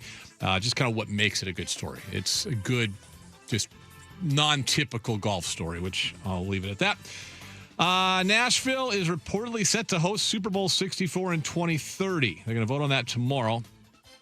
New stadium renovation coming into play there, so they get rewarded for that. Aaron Rodgers signs a 1-year deal with the Steelers. No surprise there. Canadian Sabres tonight, Game 7 in the NHL playoffs. Eastern Conference semifinals, 4:30 face-off in Buffalo. Knights and Avalanche, Game 1, the conference finals at 5 this Wednesday. NBA conference finals start tonight. The Pukes hosting the Spurs at 5:30. Jess wrote that, You're but I'll welcome read it. for that. Knicks host the Cavs Eastern Conference Finals tomorrow, and that, by the way, is because the Cavs absolutely destroyed number 1 seed Detroit yesterday in what was a worthless exercise in time and everyone's energy for Game 7. Let's go. The Ian Furness Show is presented by Snoqualmie Casino. Text us at 49451 and hit the talkback mic on the iHeartRadio app. This is the new Sports Radio 93.3 KJR FM. All right, here we go. Let's crank it up. It's Monday. Hi, everybody. I'm Ian. I'm back with you. I was gone for a while. That's Jessamine. She's here. Anders was hosting today. Was that our little Anders' first solo host? Well, he was with Chris Kidd. Yeah, but kind of lead solo, kind of his show. Yeah, we had him. He was the lead on Friday for you. Okay. Yeah. I look at it differently because that was like not our show. You know, so it was a little bit out of the comfort zone. Yeah. I think it was a big day for him. I liked it. That's my point. I thought the show sounded great. I think he did great. He is a star in the making. I'm very proud of him. I think it's awesome to see. I think when we, if you look at this radio station, Softy and Fane were organically grown from here, and they've been here for 30 plus years. And so many others that have come here were kind of the same way. Some have come and gone over the years, obviously, but a lot of it, I came from outside the market, but in a sense started thanks to a KJR thing because David Locke hired me in Salt Lake to do sports radio when I was doing hockey play-by-play there. So I just like seeing the young guys get a chance, and I think Anders is going to be really good at this job as years go on. So I'm glad he got an opportunity. I think it's Ashley tomorrow, which is cool because she's going to do great filling in for Greg. So I love seeing those opportunities given to our folks out there that deserve it, that work so hard. I appreciate you guys taking care of business while I was gone for a couple days, taking some vacation, actually did a little golf tournament planning on both days. So it wasn't even vacation. It was like I was You just off. needed more time to do your other jobs. Well, just getting ready for the golf tournament in July, and so we had some meetings I had to get done, and everyone wants to have lunch meetings, which let me check my time here. It's 12 o'clock. Yeah. Yeah. You're on 12 to 3. That's lunch People time. are always like, hey, do you want to do let's just do lunch. I go, I'm on 12 to 3. Oh, yeah, that's right. Yeah. Even when I was on 1 to 3. Maybe someday again I'll be on 1 to 3. But when I was on 1 to 3, it was like I can't do lunch unless we do it at 11. And even then, it's kind of cutting into, I'm known for my preparation. So You're cutting it close when you have to be on the air at noon. Yes. So I missed a couple things, including schedule by the Seahawks, which I'll get into a little bit. Mariners, we will, yes. For those asking, we have the full Molly Wop slate coming up. No one playing the role of anybody today. Nathan and Chris will be here at 1 p.m. Man, there's a lot to get into.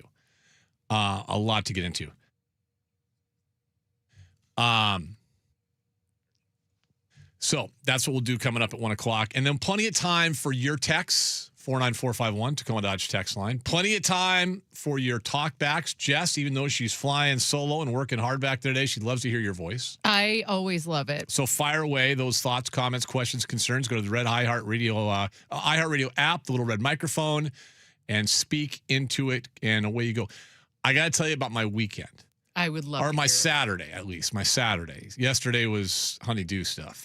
sucked. Nobody wants to hear about that. And although many people can probably relate to it, but yes, cleaning out refrigerators, going Costco on a Sunday. Oh my gosh. That is how I realized that Mike and I would never get divorced the first time that I went there with him. And we survived. You survived, yeah. And I was like, okay, I guess we can get married now. I try to go solo to Costco. So does Mike. Yeah, I try to go solo. And luckily, my wife, she kind of likes doing yard work, and there's nothing I despise more. I mean, nothing. Oh, the trading of the things. I don't like doing yard work. I hate it. I just don't like interesting. it. Hate it. Absolutely despise it. So, yeah, but I did that. But no, so Saturday, my friend Darren's birthday. 56, turned 56. By the way, have you heard from those guys?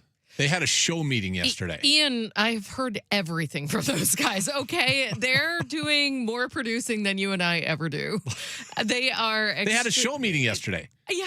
An actual show meeting. Now, that was just an excuse to get together and drink beers on my buddy's place at Lake Sawyer, but they had a show meeting. Yeah. For people who don't know what we're talking about, Friday at 2 o'clock, I lose control of the show. Finished last in my fantasy football league. And the punishment for me was they get to do my radio show. Jess is in charge. Quote from Purple Sheet, Rich Moore.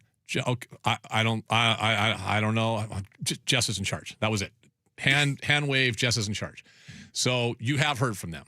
So quite a bit. 2 o'clock Friday, I got a text this morning. Oh, I'm sure you did. Yes. I'm sure you did. No, but my Saturday, I want to pump this up because I hear this. We do a lot with these guys. So Saturday night, Darren and his wife and another couple, they said, hey, we want to do a Rainiers game. And so I reached out and we went to the Rainiers game. Now, the weather obviously was what it was. We actually started our afternoon at Chambers Bay Distillery. Big fans of and then big supporters of the Mayor Maple Valley Open, my man Alan and the folks at Chambers Bay Distillery tasting room down there on Bridgeport. Went down there, had some snacks, had some great craft cocktails.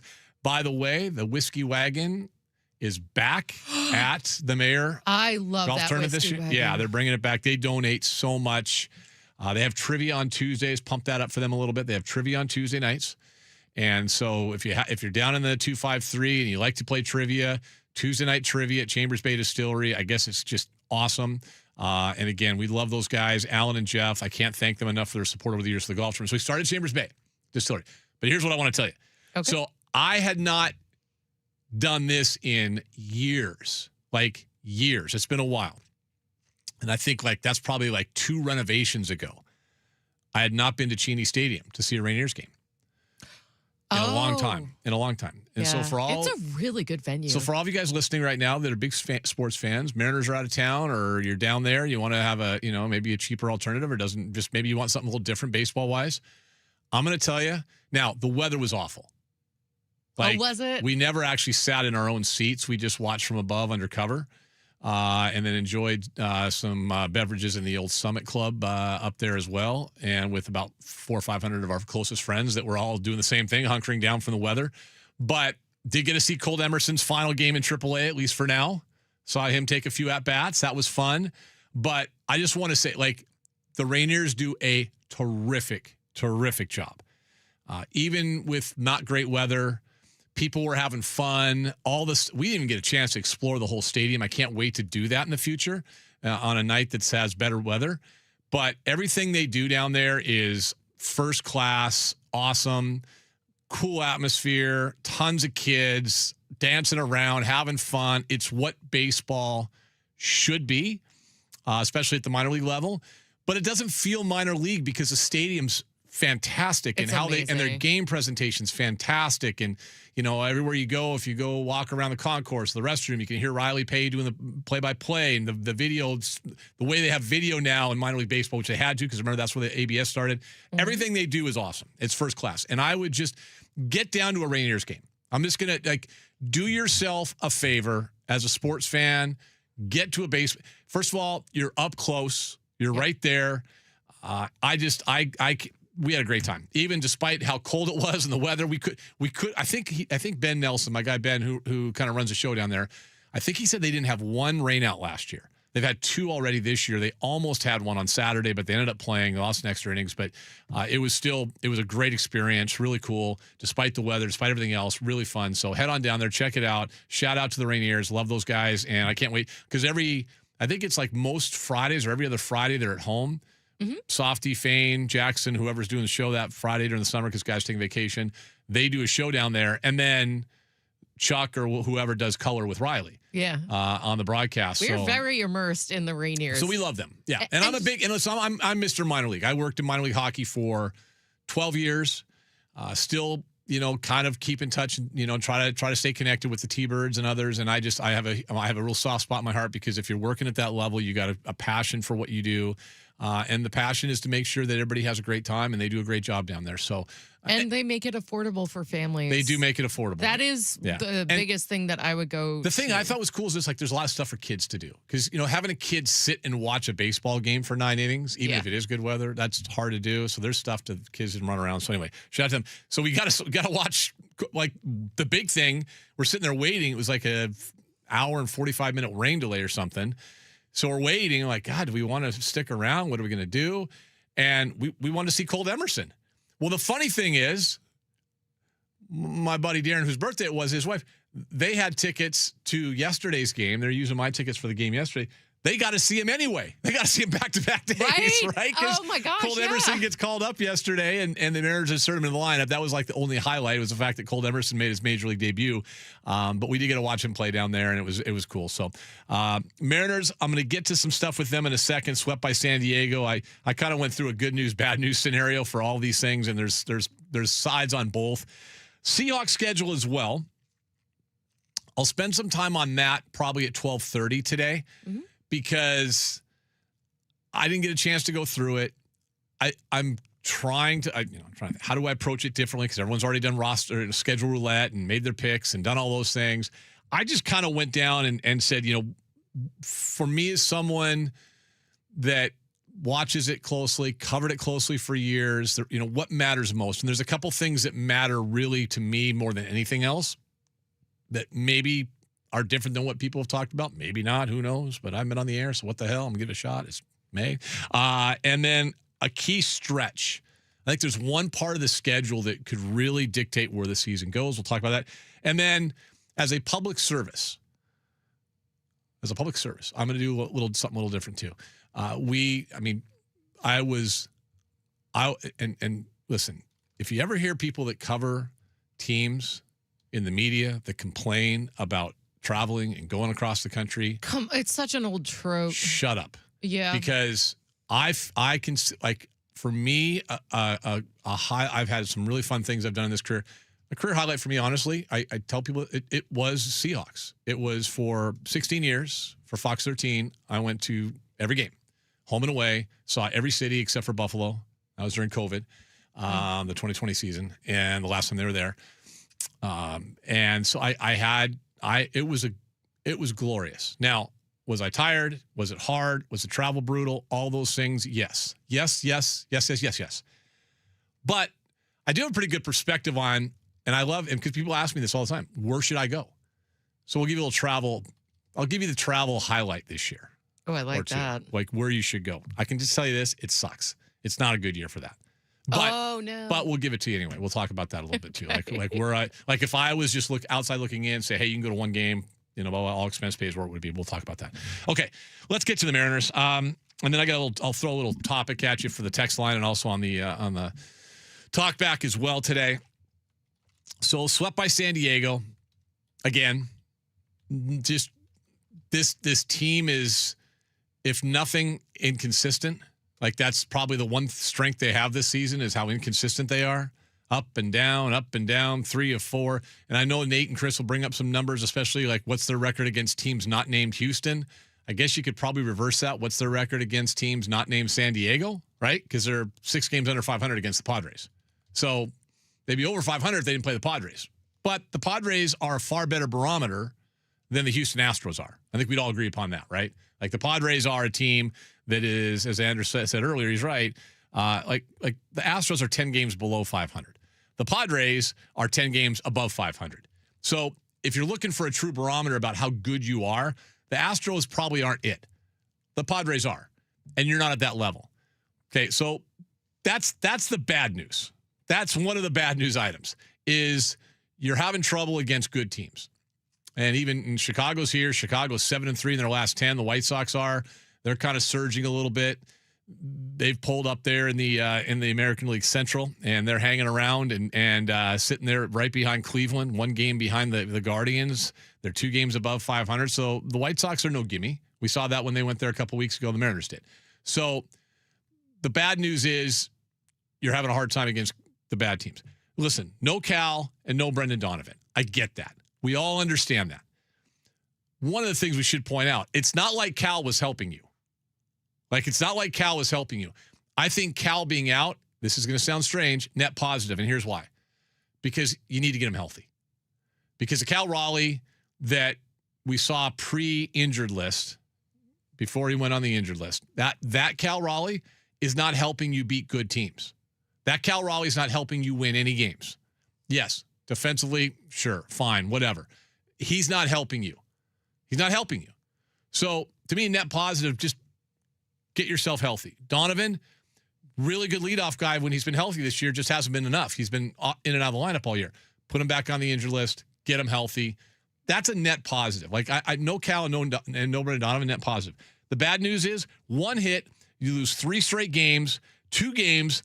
You didn't. This is what really kind of had to be bothersome for the Mariners. You had 2 games where you didn't even have to face Mason Miller, and you still lost. Friday night's one thing. He comes in, has a 2-inning save or an inning and a third save. Mason, and just is the most dominant bullpen arm closer in baseball.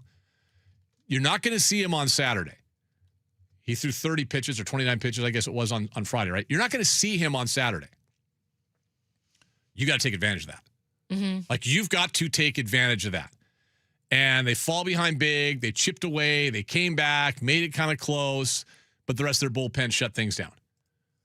That's bad. That's just because he's there. Somebody, was it Joe Sheehan said last week? He asked me, "What's your superpower?" Right? Well, what's the Padres' superpower? It ain't Fernando Tatis this year, right? But it's Mason Miller. Mm-hmm. That's a superpower. And you have a game when you go in there as a team going, all right, if we're close, if we're in this thing, we don't have to see him. That is such a positive, and you can't get it done. And then yesterday, yeah, if it wasn't for the score, he would have been a factor yesterday. But you get 1 hit. You have 1 hit. My aforementioned buddy D, Darren, it's seeing 1 hitter is almost as rare as seeing a no-hitter. Yes, it is. Yes, it is. I didn't look up the numbers, but I'm sure Chris or Nathan can tell us that. Yes, it is. That's almost as rare. So you go into that game, you get 1 hit, and again, you lose all 3, and you only see Miller once. That's not good. That's not good. But here's the good news. You're still only 2 out of the AL West lead. Only 4 teams in the AL are above 500 right now, and none of those teams that are above 500 are in the American League West. Oakland still leads the way. I mean, they are the tallest short person in this AL West and have been all year. They are 500. Texas, I saw Texas above Seattle by a game today, and I thought, God, the Rangers must be surging. No, they're 5-5 in their last 10. No, they're just, again, they're the second tallest short person. So that's what's going on with the AL West. It really, you can sleepwalk your way through this entire season and still win this division. Probably easily win this division. Unless something happens with Texas and they surge, and I'll kind of lean on Chris and Nate for that a little bit. How concerned should we be about the Rangers? We'll talk to Sheehan tomorrow about that as well. But that's the good news. Honestly, as inconsistent as you've been, 4 games below 500, just getting beat by good teams. The only reason your record is really good is because you take advantage of really one of the worst teams in baseball, the Houston Astros. But the good news is you're still right there. So, okay. Bad news is Logan Gilbert, George Kirby both rocked over the weekend. Yeah, that's not great. That's not good, which we'll talk about during the Molly Wop segment. But here's your other good news. Colt Emerson's here, drew a walk, scored a run, got people excited. We wanted to see Colt Emerson up this year, 20-year-old kid. And I thought baseball's cool in this sense. I don't know who he is, don't even care, but whoever the third base umpire is and whoever the third base coach for the Padres is, kind of cool. He goes out there and it's Little League days. So he's got, before he can even take his first warm up throw to first base from Josh Naylor, he's out there. He's got to sign an autograph for the kid and shake hands with the kid and go through all that stuff. And then after he does that, the third base coach comes up from San Diego and you can see him kind of, hey, congratulations, da-da-da. And so did the third base umpire. I thought that was really cool. What a cool moment. You only get one first game in the big leagues and one first at bat. He'll have his first hit soon enough, hopefully tonight. Scored his first run yesterday, on base for the first time. Is he here for the long haul? No one knows. I mean, I know they want him to play, so he's probably got an opportunity to show that he can, be adequate hitting at this level. And if he can, even when Donovan comes back, as Anders was saying, maybe then Donovan goes into the role he's probably more suited for, especially if he's got this issue that's probably going to linger all year with his groin. You go into more of a kind of a super utility role for Donovan. You don't have to play Randy in the left field, which is just an absolute horror show, but you got to have Randy's bat in the lineup because Randy's really good hitting. He's fantastic, but you don't want him out there in the outfield. And maybe Donovan isn't cut out to play third every day. And even though Emerson's your shortstop of the future, maybe he's at third now. So you got a good opportunity. So that's kind of cool. That's fun. That makes it, like a game yesterday that's just kind of a nothing burger. You watch it just because why? Well, it's on at 4 o'clock, and 2, because Emerson's up, and that's cool. So that's good news, bad news. But here's what I did. I had to go check. So I want to make sure I had the colors correct. All right? So here's the homework assignment today. Not even a homework assignment. But I want to hear from you guys. And this can be, and somebody might have done this earlier. Maybe Anders did. I don't even know. But I'll do it my own little way. I love doing this because we started doing this, unfortunately, during the worst of times, which was COVID. Oh gosh, yeah. And this is also, we're coming into forest fire season, which is no laughing matter and sucks. And we had a dry winter. Treacherous, yes. Yeah, we had a dry winter and all those things. Sure, didn't have a dry Saturday, but we had a dry winter. So I color coded the old concern level for the Mariners. Where are you? Okay. At 49451. Your concern level for the Mariners. Green, that's low level. Yellow, an elevated condition. This is actually Homeland Security stuff, so a little bit different. Okay. Orange, harsh condition representing a high risk. Red, severe condition, severe risk. Fire ban. Yeah. Yeah. So what's your concern level for this baseball team that's 4 games under 500 right now? And I'm just talking big picture. And I think you have to go with the context of the following. They are a team that was on the cusp, 8 outs away, all blah, blah, blah, of going to their first ever World Series last year. They won the AL West. They were an elite baseball team that was right there. Probably should have, could have been in the World Series for the first time. So the expectations this year are high. Mm-hmm. So I'm not even talking about your concern level to win the AL West. I'm just talking about based on what your expectations are or were as a fan. So whatever your expectations were as a fan, what's your risk level? Green, yellow, orange, or red? I'm not take the AL West out for a second because I still think they're going to win that. But based on your assumption that this is a playoff team already and you had high expectations with what you've seen now through 48 games? With what you've seen through 48 games, just about coming up on 30% of the season. Mm-hmm. What's your concern level? Green, yellow, orange, or red? 49451, or also send a talk back as well. What's your concern level? I'll give you mine later this hour. We'll get to that. Coming up next, let's talk a little NFL schedule. Didn't get a chance to talk much about that since I was gone. I said didn't get a chance to talk about it much at all because I wasn't here. Good for you. Yes, we'll do that coming up next.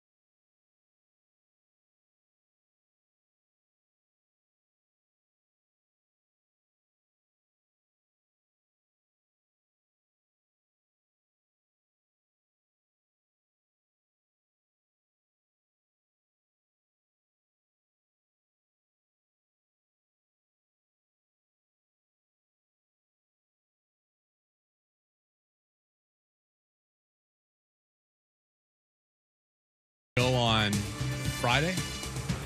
It was quite long. We did do a lot on the NFL schedule. I will say that. But it wasn't the entire When did it come? show. It came out before 5.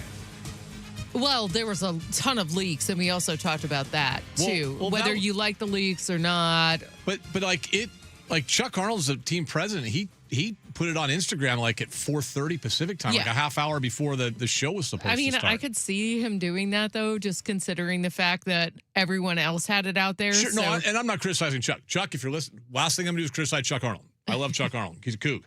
And the president of the Super Bowl champions. But no, I thought it was like, why even bother with this stupid show they do? Money, like, why dude, money. But by the time the show comes on, and I think it's on the NFL Network, right? Yeah, it is. Well, which is owned by ESPN now. So. But if you have, I don't have the phaser in front of me. Oh, there it is. I think I do believe that the NFL Network is still blacked out on like Comcast across the country. Oh. Because I had this argument with a friend. He's like, I can't believe the NFL Network's not on. And I'm like, well, what are you watching right now? It's flipping May, man. And he's like, well, of course you're watching the. Do you have to go to ESPN? I think they now? have a daily show, right? NFL Network does, like in the morning. Well, they have a morning one. Yeah. Yes. All right. So let me see. I'm just going to see if it's still on. NFL. Nope. This channel is unavailable. Our contract with the owner of this channel has ended. As a result, the channel is currently unavailable through Xfinity. Scan the QR code and tell your. Whatever. Well, they got bought by ESPN. Well, but that's part of the reason. But the other reason, I mean, the NFL Network right now is not on Xfinity. That's my point. It's like, why even bother having this show? Like, good chunk of the country can't watch it. By the time the show comes on, everyone's already leaked out the schedule. And the NFL, if they didn't want it leaked, they can easily not leak it. Yes. That's very doable. That's where all the sources come from. Well, it's from insiders there. A good example is this. The March Madness comes out.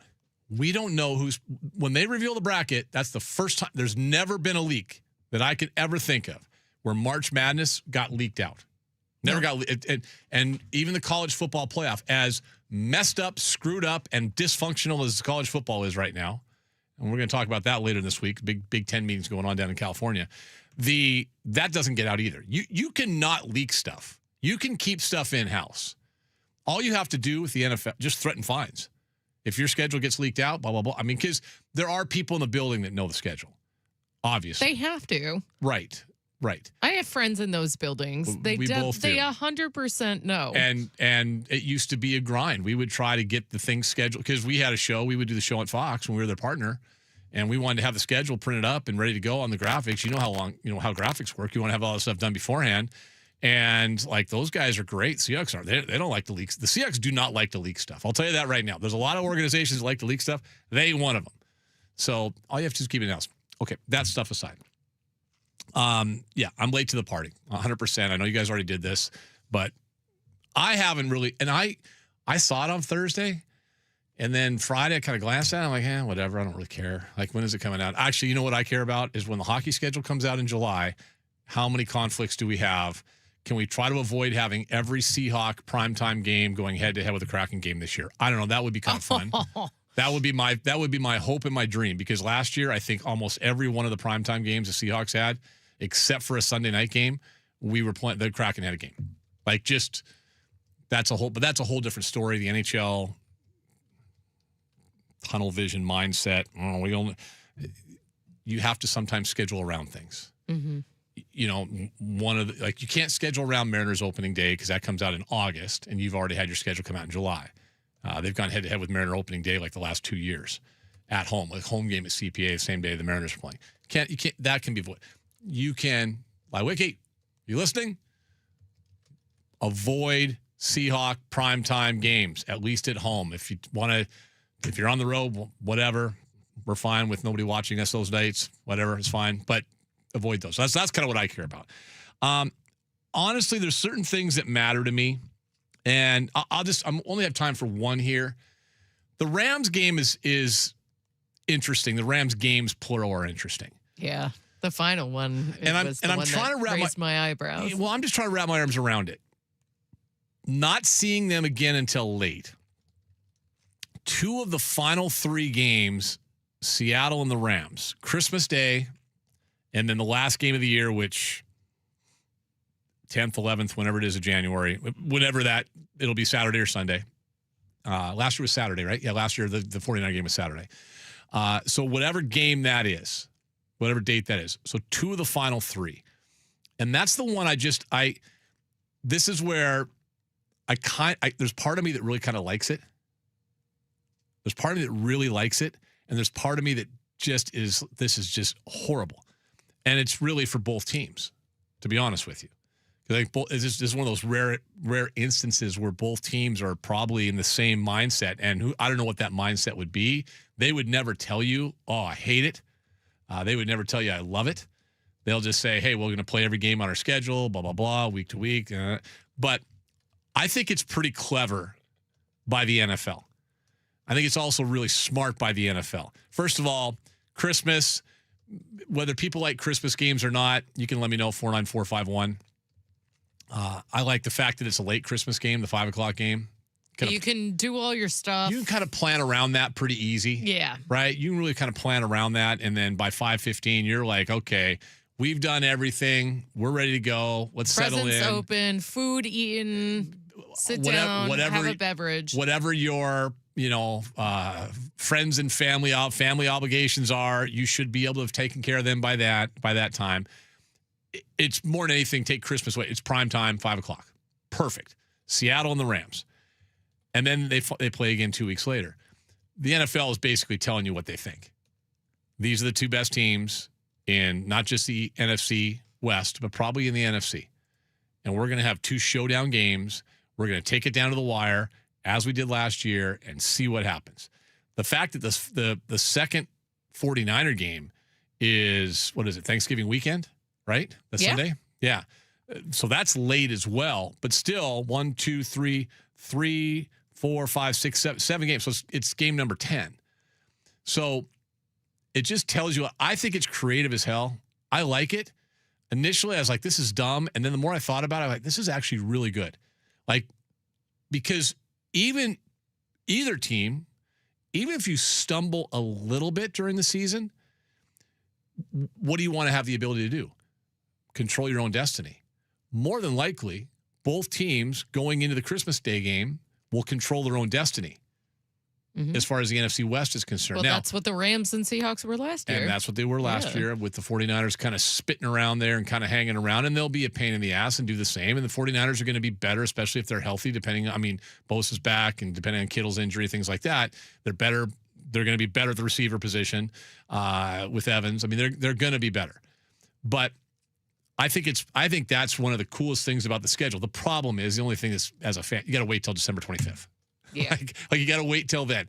That's the marquee, here we are game. And then, it turns into an absolute flat out must win for Seattle. Like, Christmas Day becomes stressful. Mm-hmm. If you like that, great. If you don't, understandable. But Christmas Day becomes really stressful for Seahawks and Seahawk fans. But if you win that one, man, you're in good shape. Except for one little thing, and I'll get into that later on today, because there is part of the schedule that is just, I think, I don't know what it is. I think we get the middle finger here a lot of times by the NFL, and I'll explain that a little bit later. Oh, yeah, we're Southeast Alaska. Come on. Didn't script, but good segue. Because I'm going to touch it on something last night. You were at the game last night, right? Yeah. Okay. There was something on the broadcast last night that I don't really get mad too often at other broadcasters. I did last night. And it has to do with what you just said. We'll talk about that next.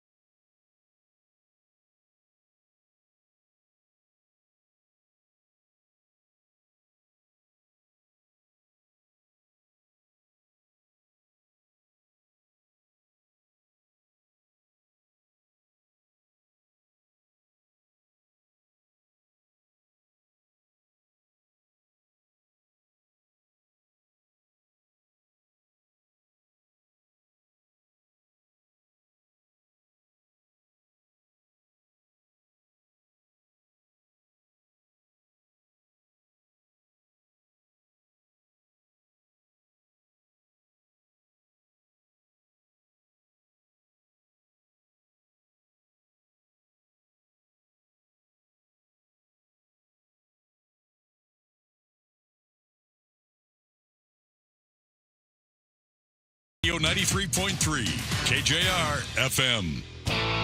All right, welcome back.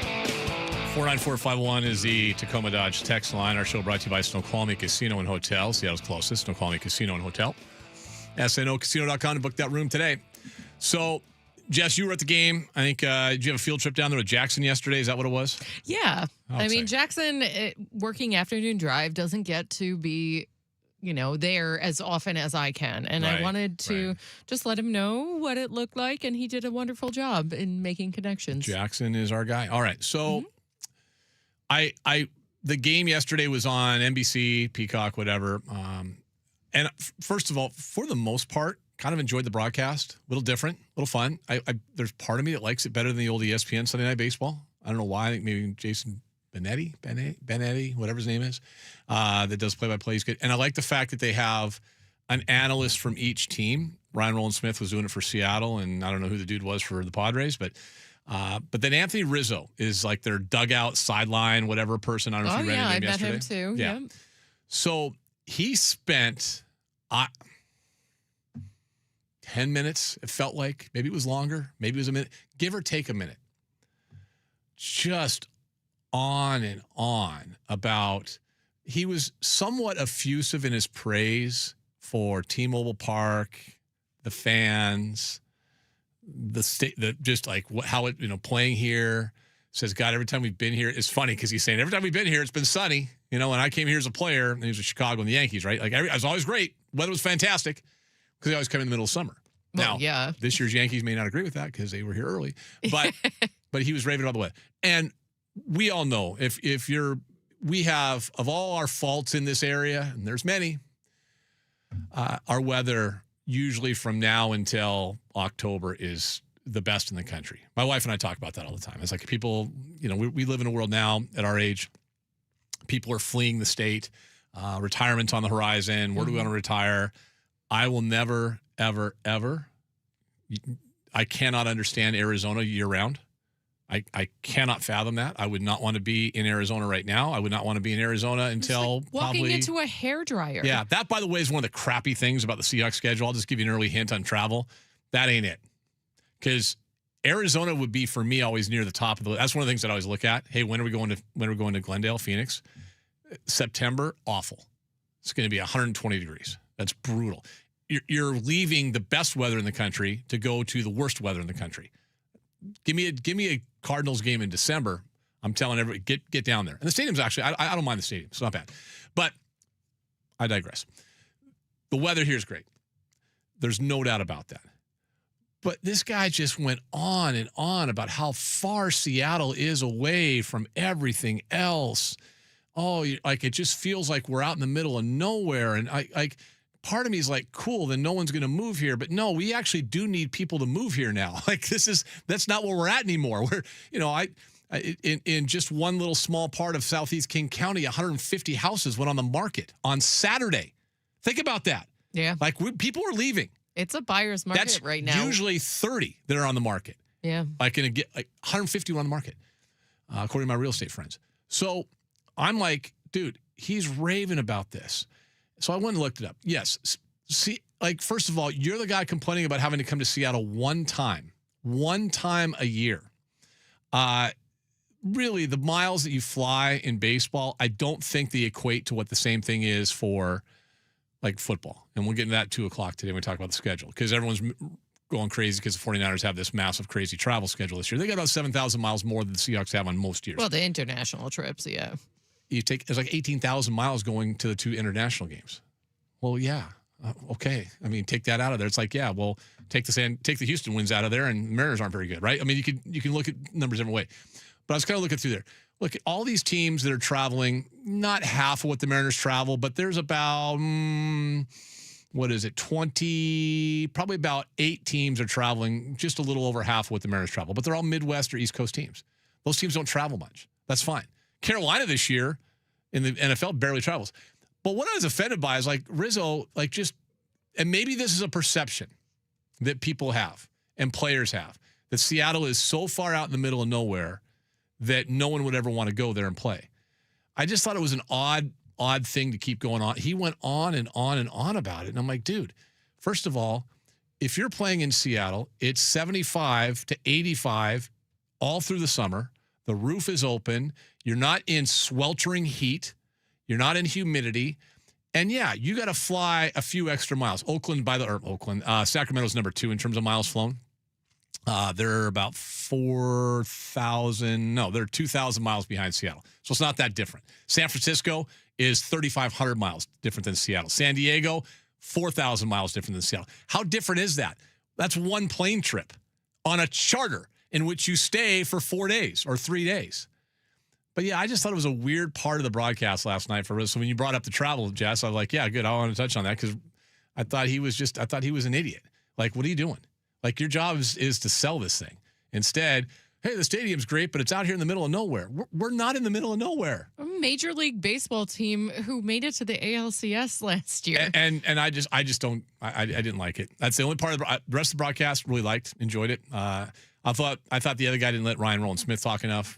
We had way too much. But you know what? When your team's giving up hits and your starter's getting ripped apart and you only had one hit, I guess there's only so much that the hyphen could say, right? At that point in time, outside of Cole, they kind of almost stepped on the Colt Emerson at bat, which I didn't like. But anyway, good stuff all the way around. I like Sunday Night Baseball a lot better now than I did on ESPN. I'll wrap it up with that. Outside of Rizzo, I don't need him telling me that our place, give me the ill effects of being in Seattle. I think Seattle's great. Summertime is awesome. To me, it's one of the best. It should be one of the best destinations for a free agent. And just when you look at the bigger picture, there's no marine layer here. That stuff needs to stop. Now, the batting eye is something. I'll have to ask a player. Next time you talk to a player, Jess, when you're down there, ask him about the 4 or 5 o'clock starts and how that batter eye comes into play. Because they did talk about that yesterday being a factor. Yeah, it does make a difference. It didn't affect Sweeney. Right? I will. I'll be down there soon. It certainly did not seem to affect the Padres, the whatever the batter eye was and whatever issues they were having. That did not seem to matter at all to them. All right. We'll take a break. We'll come back. We're checking in with the Mollywop guys. We didn't have them on. We didn't have them together last week because Nathan was unavailable, speaking of real estate.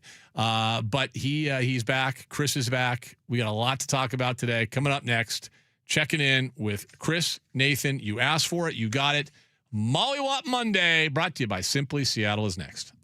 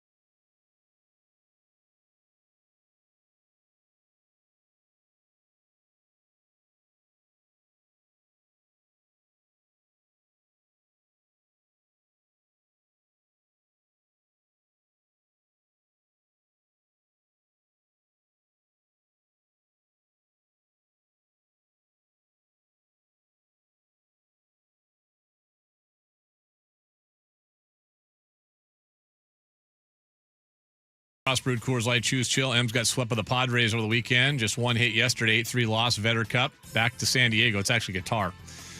Cool. They're now 2 games out of first place behind the A's. Game behind the Rangers, who are in second. 20-year-old Colt Emerson, number 1 prospect for the team, made his debut at third base. Oh, we'll get into that coming up in a second. Yes. Molly Whoppers are standing by. Mariners get back to it tonight, 6:40. They host the White Sox, who are no longer awful. By the way, we found that out actually a couple weeks ago that the White Sox are not bad anymore.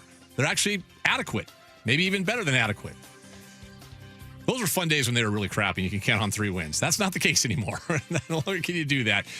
6:40 first pitch. Caitlin Clark Fever beat the Storm yesterday, 89-78. She just missed out on a triple-double. Aaron Rai, first English-born golfer in more than 100 years to win the PGA Championship. He's a very cool story. Well, I'm going to hit on that before we're all said and done today because why it's cool. He is not your typical golfer, country club snob by any means. Kind of a fun guy to win it. NFL, Nashville, going to host the Super Bowl 64 in 2030. New stadium coming into play there. Aaron Rodgers, no surprise, signs a 1-year deal with the Steelers. Yay. Canadians, Sabres, Game 7 tonight. Face off at 4:30 in Buffalo. Golden Knights and Avalanche. Game 1 of the conference finals, 5 o'clock on Wednesday. Conference finals in the NBA start tonight. The Pukes in Oklahoma City hosting the Spurs, 5:30. Knicks host the Cavs. Eastern Conference finals tomorrow. Cavs upset Detroit. I don't even know if it's an upset. I mean, boat raced them by 100 yesterday in Detroit. Here we go. It's Monday, and that means one thing. It's time to mollywop. Uncensored, unscripted, and filled with the passion that all Mariners fans can relate to. And brought to you by the company that's all about Seattle sports. Simply Seattle. Visit simplyseattle.com for the best Mariners gear. Now with the Mollywop boys, Nathan Bishop and Chris Crawford. With My Oh Why, here's Ian Furness. All right, we're Mollywop. Jess, are we on the YouTube today? We are indeed. But we don't see them, right? We can't, no. We haven't figured that out yet? Okay. No, we will. Are you watching the YouTube? Yes. Tell me if you can see this. Can they see it? I want people to see this. Can they see that? They should be able to. Yes. You see that? Yep, that is on there. That's what a Mollywop Monday looks like visually, people. That's what it looks like visually. Just someday we'll have the technology to actually do this. There's a thing called StreamYard out there, Chris, I think. Is that right? Oh, I've heard it's good. I've heard that it's pretty much way better than this stupid program. I think the Zoomage that we're doing right now. Yeah, I've heard that too. Yeah, I've heard that too. We'll figure it out someday. But in the meantime, that's a little glimpse for the folks on the YouTube. That's what it looks like when we talk. We like to look at each other, have a good conversation. Unlike last week, in which the role of Nathan Bishop was being played by Anderson Hurst, they're both here today, which is a good thing. Because I just checked mentions and texts and listeners and friends, and after the weekend, it's amazing what happens. If things are really good, I hear, hey, can't wait for Mollywop. If things are really bad, can't wait for Mollywop. A 2-in-1 weekend or something like that, we just do our show and get on with it. But there are times when the people need to hear from Chris and Nate, and today is one of those days. There's a lot to get to, fellas, a lot to get to. Chris, I'm going to start with you because you didn't stiff us last week. By the way, for people that saw this on the Pard Juice, what's the name on the Zoom thing today? Pard Juice. He played a couple of seasons for the Red Wings and for the Islanders. He was around for a long time. He played in the World Cup for Sweden as like a 41-year-old or something like that. But it's a name that has stuck with me forever and ever. Amen. I do like that though because I guess probably Chris you do because you're more of a base or a hockey guy. The whole situation with ESPN not able to pronounce half the names of the Buffalo Sabres. The fact that you can pronounce Parjuice is something else. I'll give you all that. So thank you, buddy. Ukko-Pekka Luukkonen expected to start tonight. We'll see how it's pronounced on TV. We'll all be watching CBC. Edzo's not doing the game and John's not doing the game to ESPN, so I'll watch that. All right, we'll start with you, Chris. Parjuice, what do you got? So how crazy is it that the Mariners win 3 out of 4 against the Houston Astros and no one gives a crap, right? Like how crazy is it that you What world are we living in, sir? I know. It's a backwards place, and I'm just devastated like you that the Eddie Vedder Cup isn't going to stay in Seattle. By the way, with an English golfer winning that tournament, I wonder if we could have a English team win another big tournament coming up. Probably not. I was incredibly frustrated. Doesn't even begin to describe it this weekend. And unfortunately, in my Mile Y recap, I did drop the F-bomb, and I'll do my best not to do it here. Now, I can definitely control myself on this one because of the threats from Ian are pretty harsh. You're also an experienced player in the depth system here at KJR. You know, isn't it weird? Just real fast, isn't it weird how like this happens and you just turn that off? It's crazy. Yeah, it is really weird. I mean, really weird. You've hosted enough time.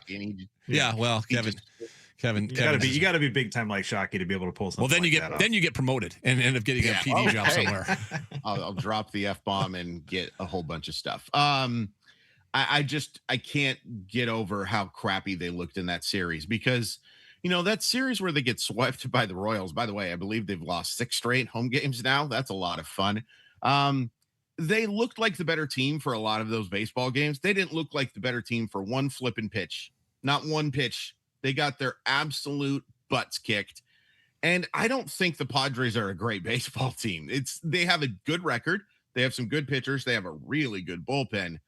But, getting beat by Gavin Sheets and Miguel Andujar and Ty France, the ghost of Ty France, kicking your butt, that's just you being a bad baseball team right now. And I keep saying that it's not predictive stuff. Well, at some point it is. And we're 30% through the season. And through 30% of the season, when you are not playing AAA Round Rock or whatever, they're Sugarland. I'm sorry, the Sugarland Space Cowboys. When you're not playing the AAA Sugarland team that is the Houston Astros, you've looked like dog crap. You've been awful. You've been a bad baseball team. And at some point, you have to wonder, when is it going to change? When are they going to be willing to make the necessary changes? Now, you saw one of them. You saw Colt Emerson come up. Of course, it comes with an injury, and I'm sure we'll talk a lot about that. By the way, Ian, absolutely your fault for making fun of load management. And then the next thing we see is the Mariners bench Donovan for load management and put him on the injured list. Absolutely shame on you. Mm-hmm. I take full responsibility. Thank you.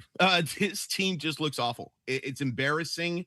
It is 22-26 doesn't even begin to describe how bad this team has looked over the first 30%. And I'm pretty pissed off. Nathan. Yeah, I feel like a lot of the normal fury that I would have directed at this team and the people that put it together over the course of the season has been muted by just kind of being exhausted with their whole deal, and also just how bad the American League has been overall has really muted their expectation. I mean, my ability to be upset with them, but Chris is right. Outside of playing the Houston Astros, this team, and I really feel like we need to be honest, but this is supposed to be the American League we knew was going to be bad. The Mariners were supposed to feast upon that. They were supposed to be a class above all of this wreck that they're currently mired in. Outside of the Houston Astros, this team is 15-25 against all other competition. And to be honest, they haven't played that many great teams. They've lost series to a lot of mediocre baseball teams that, frankly, I think that they're more talented than. Mm-hmm. And it's really, really, really annoying to watch day in and day out. And I feel like they're losing in games where they just get outplayed, but I feel like this team feels like it's underplaying its talent level. And I know that they have injuries in ways that they haven't necessarily had in the past couple of years, and that takes a toll. But every baseball team has injuries. Every baseball team has stuff that goes wrong. And this team's inability to win close games, this team's inability to manage its roster, where we keep ending up with Mason Miller facing Rob Refsnyder in the 9th inning. I know it doesn't matter who faces Mason Miller. I get it. But Rob Refsnyder is here to hit left-handed pitchers, and he's facing the best relief pitcher who's right-handed alive with the game on the line in the 9th inning. This kind of stuff keeps happening, and those things are adding up. And this season, if this were any other baseball season, the Mariners would be 3 games out of wild card 3 and 8.5 games out of first place. And that is frankly what their play deserves. And instead, we get to sit around here and say that they're 2 games out of first place because the American League West is the 2010 NFC West. And, great. That means that nothing has been eliminated from their ability to do it. But as a product, as somebody who likes baseball and wants the Mariners to win, this sucks to watch every single day. It just sucks. I hate it. Yeah, I well, listen, I mean, basically it's last year's NFC South, right? 8 and 9. wins the division through a tiebreaker with Carolina. I want to. All right, let's just rip the Band-Aid off. Let's just go down the road right now. Does everybody want? I mean, this is the topic. This is everyone in town is talking about this. I was looking at a show recap email this morning. I'm going to call it up right now just so I have it. I want to make sure this is what was sent this morning by Ashley Ryan, wrapping up the morning show. We have a team filled with injuries, playing bad baseball, and managed by a bad manager right now. So I'm assuming that's what Chuck said. Bad manager. The Band-Aid we're ripping off is that. We really, and I think in fairness to you two, who people do look to every Monday and say, you know, if anybody in this town is going to be honest and critical when needed, I give you guys credit. It's you. You guys aren't working for the flagship. You call it as you see it. And we joke about it with Nathan all the time. And Nathan is Nathan. We love you for that. But you do say, when things are good, you say it. When things are bad, Chris, who does a lot of this for a living, you're usually tempered in your criticism, but thoughtful as well. We have avoided, I really think, and we've avoided the Dan Wilson topic. We haven't gone down that road. We really haven't thrown stones at that house, that glass house, a lot. Not this year, at least. Last time was probably after a certain game in Toronto in October. We'll forget about that. So, Chris, let's go down that road right now. How culpable or how much of a problem is the manager, or is he? He's definitely a problem. How much of a problem he is subjective, of course, because Dan Wilson isn't Rob Refsnyder. Dan Wilson isn't Connor Joe. Dan Wilson isn't Mitch Garver. He isn't Leo Rivas. He isn't the guy who has put those players on the roster. But this is what I came back to, and I always come back to this anytime a team makes a managerial change or any type of coaching change in any sport. Is Dan Wilson making the Mariners better? Because if Dan Wilson is making the Mariners better, this team sucks out loud. Like, it's a really, really bad roster. And then you got to talk about making wholesale changes. No, I don't think that this is a really bad roster. I don't think that Dan Wilson has made the Seattle Mariners better even a smidgen. Now, if you want to argue that what he's doing in the clubhouse, that's so hard to judge because I'm not in there. Nobody's in there. Jerry and Justin are in there, so they have a little bit of an idea, but that's really hard to prove, and it's really hard to prove that a new guy can't do the same thing as well. But the in-game decision-making, and Sunday really frustrated me because I saw a lethargic baseball team. I saw a baseball team that looked like that loss didn't really bug them, and that's really frustrating because it should have. This should have been you got to get this W. You got to start, getting some home wins. You got to at least salvage something here. And they looked lethargic, and that's at least a little bit on the manager. Is it on the 26 players too? Of course. But to answer your question, Dan Wilson is definitely culpable. And Dan Wilson, these are the same issues that we saw when he took over in 2024, for a lot of 2025, and so far in 2026 for sure. If you could argue it's actually gotten worse. So I don't think that they're willing to make a change. I think that Dan Wilson's popularity in the city and with the organization makes this an even more difficult thing. But I'll just be honest with you right now. I had a night to sleep on it. I recorded my video at 12:30 in the morning because I wanted to take as much time as possible before I ended up recording. Yeah, I think I would make the change. I think I would make the decision right now. I probably would have made it after Game 7, to be honest with you. But I would absolutely consider making a managerial change because Dan Wilson is not making the Seattle Mariners better, and that's all I care about. I don't care about him managing the clubhouse. I don't care about the relationships he has with the players. That's important. I believe a new manager can do the same gosh damn thing. Dan Wilson is not making the Seattle Mariners better, and the Mariners need to look at that and decide whether that's good enough. And I can't imagine how you'd say that's good enough. I'm going to come back to something you said in there, but Nathan, I'll let you have your say because I want to circle back in just in a heartbeat. But Dan Wilson. Well, there's 6-11 in one-run games. His predecessor was incredibly good in one-run games for over a decade.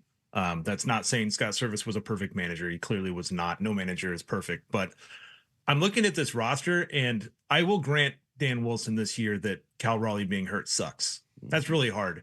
As much of a negative as that is, I would say that Cal Raleigh deciding to have the greatest season in the history of Major League Baseball for a catcher probably maybe obscured some of Dan's weaknesses last year. And having a catcher hit 60 home runs makes you look pretty smart when you're riding the lineup every single day. I don't see the stuff that's happening on this roster right now that makes me think that Dan is dealing with some sort of toxic, unmanageable group of guys. Like, I see so many things going right for this team on individual levels. Luke Raley's having a great season. Randy Arozarena has been fantastic. Julio Rodriguez is off to one of his best starts. Josh Naylor, after a slow start, is just Josh Naylor again. Cole Young has been promising. Donovan's been fine when he's been healthy. JP Crawford is the worst shortstop in Major League Baseball, but he gets on base like an absolute stud and has been one of their more useful bats. Like, those things should add up to wins. And you couple it with a rotation that has not been elite. It has not been 2023, 2024. It's still been one of the better and probably the deepest rotation in all of Major League Baseball. You still have Andres Munoz back there to slam the door on close games, and you're 6-11 in one-run games, and you're 15-25 against everybody except the worst freaking rotation I've ever seen in my life in the Houston Astros. Dude, they are adding 5 + 5 and making it 7. And I don't know if that's not the manager's fault. I don't know what is the manager's fault. When can I criticize the manager if I am watching this team underperform and just not being able to string together wins, making the same stupid decisions?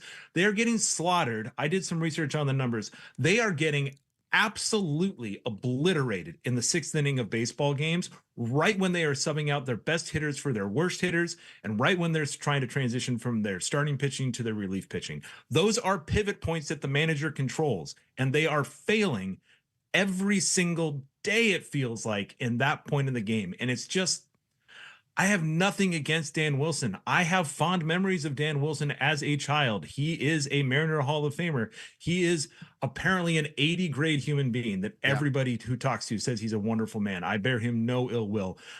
The process through which he was hired, the fact that there was apparently no vetting of any kind or any sort of search before he was hired, coupled with the obvious struggles there, and I come from somebody that's never managed in baseball before, and seeing it play out like this at what is at least the best championship window this organization has had in 25 years, if not ever.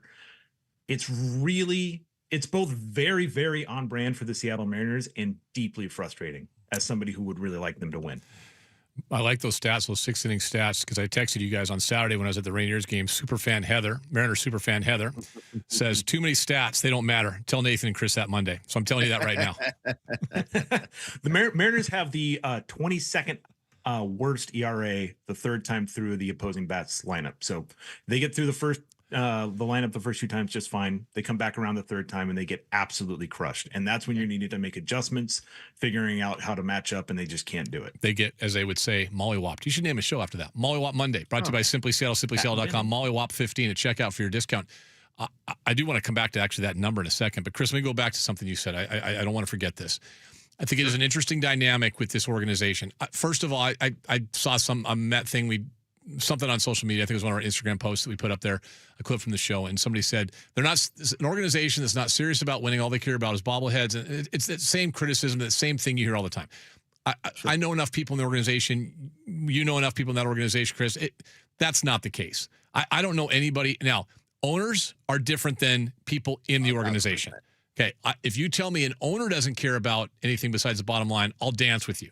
But whether it's the guy on the business side who does care about the bottom line, Kevin Martinez, or whether it's Justin Jerry and anybody else, they care about winning. Like, they care about winning. So don't ever tell me they don't care about winning. No. But here's the problem with that. At some point, you have to make tough decisions. Mm-hmm. And you mentioned the popularity of Dan Wilson. Do you think if this man, this is a very hypothetical, and I put you in a bad situation, but if the manager's was Jeff Johnson, who worked in the Cardinals organization and was a AAA manager for Sugarland a couple of years ago, and now is the Mariners manager, and he had the same Game 7 Bizzardo decision and everything else that Dan Wilson did, do you think it would be an easier decision? I think so. Of course, Jeff Johnson or Parjus or whoever the heck they hired wouldn't have gotten hired in the first place in that situation. So it'd be a lot easier because, the vetting process just didn't work. I think the ultimate thing here, and this is not meant to be a huge shot at the organization, I think the problem is that making this decision it's asking an awful lot of the sustainability of Jerry Dipoto and Justin Hollander if you make that change. Because if you make that change and then it doesn't work, you're really putting stuff on the line now, because he is a popular guy in that clubhouse. I'm not in there, but I've talked to enough people to know that the players like Dan Wilson. So if this doesn't work, you're talking about a lot of stuff. But to answer your question, absolutely 1,000%. If this is just Joe Q interim who is managing the Seattle Mariners, I think this decision's a hell of a lot easier. It's interesting you bring up the popularity, and that was the criticism of Service, right? That was the Service criticism. He lost the clubhouse.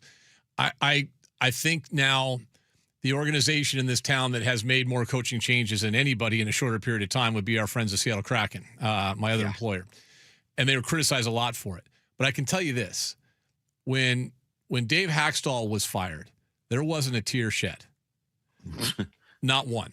By anybody. In the locker room, in the organization, in the front office, selling tickets, nobody was shedding a tear. When Dan Bilesman was let go, it was a different feeling, but it was the same. Like, yeah, this guy's over his skis, doesn't know what he's doing. It's not 15 years ago when he had Sidney and the rest of the crew in Pittsburgh and won a Stanley Cup. It's this players did not worry about that. So that brings us to Dan Wilson, Nate. If that's the case, which I believe it is, what Chris said, and everyone that's in there at the clubhouse that tells us this, those guys got to pick it up. Because if this is a guy you really want, well, prove it, Nathan. Prove it.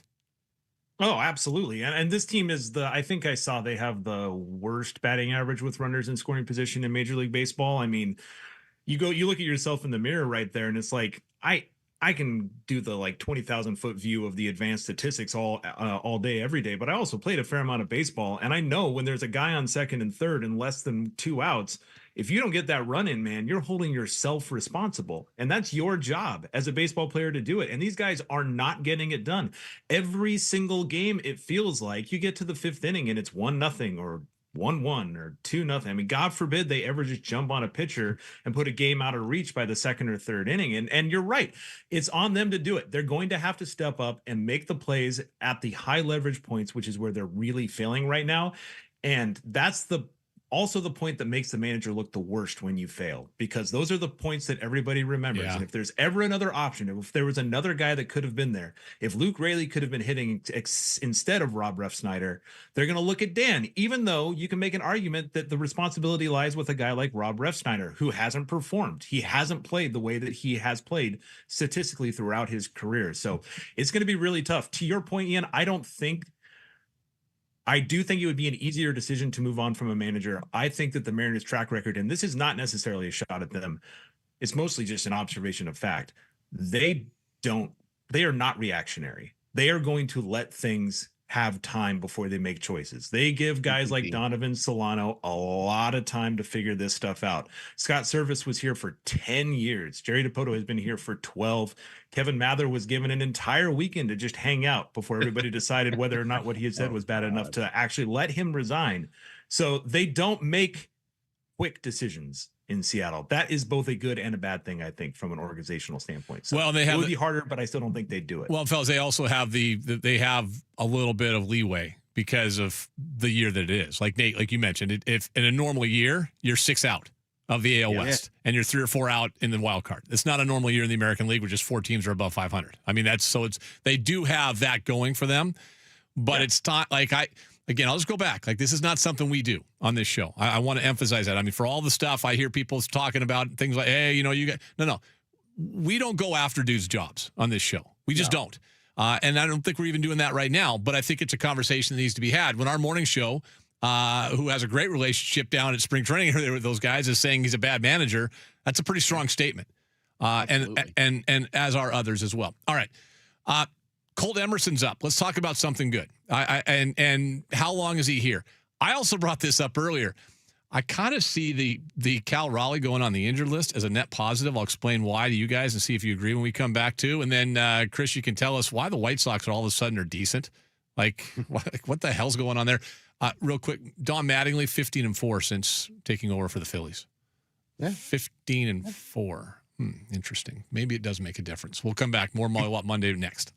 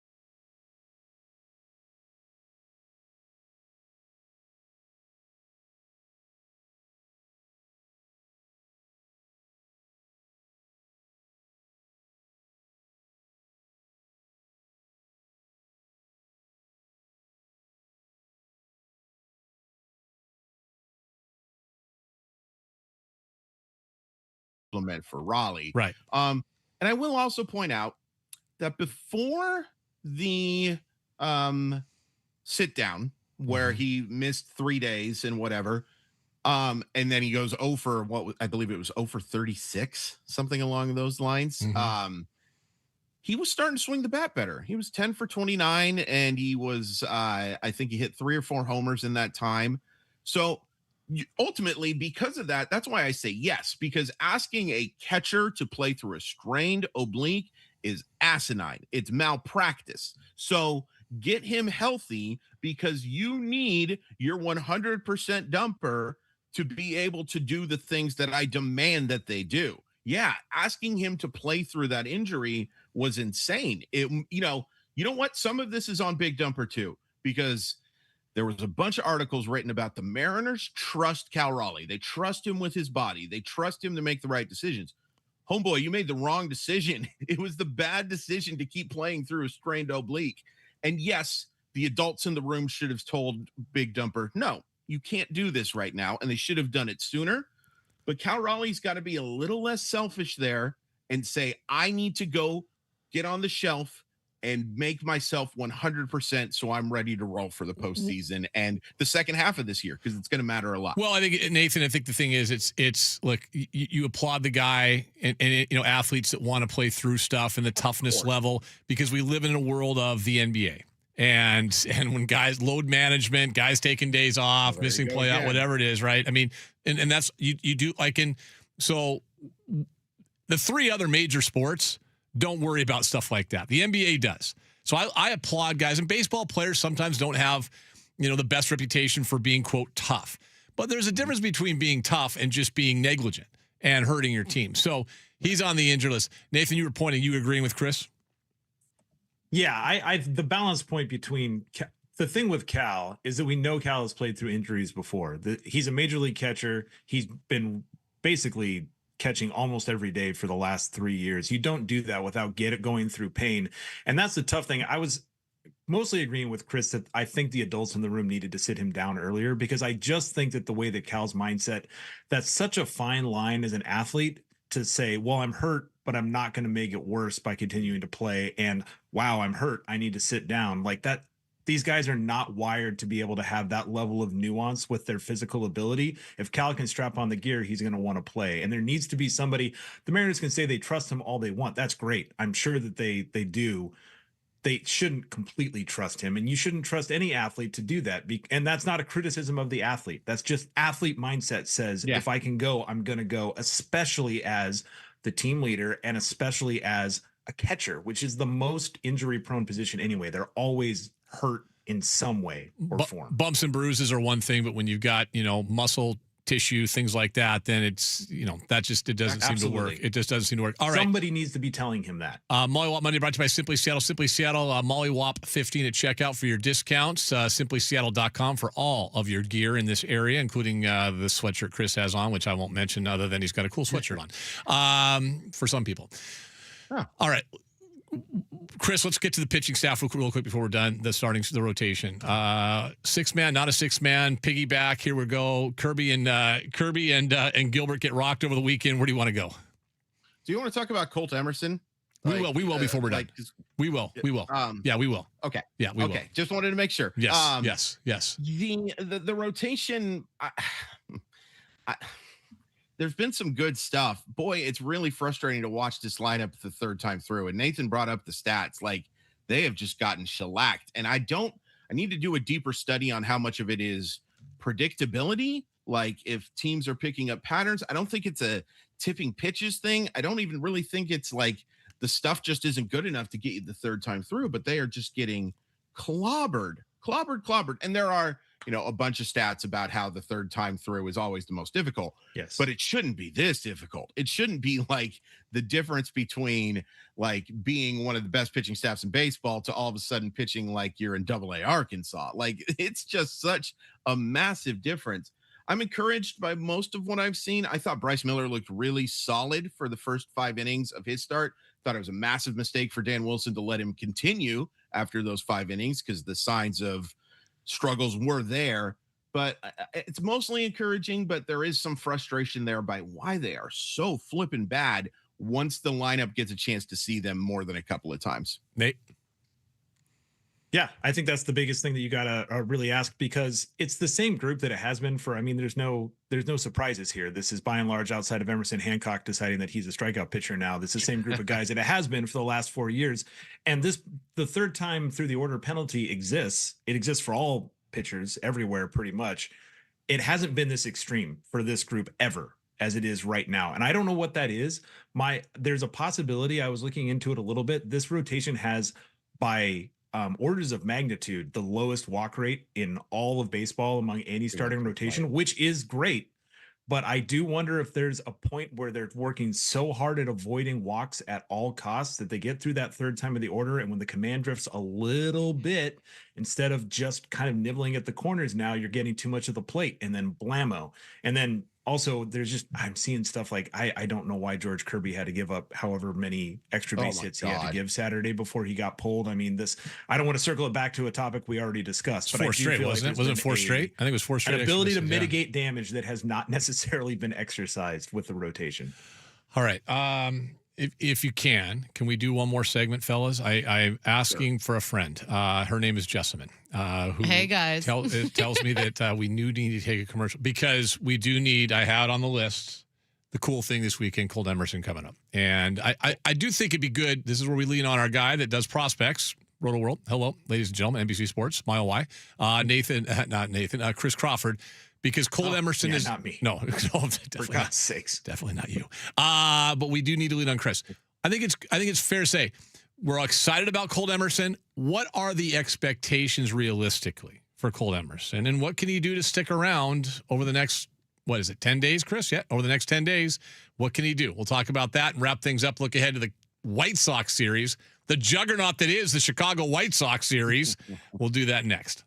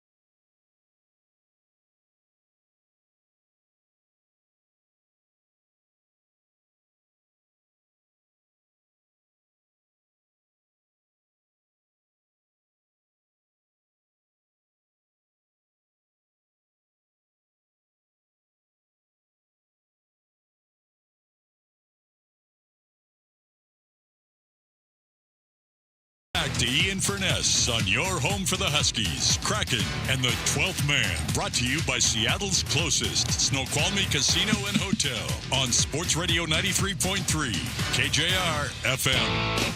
All right, I apologize to the guys for keeping it around for the whole hour, but I do. This is when I'm getting texts from people that are.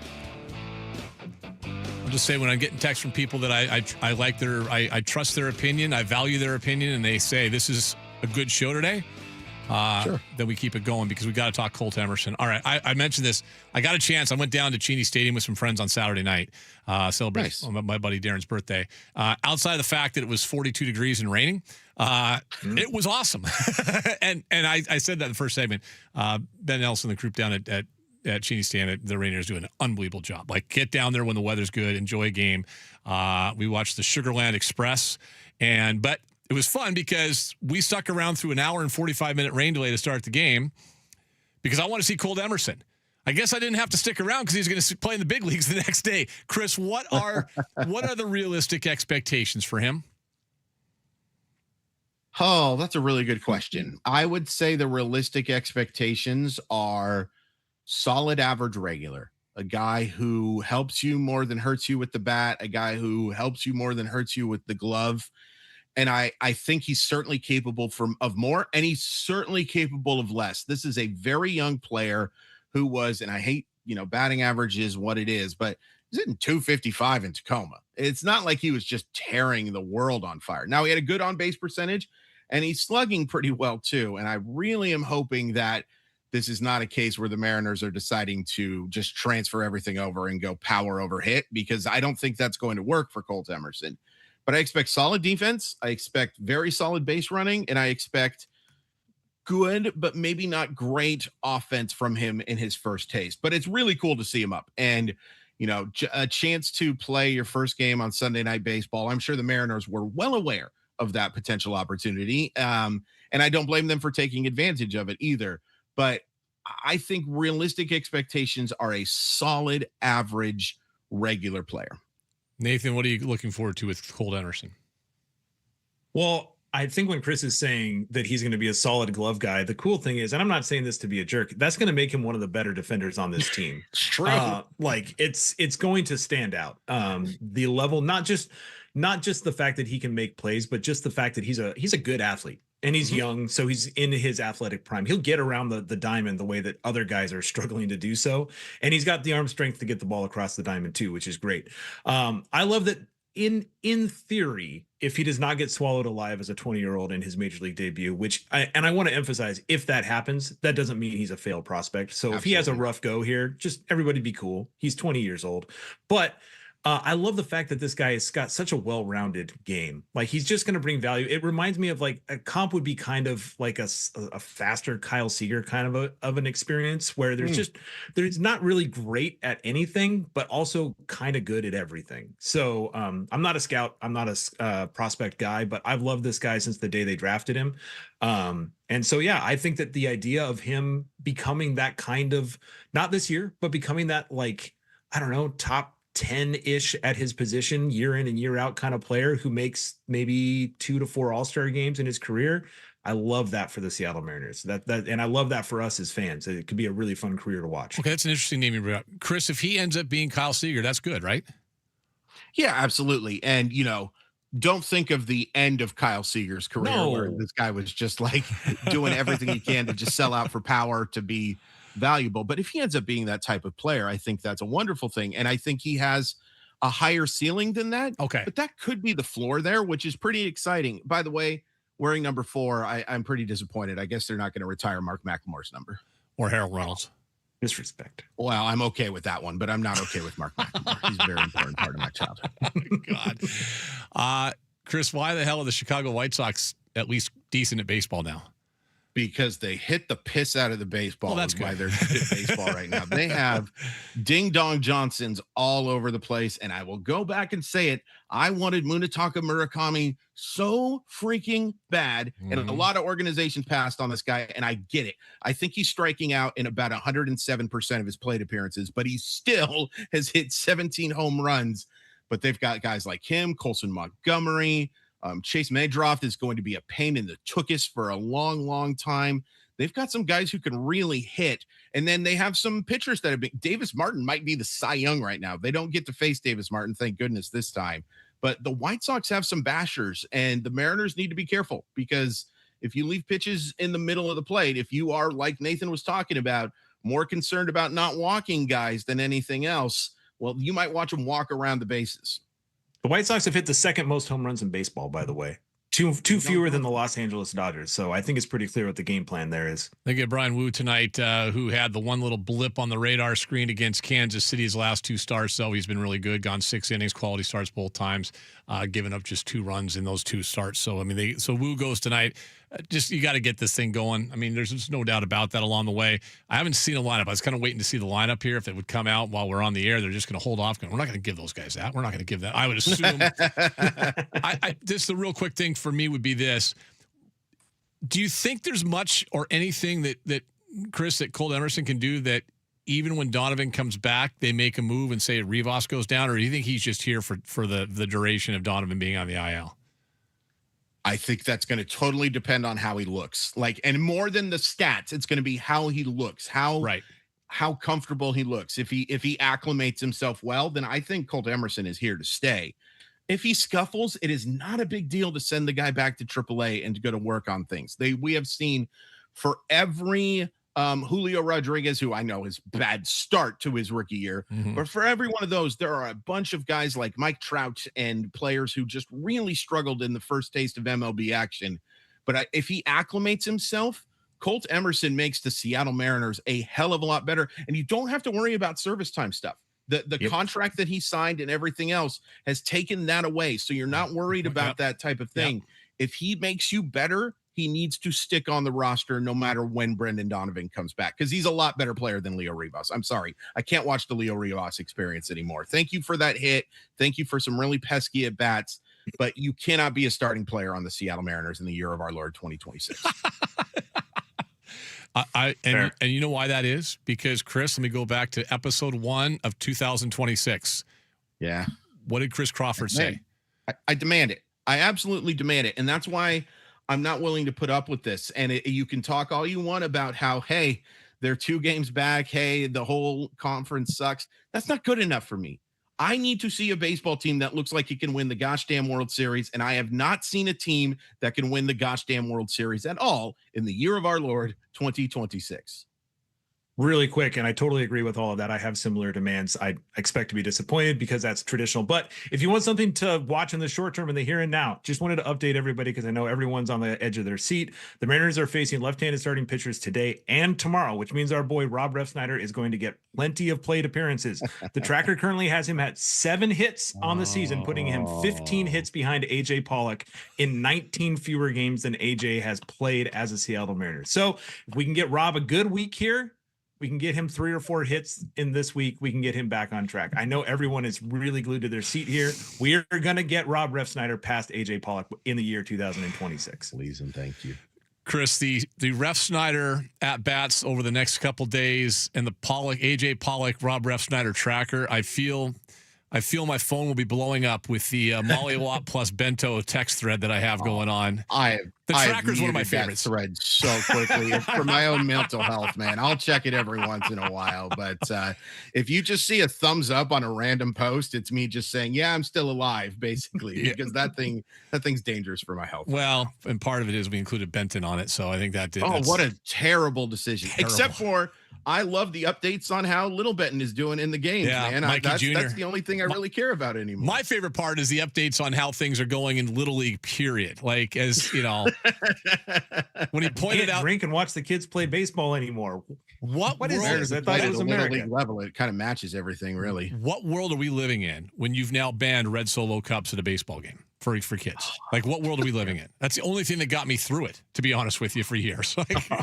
See, R.I.P. Toby Keith. You can he's definitely looking down on this. Listen, right now. Man, you can be responsible. Just go sit in the outfield, have your red Solo cup, do your thing, away you go. Yeah. Apparently, one bad apple ruins it for everyone. Well, let's remember he's in Snohomish County. All right. Yeah. Let's just remember that he's up in Snohomish. He's up in Snohomish. I get it now. Does it make more sense? Kind of connect the dots. Okay. Mm-hmm. Chris, 6 games this week, 3 White Sox, 3 Royals. What do they need to do? 4-2. They got to have a winning week. They have to start putting together some winning weeks. I hate that they play the Royals so freaking much because those games are never normal. And with the way this season is going, there's going to be like a 19-18 game that they win or lose. That just sends me to my grave. And I leave my card collection to Nathan is all I can say. Is like, this is just going to be such a disastrous week, I feel like. But you got to go 4-2. You got to have winning weeks. The Royals are the last place team in the Central. They're only a game and a half behind Seattle right now. It's bonkers.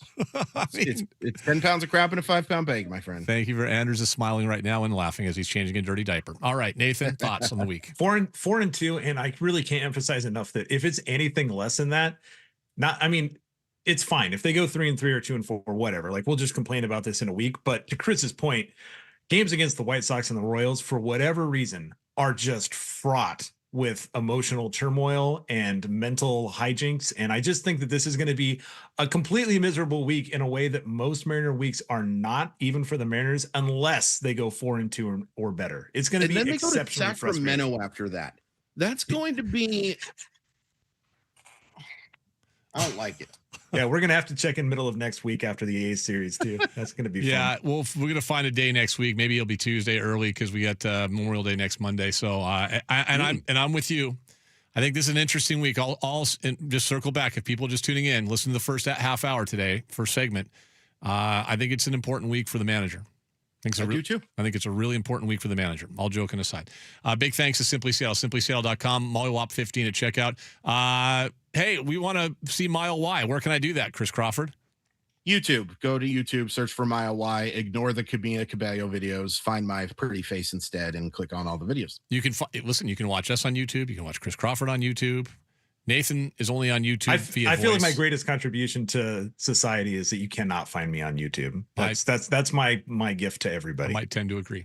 All right. Well, we love you guys both. Thank you so much. We'll talk to you next week. That's Nathan. That's Chris. It's Molly Wap Monday. Remember, as Heather said, stats don't matter. So we'll continue that theme as well. We'll come back, talk a little more Seahawks schedule since I get a chance to do that. Coming up next.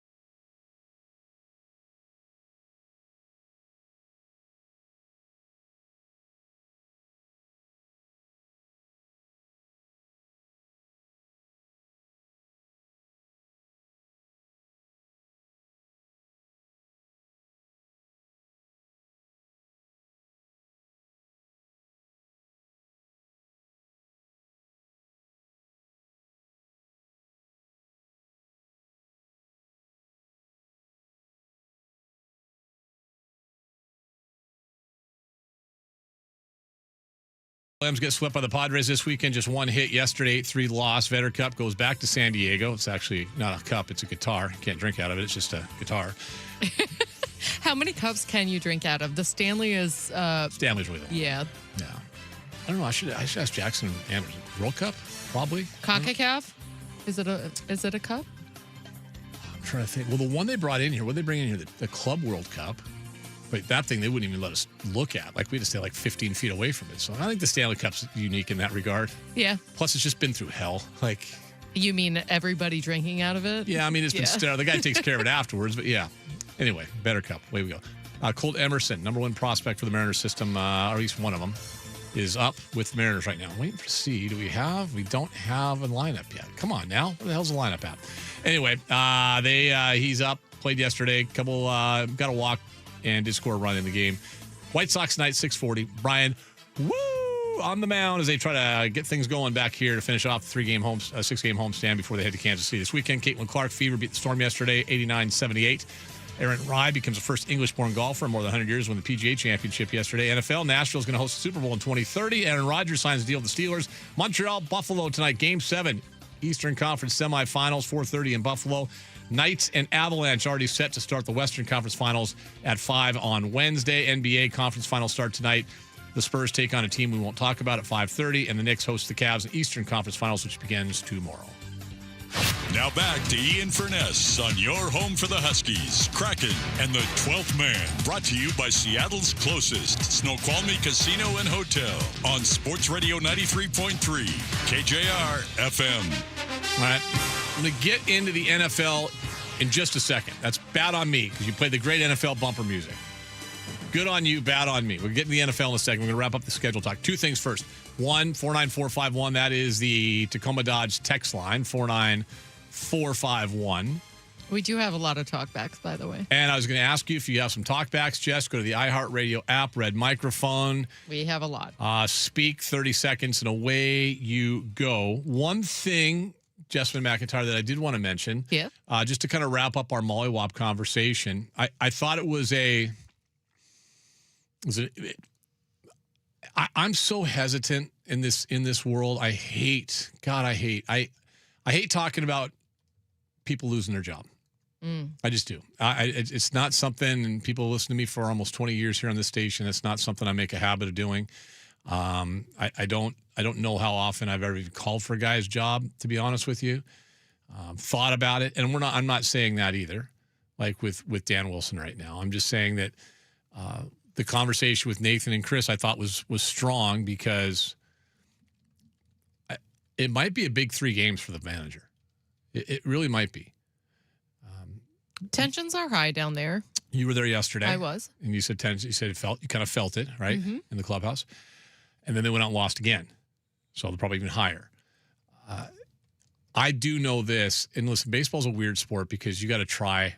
You try hard anyway. Like, you don't want to ever have a bad at-bat. It's not like in basketball where, I just had a 5-minute stint out there. I didn't really give it all, especially on the defensive end, or hockey where I had a couple bad shifts and just, got outworked, lost a couple one-on-one battles, what have you. Baseball is a little different that way. It's so individual. So individual. I tried to get to that ball. I physically couldn't get there.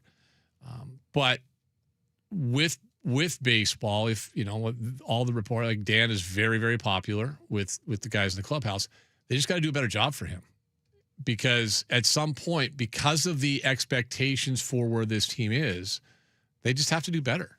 They can't keep just scuffling around. And it helps because this year your team is playing in a really bad league with a really bad division, and so you can screw around for most of the season and still win the division. The question is the manager the guy that can make the right decisions in the biggest times of a game, in the biggest games of the year? Last year, the answer ended up being no in Game 7. He gets a second chance this year. There have been too many opportunities this season in which people that are far more knowledgeable than me have questioned in-game decisions. Now, I will also not lay that entirely on Dan Wilson. I think at some point you got to look around. You got other guys in the dugout. You got other guys on your coaching staff, pitching coach, bench coach, all those things. But I think it's a big 3 games for him. So we'll touch on that. The Aaron Rye story, just real fast. Cool story. before I get back to the Seahawks and some stuff I want to touch in on with the schedule that I didn't get to last week, so I wasn't here. He's a really quiet, soft-spoken guy. Golf's not for everybody. And one of the reasons golf isn't for everybody, it's not for every sports fan. If you don't play, you're probably not a huge golf fan. If you do play, you might be a fan, but not a fan of some of the guys that win. They're country club snobs, kids who grew up with a ton of money, all that type of thing. I get that. That's largely a big part of it. Aaron Rye's not one of those. He's unique. He has club iron covers on all of his irons. He wears 2 gloves. But the iron thing is one that got a lot of attention this week. If you didn't hear the story, it's a great story. Mm-hmm. He does that because his dad and his mom, very much working class folks, immigrated from India, ended up living in England. He's an English resident, first Englishman to win forever, or ever win there, and 100 years. And he has the head covers on because when he was growing up, his dad spent so much money on his clubs so his kid could play that he didn't want to damage the clubs. So he had head covers on all the irons, which most people don't have.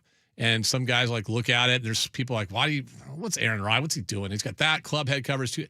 It's in tribute to his dad. I don't know the etiquette of the sport enough to know that would be an odd thing to see. And he did it to protect the clubs that were such a massive investment for his own family so he could play. And it pays off because the guy ends up being the PGA champion. I think it's just cool. He's a lot more laid back, a lot more mellow, comes from much more humble background than many golfers do on the tour. He's a guy you can root for. He's a guy. In fact, just 2 weeks ago, the tournament before this, there was 2 tournaments in the weekend. One was what they call a signature event. Top guys play, no cut, everybody gets paid. PGA started doing that with the live stuff and anyway, he didn't even qualify for that. He was outside the qualification number, so he had to play in a smaller event that weekend. So you can root for this guy. And good for him, man. Paying tribute to his dad all those years. And he said, I'm keeping those things on. The second he got to the PGA Tour, he didn't have to. He gets free clubs. They don't pay for their clubs. Mm-hmm. Whoever you're playing for, TaylorMade, Callaway. I like Callaway. Doesn't matter. You get the club. Whatever you want. That wasn't him. So good for him. All right. You can play that music again. Bump back. Let's go. Let's transition. Let's go. Let's do this. All right. So here's the deal. I mentioned this earlier. I didn't get a chance to break down the schedule.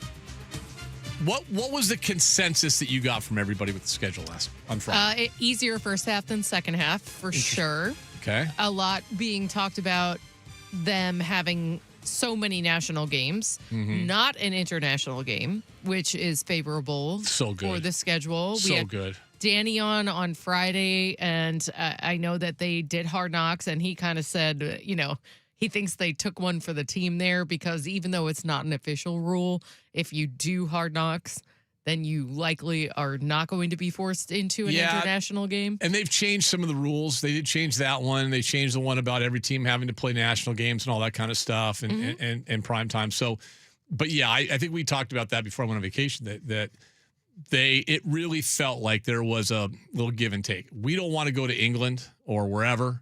I thought they would just because of the Dirt A connection. I thought that they would have one there. It's a competitive disadvantage for a team in Seattle. It 100% is because they're traveling 2 time zones.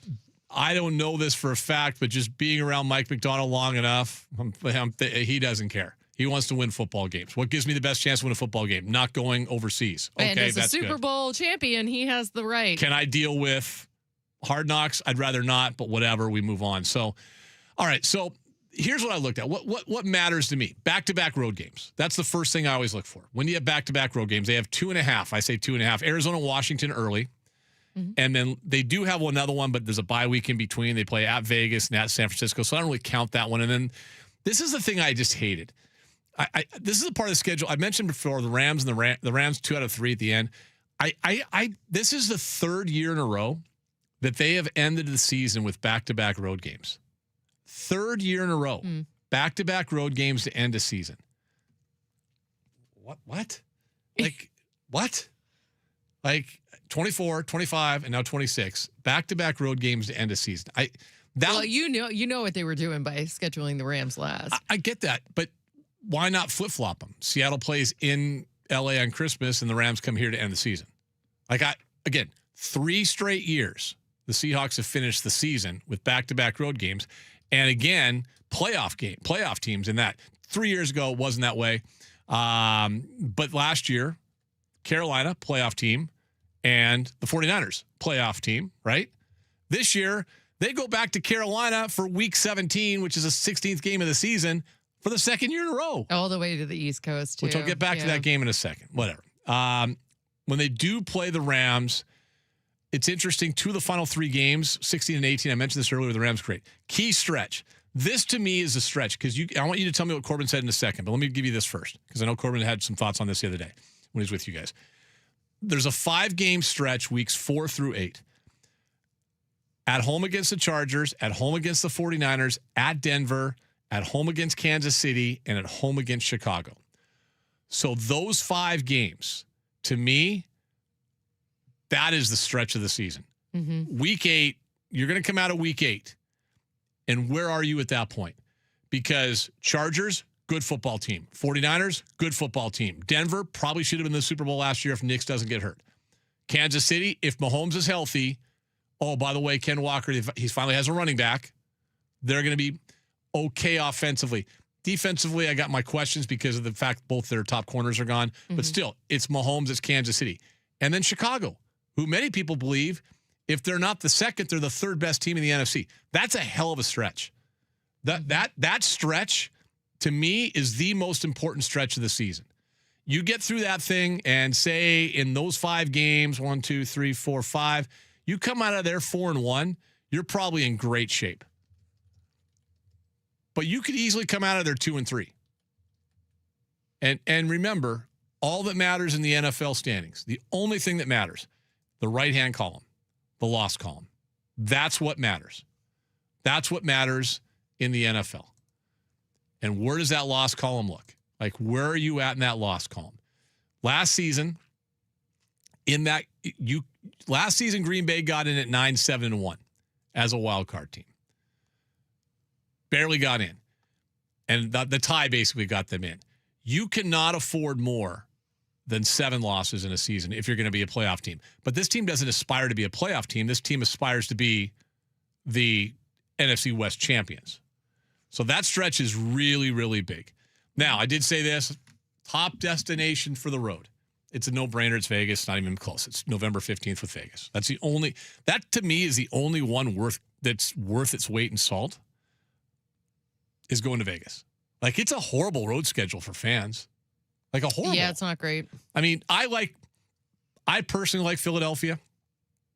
I think Philadelphia is worth going to a game in. I don't think it's as crazy. And now, again, I was in a press box, but we walked around enough. We did live shots in the stadium. I don't think Philadelphia is as bad as people make it out to be. I think it's kind of cool to be there with the atmosphere and everything else.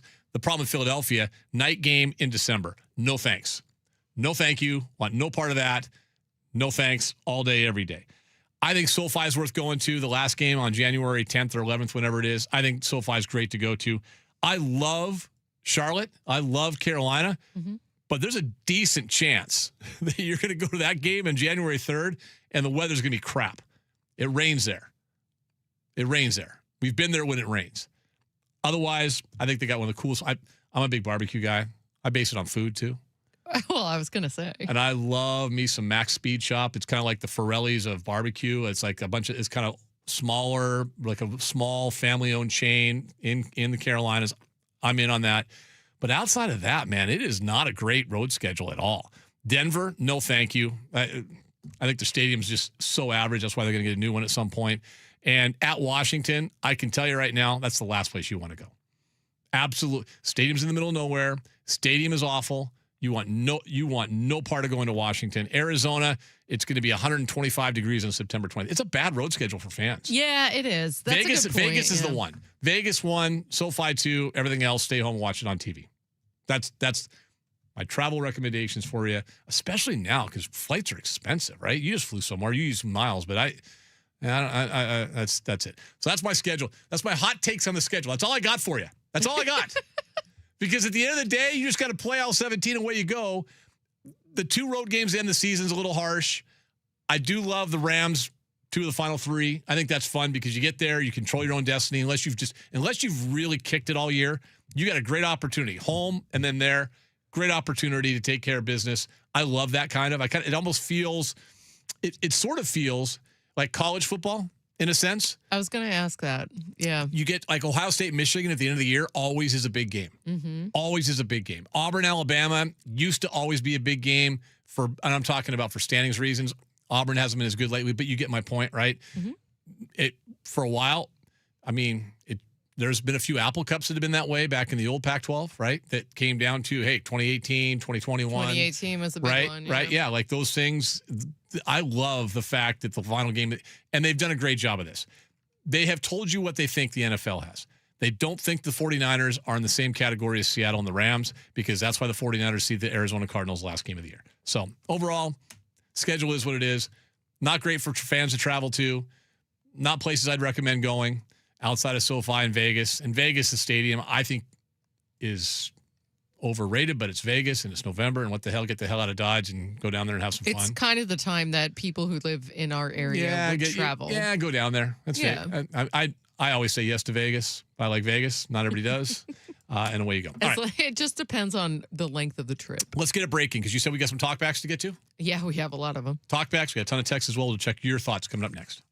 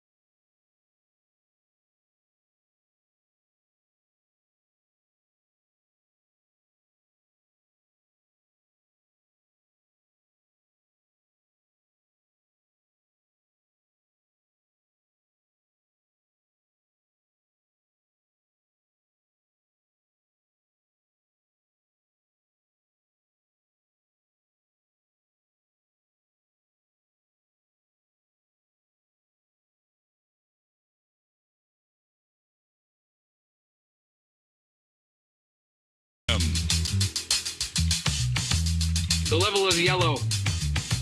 You got to be concerned, but it's what we do every year. Pitching's been hit or miss. Offense, non-existent. Worst manager in baseball by far. And we just forced our young superstar out, future of the franchise, yesterday after telling him at 1 o'clock p.m., already in full uniform in Tacoma, that he had to rush up to Seattle because they needed him tonight. Give me a break. Dan Wilson is John Stanton's puppet. We have the best staff in baseball, albeit some injuries and a little bit of struggles, but that's not the main issue. We can't hit the ball. We can't hit lefties. Can't wait for tonight. 6'10", 22-year-old prospect. Oh, I'm sure that's going to go great. I'm sure we'll just light him up. Give me a break. Guy's a little bitter. Yeah.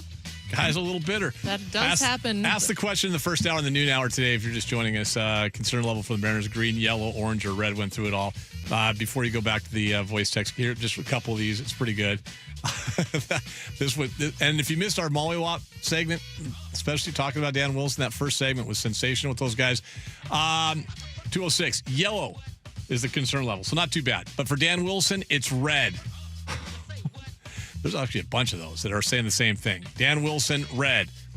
Red for Wilson. I think it's going to remain yellow until they make a change at manager because I think Dan Wilson is red. He's holding this thing back. Green. Won't tell anyone else how to feel, but not sure how it could be other than green. That's from our buddy Marcus right now. So Marcus not concerned. Give me a couple more voice texts. Hello, show. Hello. I am definitely more of a rust terracotta kind of color. It's a red, yellow, orangey mix. I am very, very, very concerned. We can't fire the manager if he's a Hall of Famer.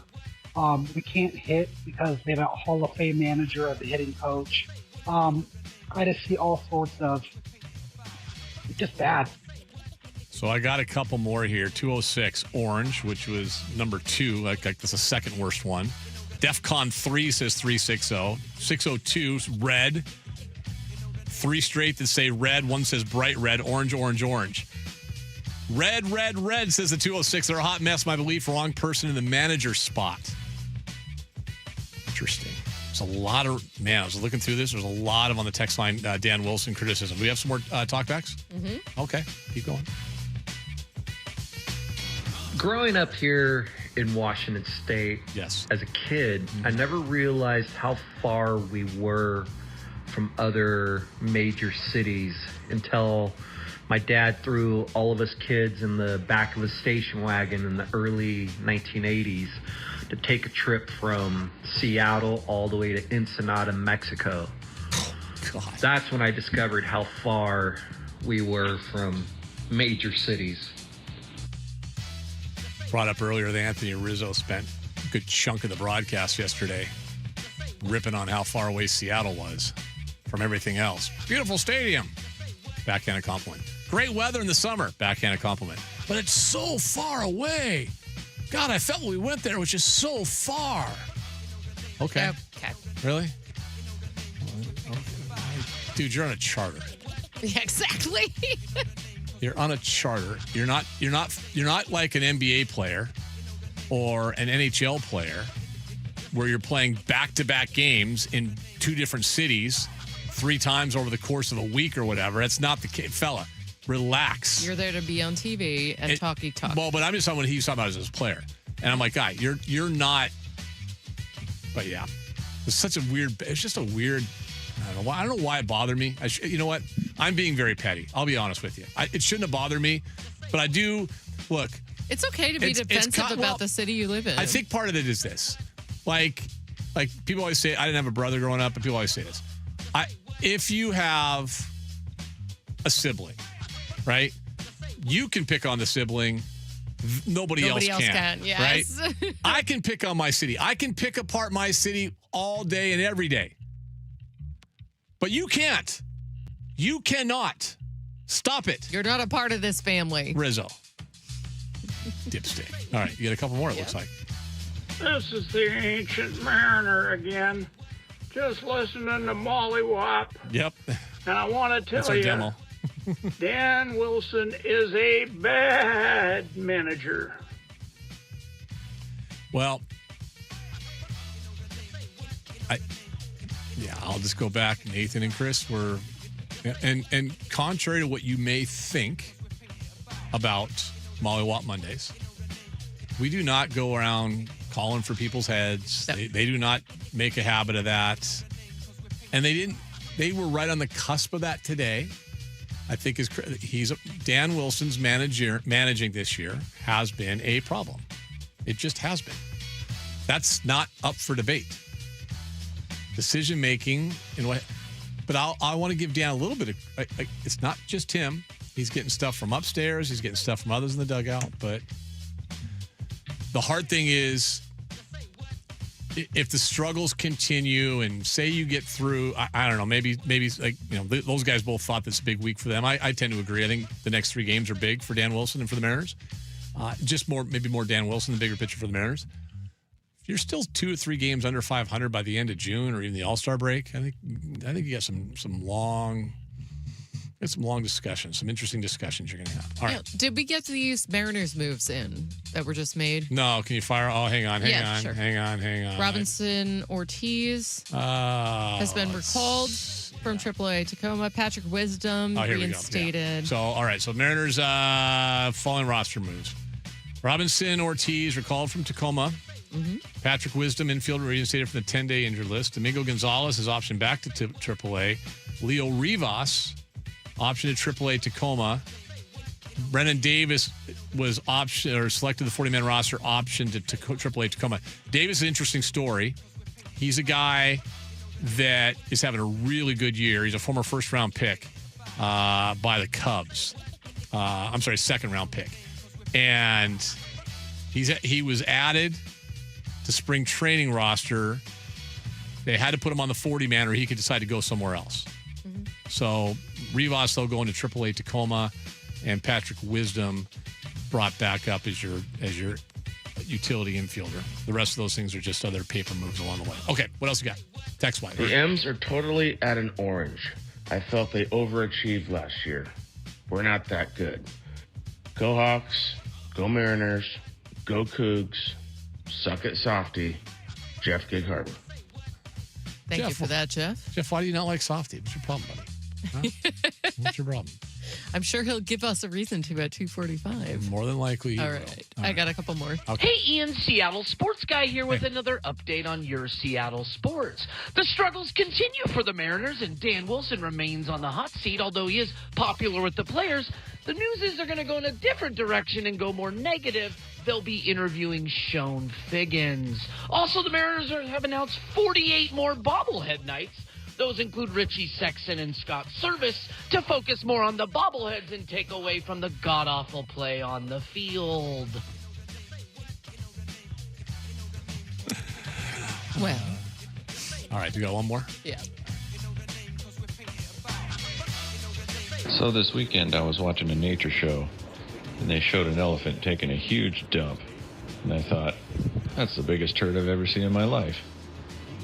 Then later I was watching the Mariners play, and I thought, make that the second biggest. God. That'll do it. That's it. That's how we... Where's Clifford at, by the way?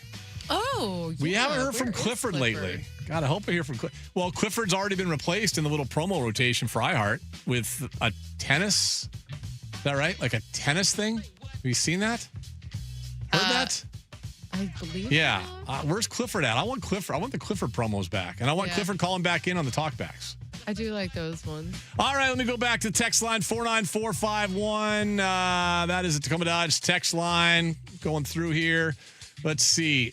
Ian, orange 70 to red 30. They're still playing with broken souls from the ALCS in regards to what your concern level is for the Mariners. 206, orange, they need to make coaching changes. This is an interesting one here. 206, if this is actually a World Series contender, we're not even having this conversation. To a point. I know what you're saying, but I would say that to a point. We're still having the conversation. The reason we're having the conversation is because the expectation is World Series. It's at least ALCS. Well, it has to be now. Has to be. You set the bar last year. It's the same damn team. Right? Yes. With the absence of not many. Let's see, 206. We can paint the rosiest pictures that it's still fairly early. Nah, it's a different club. It's in a different club. Magic and spirit of last season mostly vanished, a fading memory, continuing torture of what it is to be an M's fan. I'd ask that person, what if they sweep the next 3? Would you feel better? Right? Oh, I mean, that's what it comes down to with baseball. We've been saying that they did the right things that they should do against bad teams, right? Like the Astros, they took care of business there. Green won. And then getting swept by the Padres at home, not a good look. But they could turn that around in just one series. Get above 500 and be just fine. Okay. I see a bunch of things about the people leaving the city. I'm not going to get into that today. Oh, yeah. All right, here we go. Well, it took all of one weekend to see how the American League stinks narrative is lazy and useless. Can we just remain focused on the M's and what they need to do to become legitimate contenders? The reason we bring up the American League stinks narrative, as you said, is because it's the only thing keeping them in it. I thought what Chris said, and Chris or Nate, one of them said, is right on. In a normal year, they would be 6 or 7 out of first place in the division, and they would be 3 or 4 out of a wild card spot right now, with plenty of time to make it up. But they would be out of it. Right. Right? Yeah. And I mean, obviously, Cal has been playing through something. So has JP. I mean, Cal's not that JP got sent down, but he hasn't been to his potential quite yet, and we don't know what he's playing through.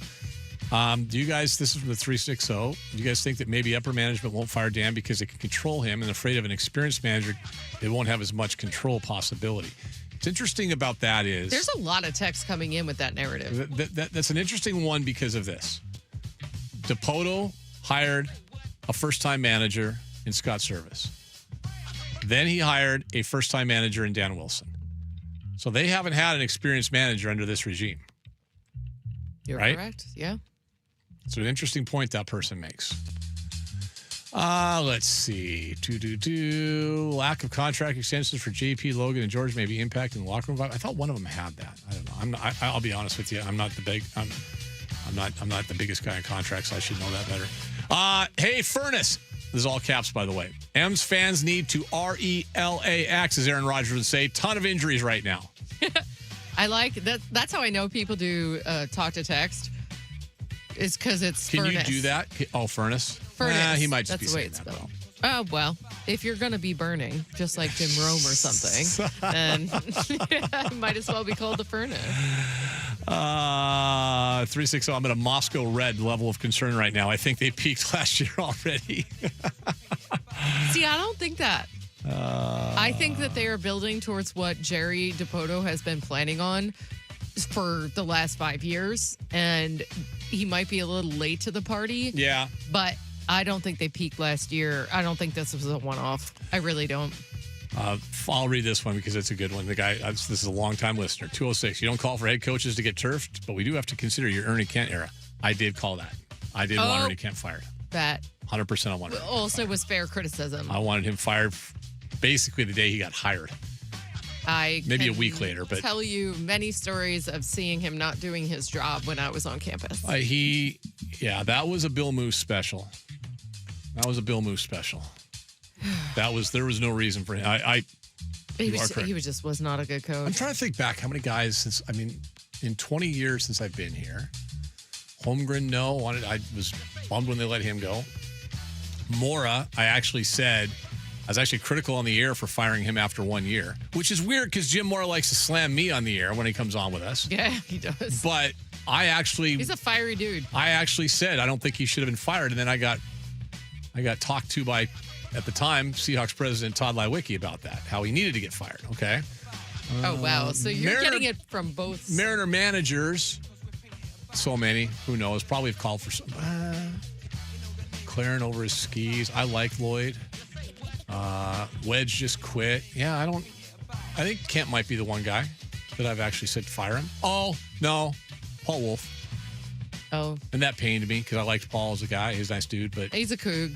But he needed to go. But pro guys, no. I thought about Dave Hackstall, but I didn't say it out loud. I would think you just questioned. I questioned a lot. Yeah, it wasn't. you were calling for a head. It just, hey, is this the right guy? Dan is okay, not even 2 years in. Another one says, Dan's okay. He's not the worst manager. Okay, so you're not the worst manager? That makes you okay? No. Softy is it Jimmy's on first. He'll join us next.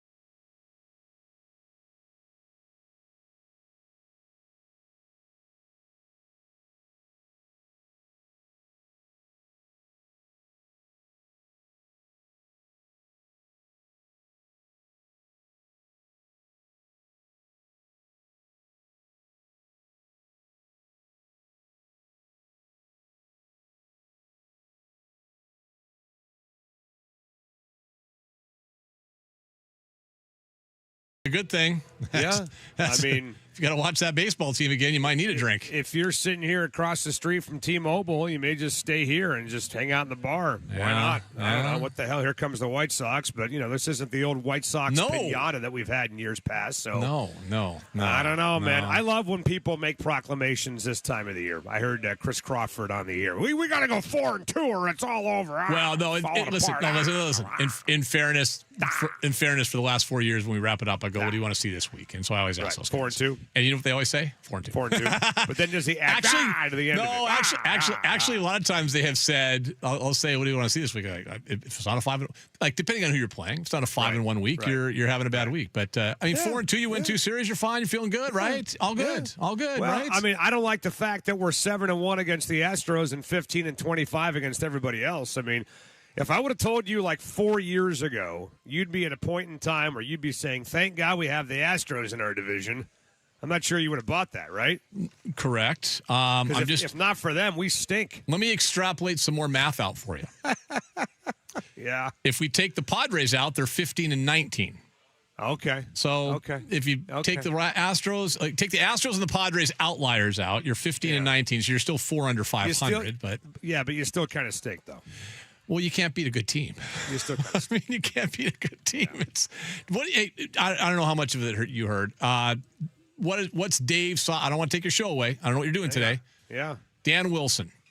A problem? We'll have an update on the poll, by the way, coming up on the radio. What's the show. poll? What's the poll? poll? We did a approval rating. You know how they do where is this? the I gotta vote on this presidential thing. approval ratings and all that stuff. Yeah. We did one for Dan Wilson over the weekend. Okay. And we'll get to that. Okay. I need to vote on today. that. I need to vote on that. Hang on. I'm going to find it. Is it your poll? Yeah, I just hit it, but it's not turned on back in the studio. So. Okay, there we go. Dan Wilson approval rating. Don't give it out yet. I'm not going to give it out. I'm looking if I should vote on it. Just turn my thingamajigger up, will you? I'm working on it. There. Your thingamajigger. Thingamajigger. So approve you just turn it on. That's all you do. All right. There we go. All right. Apparently, it's very difficult to turn it on. Try it again. That's okay. Try it again.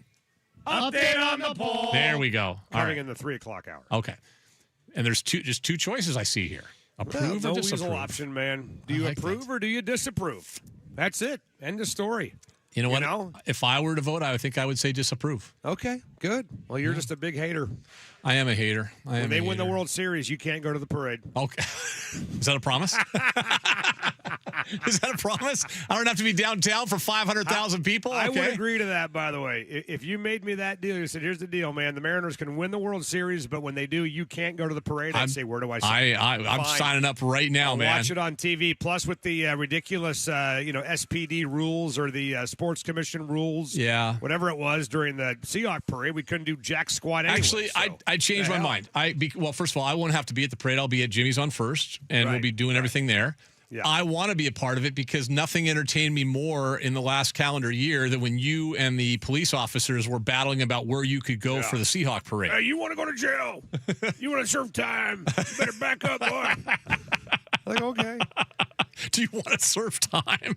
Could we have done like a GoFundMe, you think, to bail me out? Well, think about this for a second. People would have contributed? Or do you think Rich Moore would have said, hey, why don't you stay there and do a show? Yeah, hey, I'll send some gear down with you. Can you call in? Can you do a phoner from King County? Now, think about that for a second. Now, I know it was the heat of the moment, so you didn't have time to really think about it. Right. But let's think about this in Seattle terms. Okay. You can do almost anything in this city and not get arrested. Yes. You can do drugs in the middle of the street.